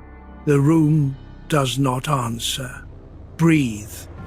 Chapter 20: Narcissism and its Loneliness. Fromm spent considerable time on narcissism, not in the clinical sense of a disorder, but in the broader sense of a character orientation in which the self is experienced as the primary, and sometimes only, reality.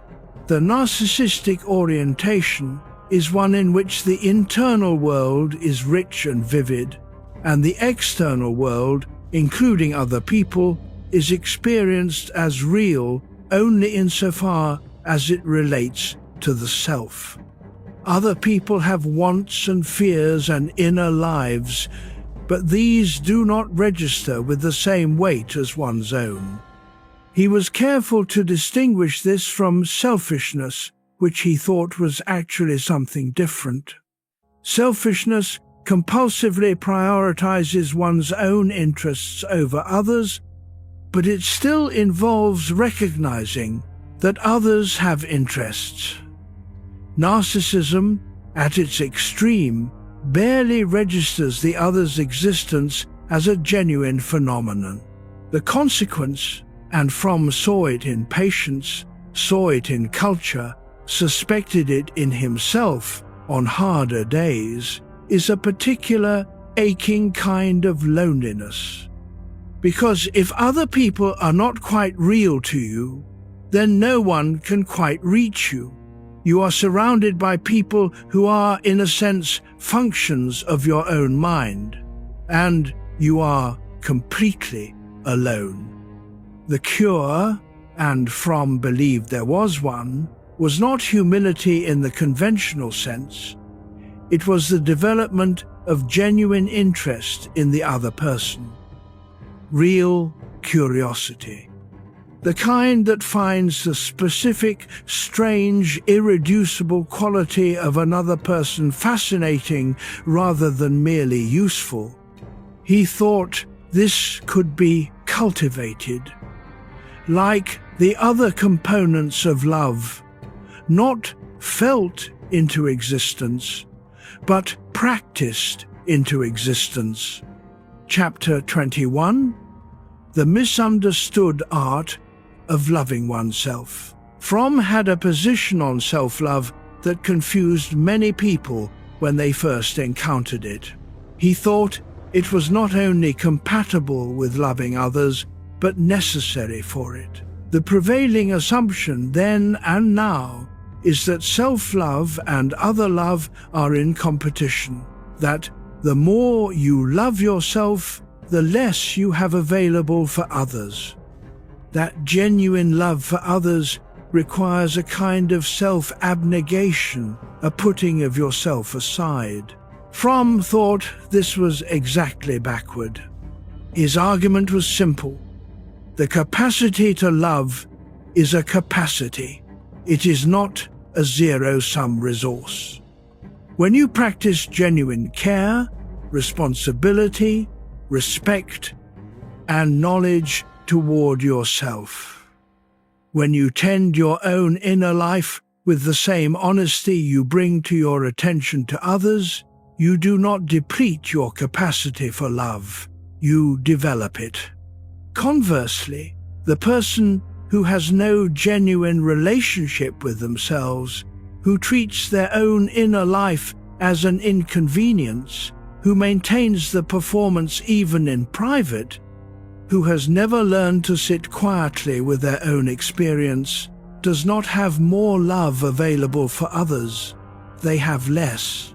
Because the capacity to truly attend to another person is the same capacity as the one needed to attend to oneself.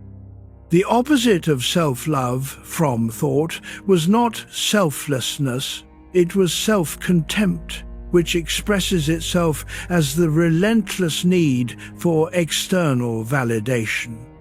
The person who cannot love themselves, cannot receive love from others, without converting it immediately into evidence. They are always checking, is it still there? Have I done something to lose it?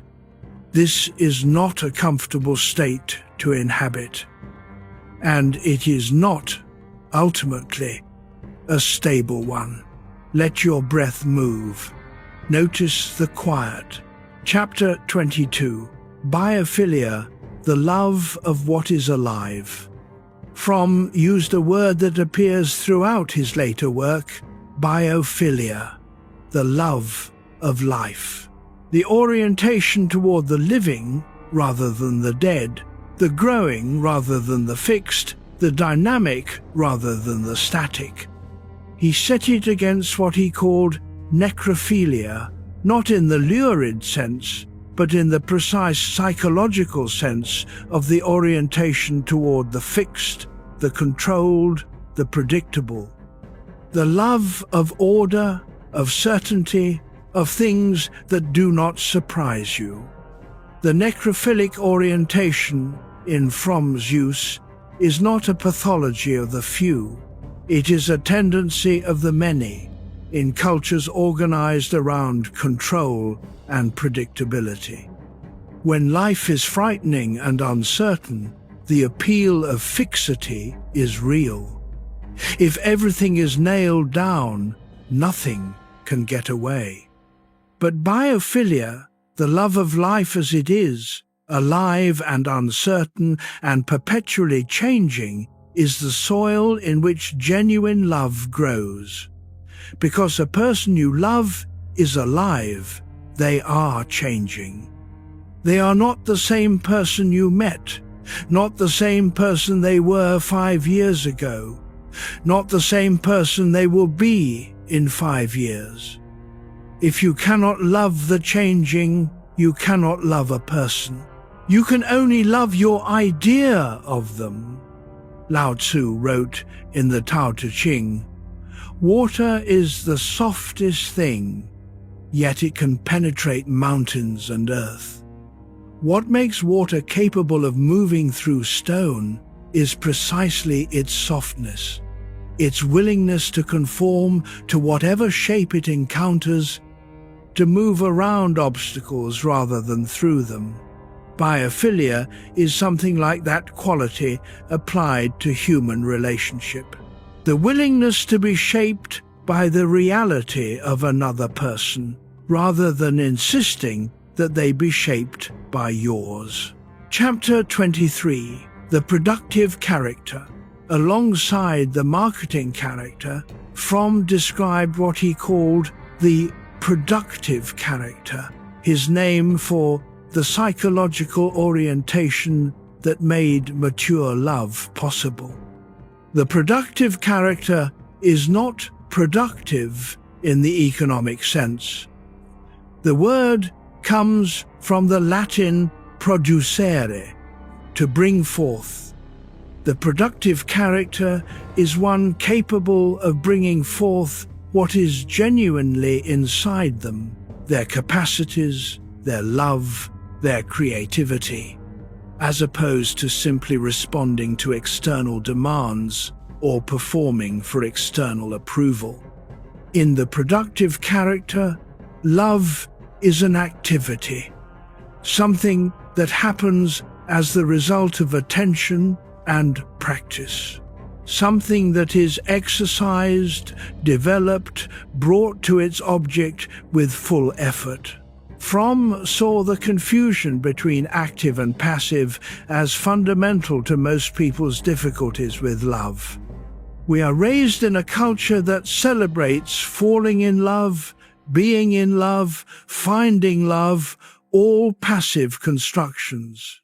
Love as something that happens to you, like weather. The productive character experiences love as something they do, something they exercise, develop, practice. The feeling matters. Fromm never dismissed the feeling. But the feeling is not the point. The activity is the point. And this reframe changes everything. Because if love is something you feel, then its absence is the end. If love is something you do, then difficulty is not the end of love, but the test of it. Mihaly Csikszentmihalyi's research on happiness is relevant here again. He found that the most consistently happy people were not those with the most positive feelings, but those most capable of engagement, of genuine, absorbed, interested attention to whatever they were doing. The capacity to engage, to be fully present, to attend to what is in front of you. Productive love is engagement with another person, their reality, their growth, sustained across difficulty, across the stretches where the feeling is not available. Let your shoulders drop. If your mind has wandered tonight, that is fine. Come back gently. The parts that matter will find you. Chapter 24, Having and Being. In 1976, Fromm published what would be his last major work. It was called To Have or To Be. He was 76 years old. He had been thinking about these two modes of existence for nearly 5 decades. The book is a distillation. Everything he had worked out through Escape from Freedom and The Art of Loving and Man for Himself comes to rest here, in the simplest version of the argument. There are two modes in which a human being can relate to the world. The having mode, in which things, people, experiences, and even thoughts are treated as possessions to be accumulated, secured, controlled, and maintained. The being mode, in which life is a process, people are alive and changing, and the self is not a fixed thing to be defended, but an unfolding thing to be lived. In the having mode, a person is their possessions, including their relationships, their identity, their beliefs. To lose any of these is to lose part of themselves. Change is therefore threatening. Growth in a partner is threatening because it means the relationship is changing, and change means the possibility of loss. In the being mode, the self is not possessed, it is expressed. The relationship is not owned, it is lived. The other person's growth is not a threat, but an extension of what love is for. Fromm was clear, these are not two types of people, they are two tendencies present in everyone in different proportions. A person raised with mostly conditional love will have a stronger pull toward the having mode, because love for them is something to be maintained, not expressed. A person raised with mostly unconditional love will have more access to the being mode because their existence was never contingent on getting the formula right. But access to the being mode can be developed. That is what Fromm spent his life arguing. Let your jaw soften. Feel the quiet of this hour. Chapter 25, The Frankfurt School and a Young Thinker's Doubt. In 1929, Fromm joined the Institut für Sozialforschung in Frankfurt, what the world came to know as the Frankfurt School. He was 29. The school was assembling some of the most sophisticated minds in German intellectual life. Max Horkheimer, Theodor Adorno, Herbert Marcuse, Walter Benjamin. Their project was ambitious. They wanted to understand how modern capitalist society shaped human consciousness, how the economic conditions of a culture produced particular kinds of people, particular kinds of desire, particular kinds of suffering. They drew on Marx and Freud simultaneously, trying to construct an account of the human being that was both social and psychological. Fromm was their psychologist. He conducted the first empirical study of the German working class, exploring the psychological attitudes beneath the surface of political allegiance. He was trying to understand, years before it became undeniable, why a working class that Marxist theory predicted would be revolutionary was instead susceptible to fascism. His answer, that the authoritarian character, shaped by fear of freedom and the need for submission, was not a function of class but of psychology, put him at odds with the more orthodox members of the group. He and Adorno in particular were never compatible. They had different views of Freud, different views of what psychology could explain, different styles of argument. But what Fromm developed in those years of argument was something invaluable: the practice of not letting a theory of the social replace an account of the individual, of insisting that no analysis was complete without understanding the specific, concrete human psychology that gave it legs. This is what his work on love inherited: the insistence that love, in its failures and possibilities, could not be understood without understanding the society that shaped it, and could not be improved without attending to the individual mind that lived inside that society. Chapter 26. What Buddhist thought gave to a psychoanalyst. In the 1950s, Fromm met D.T. Suzuki, the Japanese philosopher who had done more than anyone to introduce Zen Buddhism to the Western world. They became friends. They collaborated on a book. The encounter changed how Fromm thought about the being mode. What Fromm found in Zen was a tradition that had been working on the being mode for centuries. Not the passive detachment that Western audiences often mistake it for, but a very specific quality of presence. The capacity to be fully with what is happening, without the overlay of past or future, without the compulsion to make it mean something, without the need to secure or possess it. This is exactly the quality that mature love requires.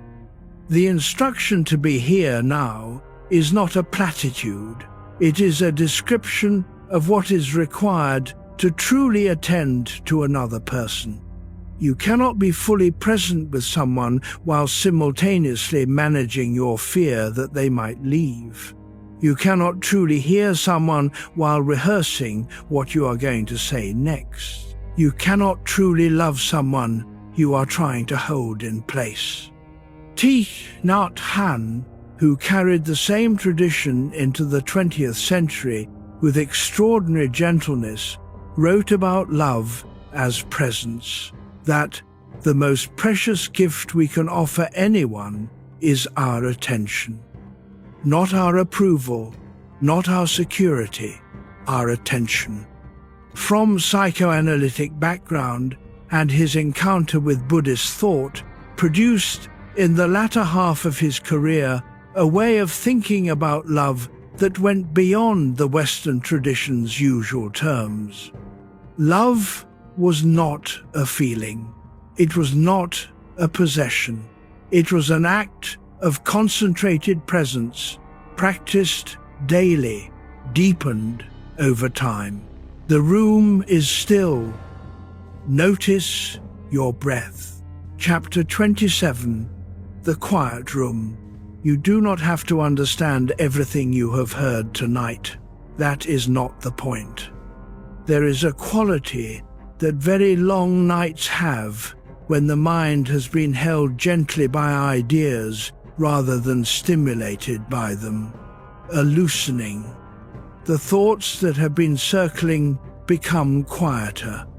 Not because they have been answered, but because they have been heard. Let your shoulders drop. Feel the weight of your body where it rests. Let your jaw soften. Fromm believed that most people carried, very quietly, a question they never quite asked out loud.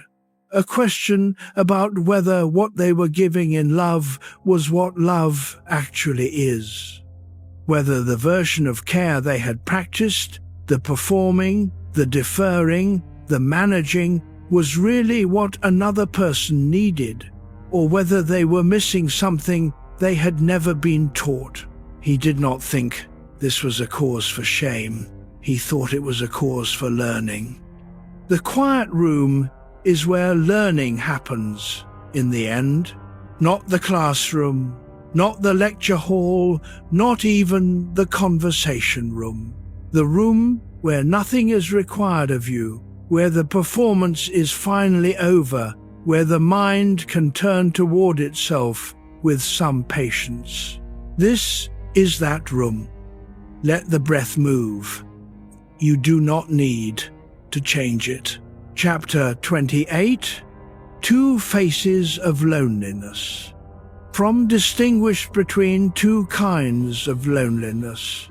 The distinction is one of the most useful he offered, and it is the kind of thing that once you hear it, you start noticing everywhere. The first kind is the loneliness of isolation, the loneliness of being physically separated from other people, of being alone in a room, in a city, in a life that does not have enough human presence in it. This kind of loneliness has a remedy. More connection, more company, more relationship. The second kind is different. It is the loneliness that happens inside a relationship. The loneliness that arrives even when you are surrounded by people who love you, or who say they love you, or who behave as people in love behave. The loneliness of being unseen, of knowing that the version of you that is known to others is not quite the real one, and wondering if the real one could survive exposure. This is what Fromm called existential loneliness. And it is not resolved by company. It can intensify in company. It can be most acute in bed beside a person you have been with for 20 years. The remedy for this second kind of loneliness is not more people, it is more honesty, the particular vulnerable honesty of letting oneself be known, of bringing the real self, the unmanaged self, the one that has not quite passed all its own internal inspections into the relationship. This requires, above all, another person who is capable of receiving it, who has developed enough of their own being mode orientation to welcome rather than manage what they find. It also requires a certain act of courage, the courage to discover that you can be seen and still be there. Kierkegaard wrote about this courage in the context of what he called repetition, the willingness to choose a relationship not once but continuously, with the full awareness of what that choice costs. The person you commit to loving is not the idealized figure of early love. They are the specific, limited, sometimes frustrating, real person. To love them anyway, to choose them again with full knowledge, that is what Fromm meant by the art. Chapter 29, The People Who Taught Us to Earn Love. There is a particular quality of exhaustion that comes from spending years earning love that should have been given. You probably know what I mean. The sense of being very careful around someone, of monitoring their mood, their approval, their temperature. of making yourself smaller when they are upset, larger when they seem to need buoying, adjusting constantly to whatever version of yourself seems most likely to be tolerated. This is not a failing, it is a learned skill. It was probably essential at some point. The child who learned to read the adults in their home, to predict the coming difficulty, to manage the situation before it escalated, was not being weak, they were being adaptive, they were surviving. The problem is that the skill persists long after the original necessity has passed. The adult who learned to earn love as a child continues earning it in every relationship. The monitoring never quite turns off. The self never quite settles into itself. Winnicott called the result the false self, the persona constructed to interface with a world that the true self found unsafe. The false self is not dishonest exactly. It is not performing something it does not feel. It is curated, selected, the version most likely to be accepted.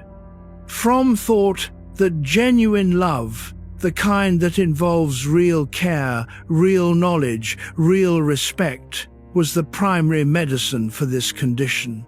Not therapy necessarily, though therapy can help. Just the sustained experience of being loved in a way that does not require the performance. If you are still awake at this hour, come back gently. We are in the final stretch now. The question we started with is getting its answer. Chapter 30. The love we practiced and called something else. Most people have practiced love their entire lives. The version they practiced, however, is often not quite the thing Fromm was describing. The version most people practice is something closer to attachment, the drawing of another person toward you, the maintenance of their presence, the management of the relationship in such a way that the anxiety of separateness stays at a manageable level. This is real. It is not nothing. Bowlby's research on attachment showed that the drive toward proximity, toward keeping the people we need close to us, is one of the deepest drives in the human psyche. It developed over millions of years. It is not a mistake. It is wisdom, written in the body. But attachment is not love. It can coexist with love, and often does, but it is not the same thing. Attachment is organized around the self's need. Love, in Fromm's sense, is organized around the other person's flourishing. The practical difference shows up in the difficult moments.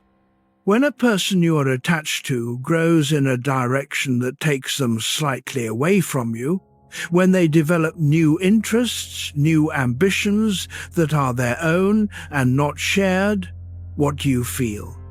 If what you feel is primarily anxiety, or the compulsion to draw them back toward their previous configuration, you are operating in the attachment mode. There is nothing shameful about this. It is the default for most people raised in the conditions most people are raised in. If what you feel is primarily joy, a satisfaction in their expansion, a pleasure in watching them become more of themselves, you are closer to what Fromm meant by love. And it can be practiced toward the latter, not dramatically, not through a single decision, through the slow accumulation of tiny choices to prioritize the other person's growth over your own comfort. Let your breath move.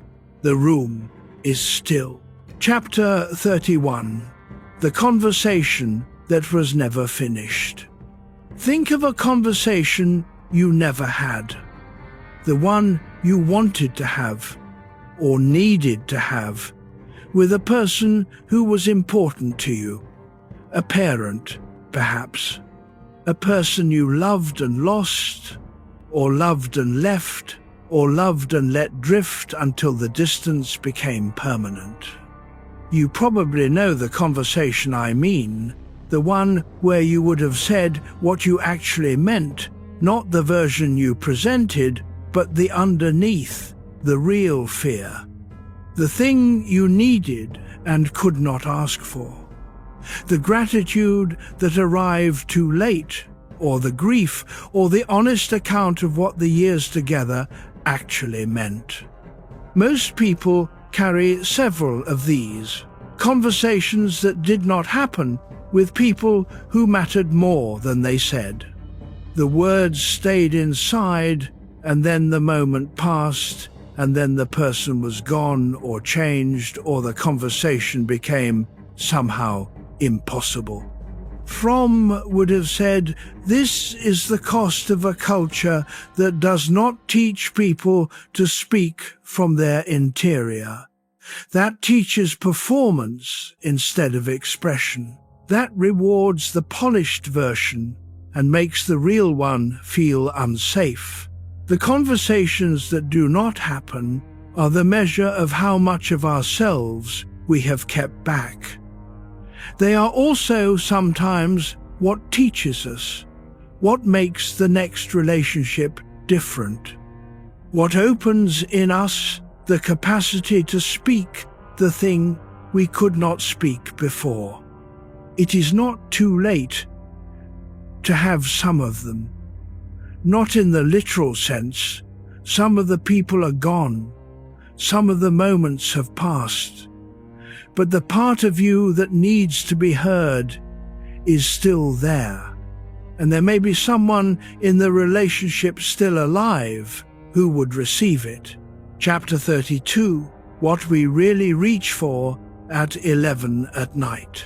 Here is what I think we are really looking for when we lie in the dark and the question comes. Not excitement, not even happiness exactly. Something quieter than that. Something that feels like, this is mine. I am home. The person beside me, or the memory of the person, or the hope of the person, knows something true about who I am, and I do not have to perform for them. The psychologists call this many things: secure attachment, felt safety, the capacity to self-disclose without consequence. Fromm called it love, and he argued throughout his life that it was not rare, that it was not reserved for the fortunate or the lucky or the people with the right childhood, that it was the natural destination of any person willing to practice the art with the seriousness they brought to anything else they genuinely wanted to become good at. He also acknowledged that most people do not make that practice, not because they do not want to, but because they do not know they are supposed to, because the culture around them has defined love as a feeling, has organized all its stories around finding, and has never offered a reliable account of what love actually is. His book was an attempt to offer one. This night is a small continuation of that attempt. Notice your breath. Let the weight of the bed hold you. Chapter 33, Union Without Loss of Self. The paradox that runs through everything Fromm wrote about love can be stated simply. The deepest union with another person is only possible if both people remain fully themselves. This sounds counterintuitive. We have been trained to think of love as requiring sacrifice of self, that to truly love another is to put their needs before your own, to give more than you take, to be less so that the other can be more. There is something important in this.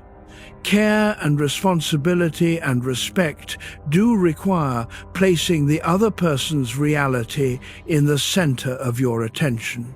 They require choosing the other person's growth over your own comfort sometimes. But they do not require the dissolution of yourself. In fact, they make it impossible. Because if you dissolve yourself into the other person, if you lose the thread of your own interior life, your own preferences, your own honest responses to the world, then the other person is no longer in relationship with you. They are in relationship with a mirror, and a mirror cannot love them back. What Fromm described as mature love is something closer to what Buber meant by the I-Thou encounter. Two genuinely distinct people, each fully themselves, turning toward each other with complete attention. The union is in the attention, not in the merger. The closeness is in the being fully present, not in the being indistinct. This is why Fromm thought that healthy self-love, the capacity to know and attend to your own interior life, was not a precondition that had to be achieved before love was possible. It was the very substance of love's exercise. To love well, you have to be someone. Someone with a genuine interior life, genuine responses, genuine limits. Someone the other person can actually find. The room does not answer. That is fine. Chapter 34, The Courage That Love Requires. Fromm used the word courage rarely in his writing. He was not a writer who reached for dramatic vocabulary, but when he did use it, he meant something specific. The courage that love requires is not the courage of grand gestures, not the courage of sacrifice or heroism. It is a quieter kind. It is the courage to be known. Not to present yourself, not to manage the impression you make, to bring your actual self, the one that has not passed all its own inspections, the one that sometimes needs more than it can give, the one that carries its history in the way it holds its shoulders into the presence of another person, without guarantee of how they will receive it. This is frightening for most people, because most people learned somewhere early that the real self needed to be managed, that what was acceptable was a curated version, that the underneath was too much or not enough, or both. The courage to be known is the courage to discover whether that early learning was accurate. Whether in this relationship with this person at this point in your life, it is actually possible to show up without the armor. Viktor Frankl, who spent years in the camps and came out with something very like this as his central teaching, wrote that love is the only way to grasp another human being in the innermost core of their personality. Not their surface, their core. And to be grasped in your core is to be seen fully by someone who chooses to remain. This is what the courage to be known makes possible. Not the courage to impress, the courage to be present as you actually are, and to stay for what you find when the other person does the same. Chapter 35. What mature love looks like in a quiet room. Mature love, in Fromm's description, does not look like what popular culture shows. It is not intense in the moment-by-moment sense. It is steady. It has a temperature closer to a fire that has been banked for the night than to one freshly lit. It is not spectacular, it is reliable. It looks like a Tuesday evening when neither person is at their best and the care is still present, not performed, not effortful in the self-conscious way, just the continuing orientation toward the other person's reality. It looks like noticing without making an event of it, noticing that the other person is tired or preoccupied or more fragile than they are saying, and not needing to fix it, not rushing toward resolution, just being there, in the same room, with the awareness of what is happening.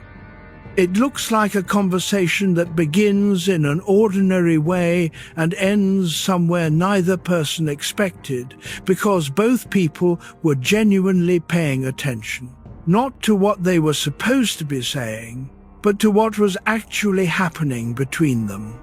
Mature love is not a feeling you fall into and then maintain. It is a practice you show up to, on the easy days and the hard ones, on the days when the practice feels natural, and on the days when it requires everything you have learned, and it grows. That is what Fromm most wanted people to understand. It grows in the direction you practice it. The love that was possible at the beginning of a relationship is not the ceiling, it is the floor. Chapter 36, Active Love.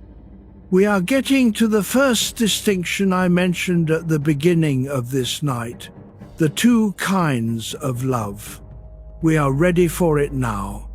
Active love versus passive love. Not Fromm's exact language in every context. He used different terms in different places, but it captures the distinction he was after throughout his life. Passive love is the love of receiving. The orientation organized around what you experience in the other person's presence, the feeling they give you, the security they provide, the need they meet. This is real. Every relationship has it. But when it is the primary orientation, the relationship is fundamentally about you, what it delivers to you, what you get from it. Active love is the love of giving, not in the sacrificial sense, not in the self-annihilating sense, the giving of attention, of care, of genuine interest in another person's life. The orientation organized around the other person, what they need, what helps them flourish, what the specific quality of this person in this moment is asking for. Fromm's most demanding claim is that active love is not only more ethical than passive love, it is more satisfying. Not immediately, not in the burning intensity of early passion, which is almost entirely passive, but sustained over time in the specific density of a real relationship. Active love is more satisfying because it is always growing, because it has an object outside itself, because it is organized around something real rather than around the self's needs, which are, in the end, always somewhat disappointed. Let your breath move. The room is still. This is what Fromm spent 60 years trying to say. Not in the sense of an argument won, in the sense of a door left open. Chapter 37. When affection becomes control. There is a form of love that looks like care and functions as control. Fromm was precise about this. It presents itself as protectiveness, as concern, as the desire to keep someone safe, to manage their environment, to spare them difficulty. And the feeling behind it can be genuine. The person in the controlling position often believes sincerely that they are acting from love. What they are actually acting from argued, is the anxiety of separateness taking a particular form.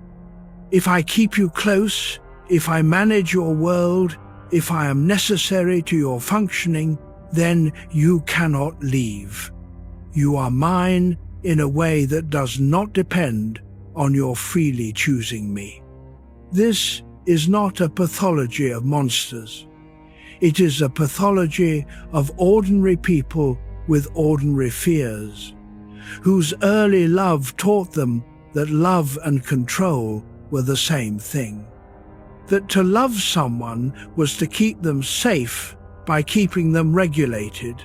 The test is straightforward, though not easy. Does your love make the other person freer or less free?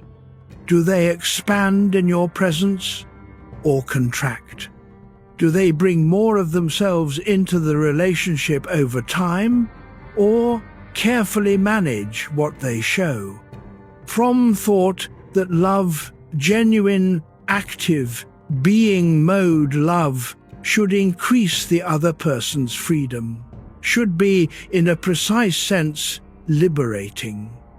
Not because you approve of everything they do or become, but because your care is genuinely for them and not for the configuration of them that most reliably soothes your own anxiety.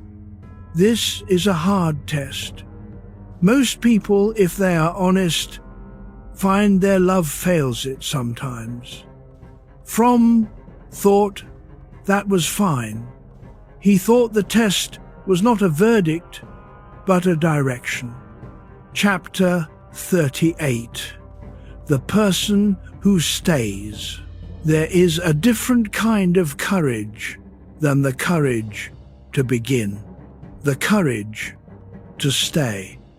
Not to stay passively, out of inertia or fear, or the sunk cost of years invested. To stay actively. To choose, again and again, the specific person with full knowledge of who they are, their limits and their gifts, the ways they disappoint and the ways they astonish, the things they will probably never change, and the things that are still becoming.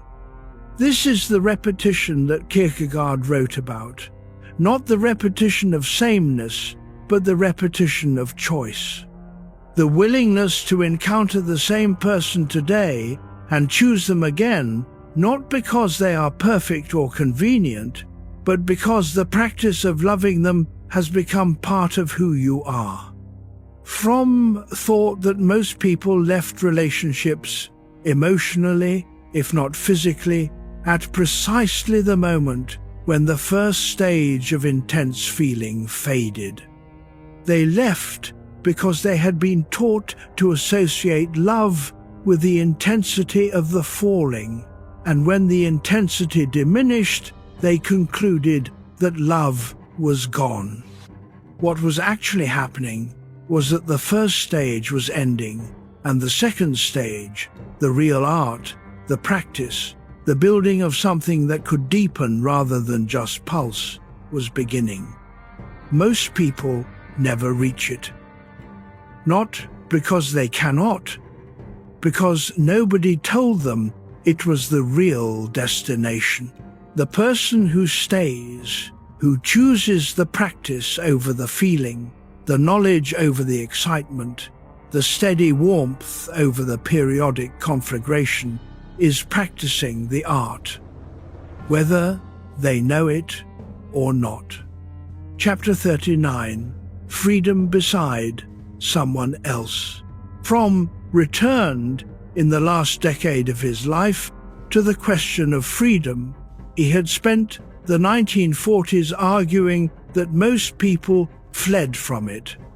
He spent the 1970s asking what it might look like to stop fleeing. The answer he arrived at was not solitude. It was not independence in the conventional sense. The freedom of having no attachments, no dependencies, no relationships that could disappoint you. That kind of freedom from thought was just loneliness with a better press agent. The freedom he described was more demanding, the freedom of genuine individuality within genuine relationship. The experience of being fully yourself, with your own thoughts, your own values, your own interior life, beside another person who was also fully themselves, and choosing from that fullness to be together. This is not the freedom of falling in love, which is really the freedom from the usual self-consciousness for a brief period. This is the freedom of being known and remaining. The freedom of not having to perform, even when performance would be safer. He thought this was possible. He thought most human beings were capable of it, given the right conditions and the willingness to practice. He also thought most people had never been shown it was an option, had been offered instead the choice between merger and isolation, between losing yourself in another person and keeping yourself safe by keeping everyone at a measured distance. Neither of these, he thought, was love. Both of them were substitutes. Real love, the kind worth practicing, the kind worth building, was what happened when two people discovered they could be genuinely free, genuinely themselves, and genuinely together. Let your breath settle. Let your jaw soften. Chapter 40. The Gift That Costs Something Real. Fromm was asked in more than one interview what the single most important thing was that a person could offer someone they loved. He always gave some version of the same answer. Presence. Not presence. Not reassurance. Not even primarily kindness. Presence. The genuine being there, with full attention, without the distraction of your own internal monologue, without the management of your own anxiety, without the agenda of where you need the conversation to go. This is the rarest gift, because it is the most costly. It costs exactly what is hardest to give: the suspension of your own preoccupations in the service of another person's reality. It is also the most healing. Yalom, who sat with thousands of people in the process of facing what they most feared, said that the experience of feeling fully heard, genuinely, without agenda, by another person who was really there was one of the most reliably healing things he had ever witnessed. Not the being heard by a skilled professional, the being heard by another human being who had, in that moment, given up their own concerns to attend to yours. To be fully present to another person is an act of love. Not the falling kind, the practiced kind. The kind you arrive at after years of noticing what it costs you to stay behind your eyes in your own concerns while another person is in the room with you. The room is still. You may be drifting now. That is fine. The parts that matter will find you. Chapter 41. What the body knows at rest. There is a mode of understanding that becomes available when the body is horizontal and the ordinary demands of the day have receded. A kind of clarity that arrives at the edge of sleep, when the defended self has loosened its grip enough to let certain things through. You have been in having mode most of your waking hours. This is not a criticism. It is the mode that gets things done, maintains things, ensures that what matters to you continues to exist in the form you left it. It is necessary, but the being mode, the mode in which experience is encountered rather than managed, in which the self is expressed rather than defended, in which another person is truly seen rather than assessed. The being mode is closer to where you are right now. The body knows it. The loosening of muscle that comes when genuine rest begins is not only physical, it is the organism's signal that the performance is over for tonight. That the territory of the self does not need defending right now. That what is here can simply be here. From thought that this quality of rest was available in waking life, in the presence of a person who truly loved you. That love, at its most developed, produced something like this, not necessarily in the body, but in the self. The suspension of the need to perform, to manage, to maintain. The experience of simply being beside someone who sees you and chooses to remain. This is what we are really looking for.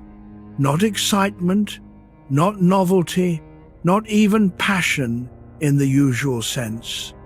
This quality of rest, of being known and staying. Let your breath settle. Let the night be what it is. Chapter 42. What remains when the feeling changes? Fromm was not a sentimentalist. He did not believe that love was supposed to feel the same at 60 as it did at 30.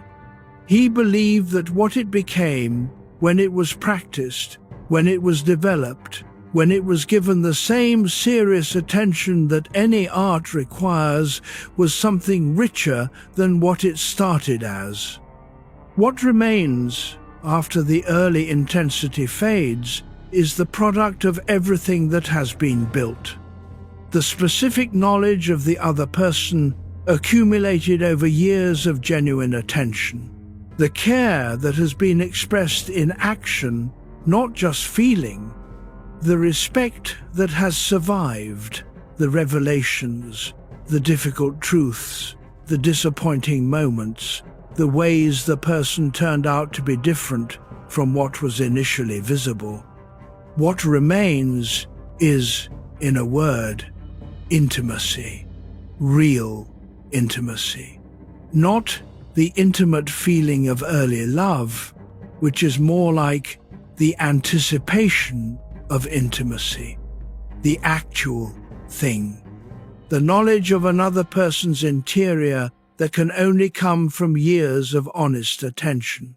And what Fromm observed, and what most people who have practiced the art confirm, is that this intimacy does not diminish what it replaces, it transforms it. The intensity of early love is a preparation for something that is not less but more specific, more real, more connected to the actual person and less to the idea of them. Most people never find out because they leave before the transformation completes. That is the loss Fromm spent his life writing against. Not dramatic, not visible from the outside, just the quiet loss of a depth that was available and was not reached. Chapter 43, the answer was never far. We have been circling something all night. The question you brought into this hour. what you are really looking for in another person. The answer Fromm gave is not complicated. It is hard to practice, but simple to state. You are looking for someone in whose presence you can stop performing. Not someone who will tell you that your performance is perfect. Not someone who will never challenge you or ask more of you. Someone in whose presence the performance is not required. Someone who knows the underneath and is staying. And this is the part most people miss. Someone you are willing to know, equally in their underneath. Someone whose interior life you are willing to attend to, not just receive comfort from. Someone toward whom you are willing to practice care and responsibility and respect and knowledge, not because it comes naturally all the time, but because the practice has become part of who you are. The relationship that holds that is not found. It is built slowly, in ordinary days, in the specific attention of an ordinary evening, in the willingness to show up again with your whole self and to stay for theirs. This is the art Fromm described. Not a theory, not an aspiration, a practice. Chapter 44, Locarno 1979. In 1974, Fromm had a heart attack.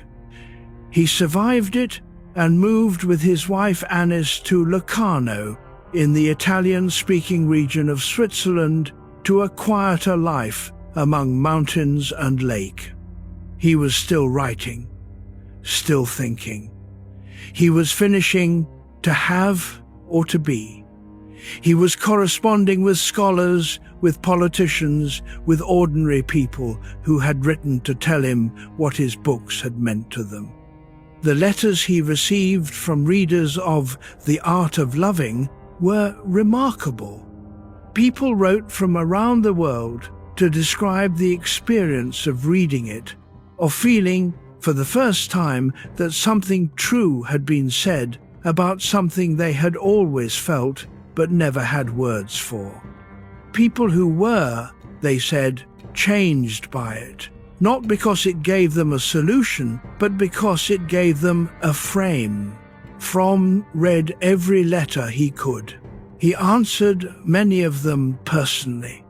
He was interested in ordinary people in a way that some intellectuals are not. The ideas, for him, were always in service of the question of how an ordinary person in an ordinary life could live better. He had 3 more heart attacks. The last one came on the 18th of March, 1980, 5 days before his 80th birthday. He died in Locarno, quietly in the early morning. His wife was with him. The room does not answer. Let your breath move. Chapter 45, What He Left Behind. The Art of Loving has never gone out of print. It has been translated into more than 30 languages. It sells still to people who have never heard of the Frankfurt School or the history of psychoanalysis or the intellectual debates of 20th century Germany. They buy it because of the title. They read it because of the argument. They keep it because of what it does to their understanding of something they will never stop caring about. Fromm left behind a way of thinking about love that does not reduce it and does not idealize it. That takes it seriously as a human activity, a learnable skill, a discipline with specific requirements and specific rewards. He left behind the distinction between falling and arriving, between having and being, between passive longing and active practice. He left behind the observation that the love you have been looking for, the love that sees the real you and stays, the love that feels like rest rather than performance, is not found, it is built. And building it requires becoming the kind of person who can give what it requires, which is the most demanding thing, he said, and the most hopeful, because it places the work and the possibility inside a person, not in the luck of finding the right situation, not in the accident of the right feeling arriving at the right time, inside you, which is exactly where it has always been. Chapter 46. The question returns. The question that visited you at the beginning of this night, the one that arrives when the day has gone quiet.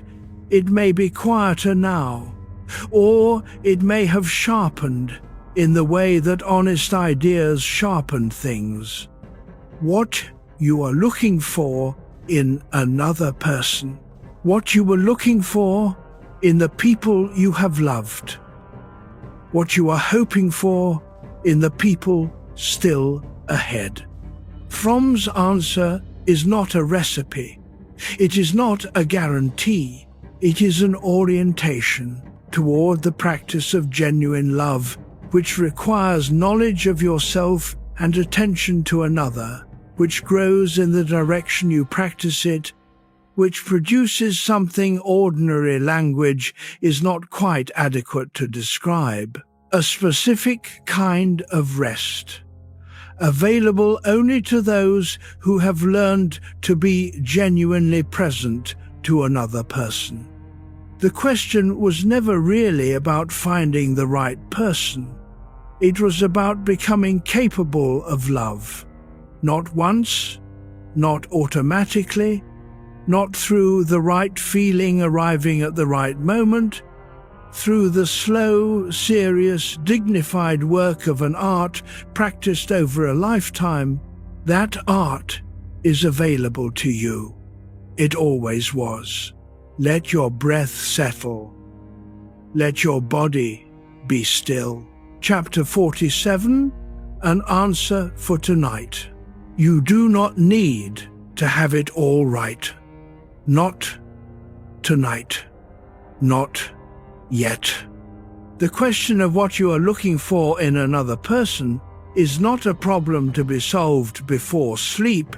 It is a direction to move in, a practice to return to tomorrow and the day after that. What Fromm most wanted to leave with his readers, I believe this, having spent time with his work, was not a theory of love. It was permission. Permission to take love seriously, to treat it as something that deserves the same quality of attention and effort that you bring to anything else you genuinely want to be good at. Permission to believe that what you are looking for is not a feeling you are owed, but an art you can practice. Permission to stop performing and start being, even a little, even tonight. Let your shoulders drop. Feel the weight of your body where it rests. The house has gone quiet. Your breath is moving on its own. And now the thing from the 1967 interview. Fromm paused, and then he said something like this. To love another person means to see them clearly and to care about their growth while remaining always fully yourself. Not completing them, not losing yourself in them, not waiting for them to make you whole. Seeing them, staying, being together what two separate and complete people can be. That is the art. That is what you are really looking for, and what you are capable of giving. Chapter 48. Sleep. The night is deep now. Whatever brought you here, the question that would not go away, the restlessness of a mind that needed somewhere to be, it has been companied, not solved, companied. Fromm spent his life in the company of this question. He was not always peaceful. He was not always certain. But he was always honest, always careful, always willing to say the difficult thing rather than the comfortable one. He believed that human beings were capable of genuine love. Not as an aspiration, not as a future achievement, but as a practice available to anyone willing to learn the art. You are one of those people. The question will return. It always does. But it will return to a different version of this hour, to a mind that has spent time with Erich Fromm, that has held the distinction between falling and arriving, between having and being, between passive longing and active practice. It will return to someone who knows, a little more clearly than before, what they are really looking for. Let the breath move. Let the body be heavy. The lamp is still on. The room does not ask anything of you. Sleep now.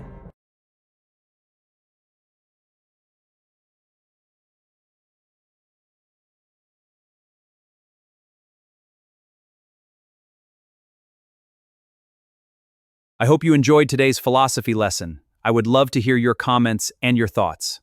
Thank you.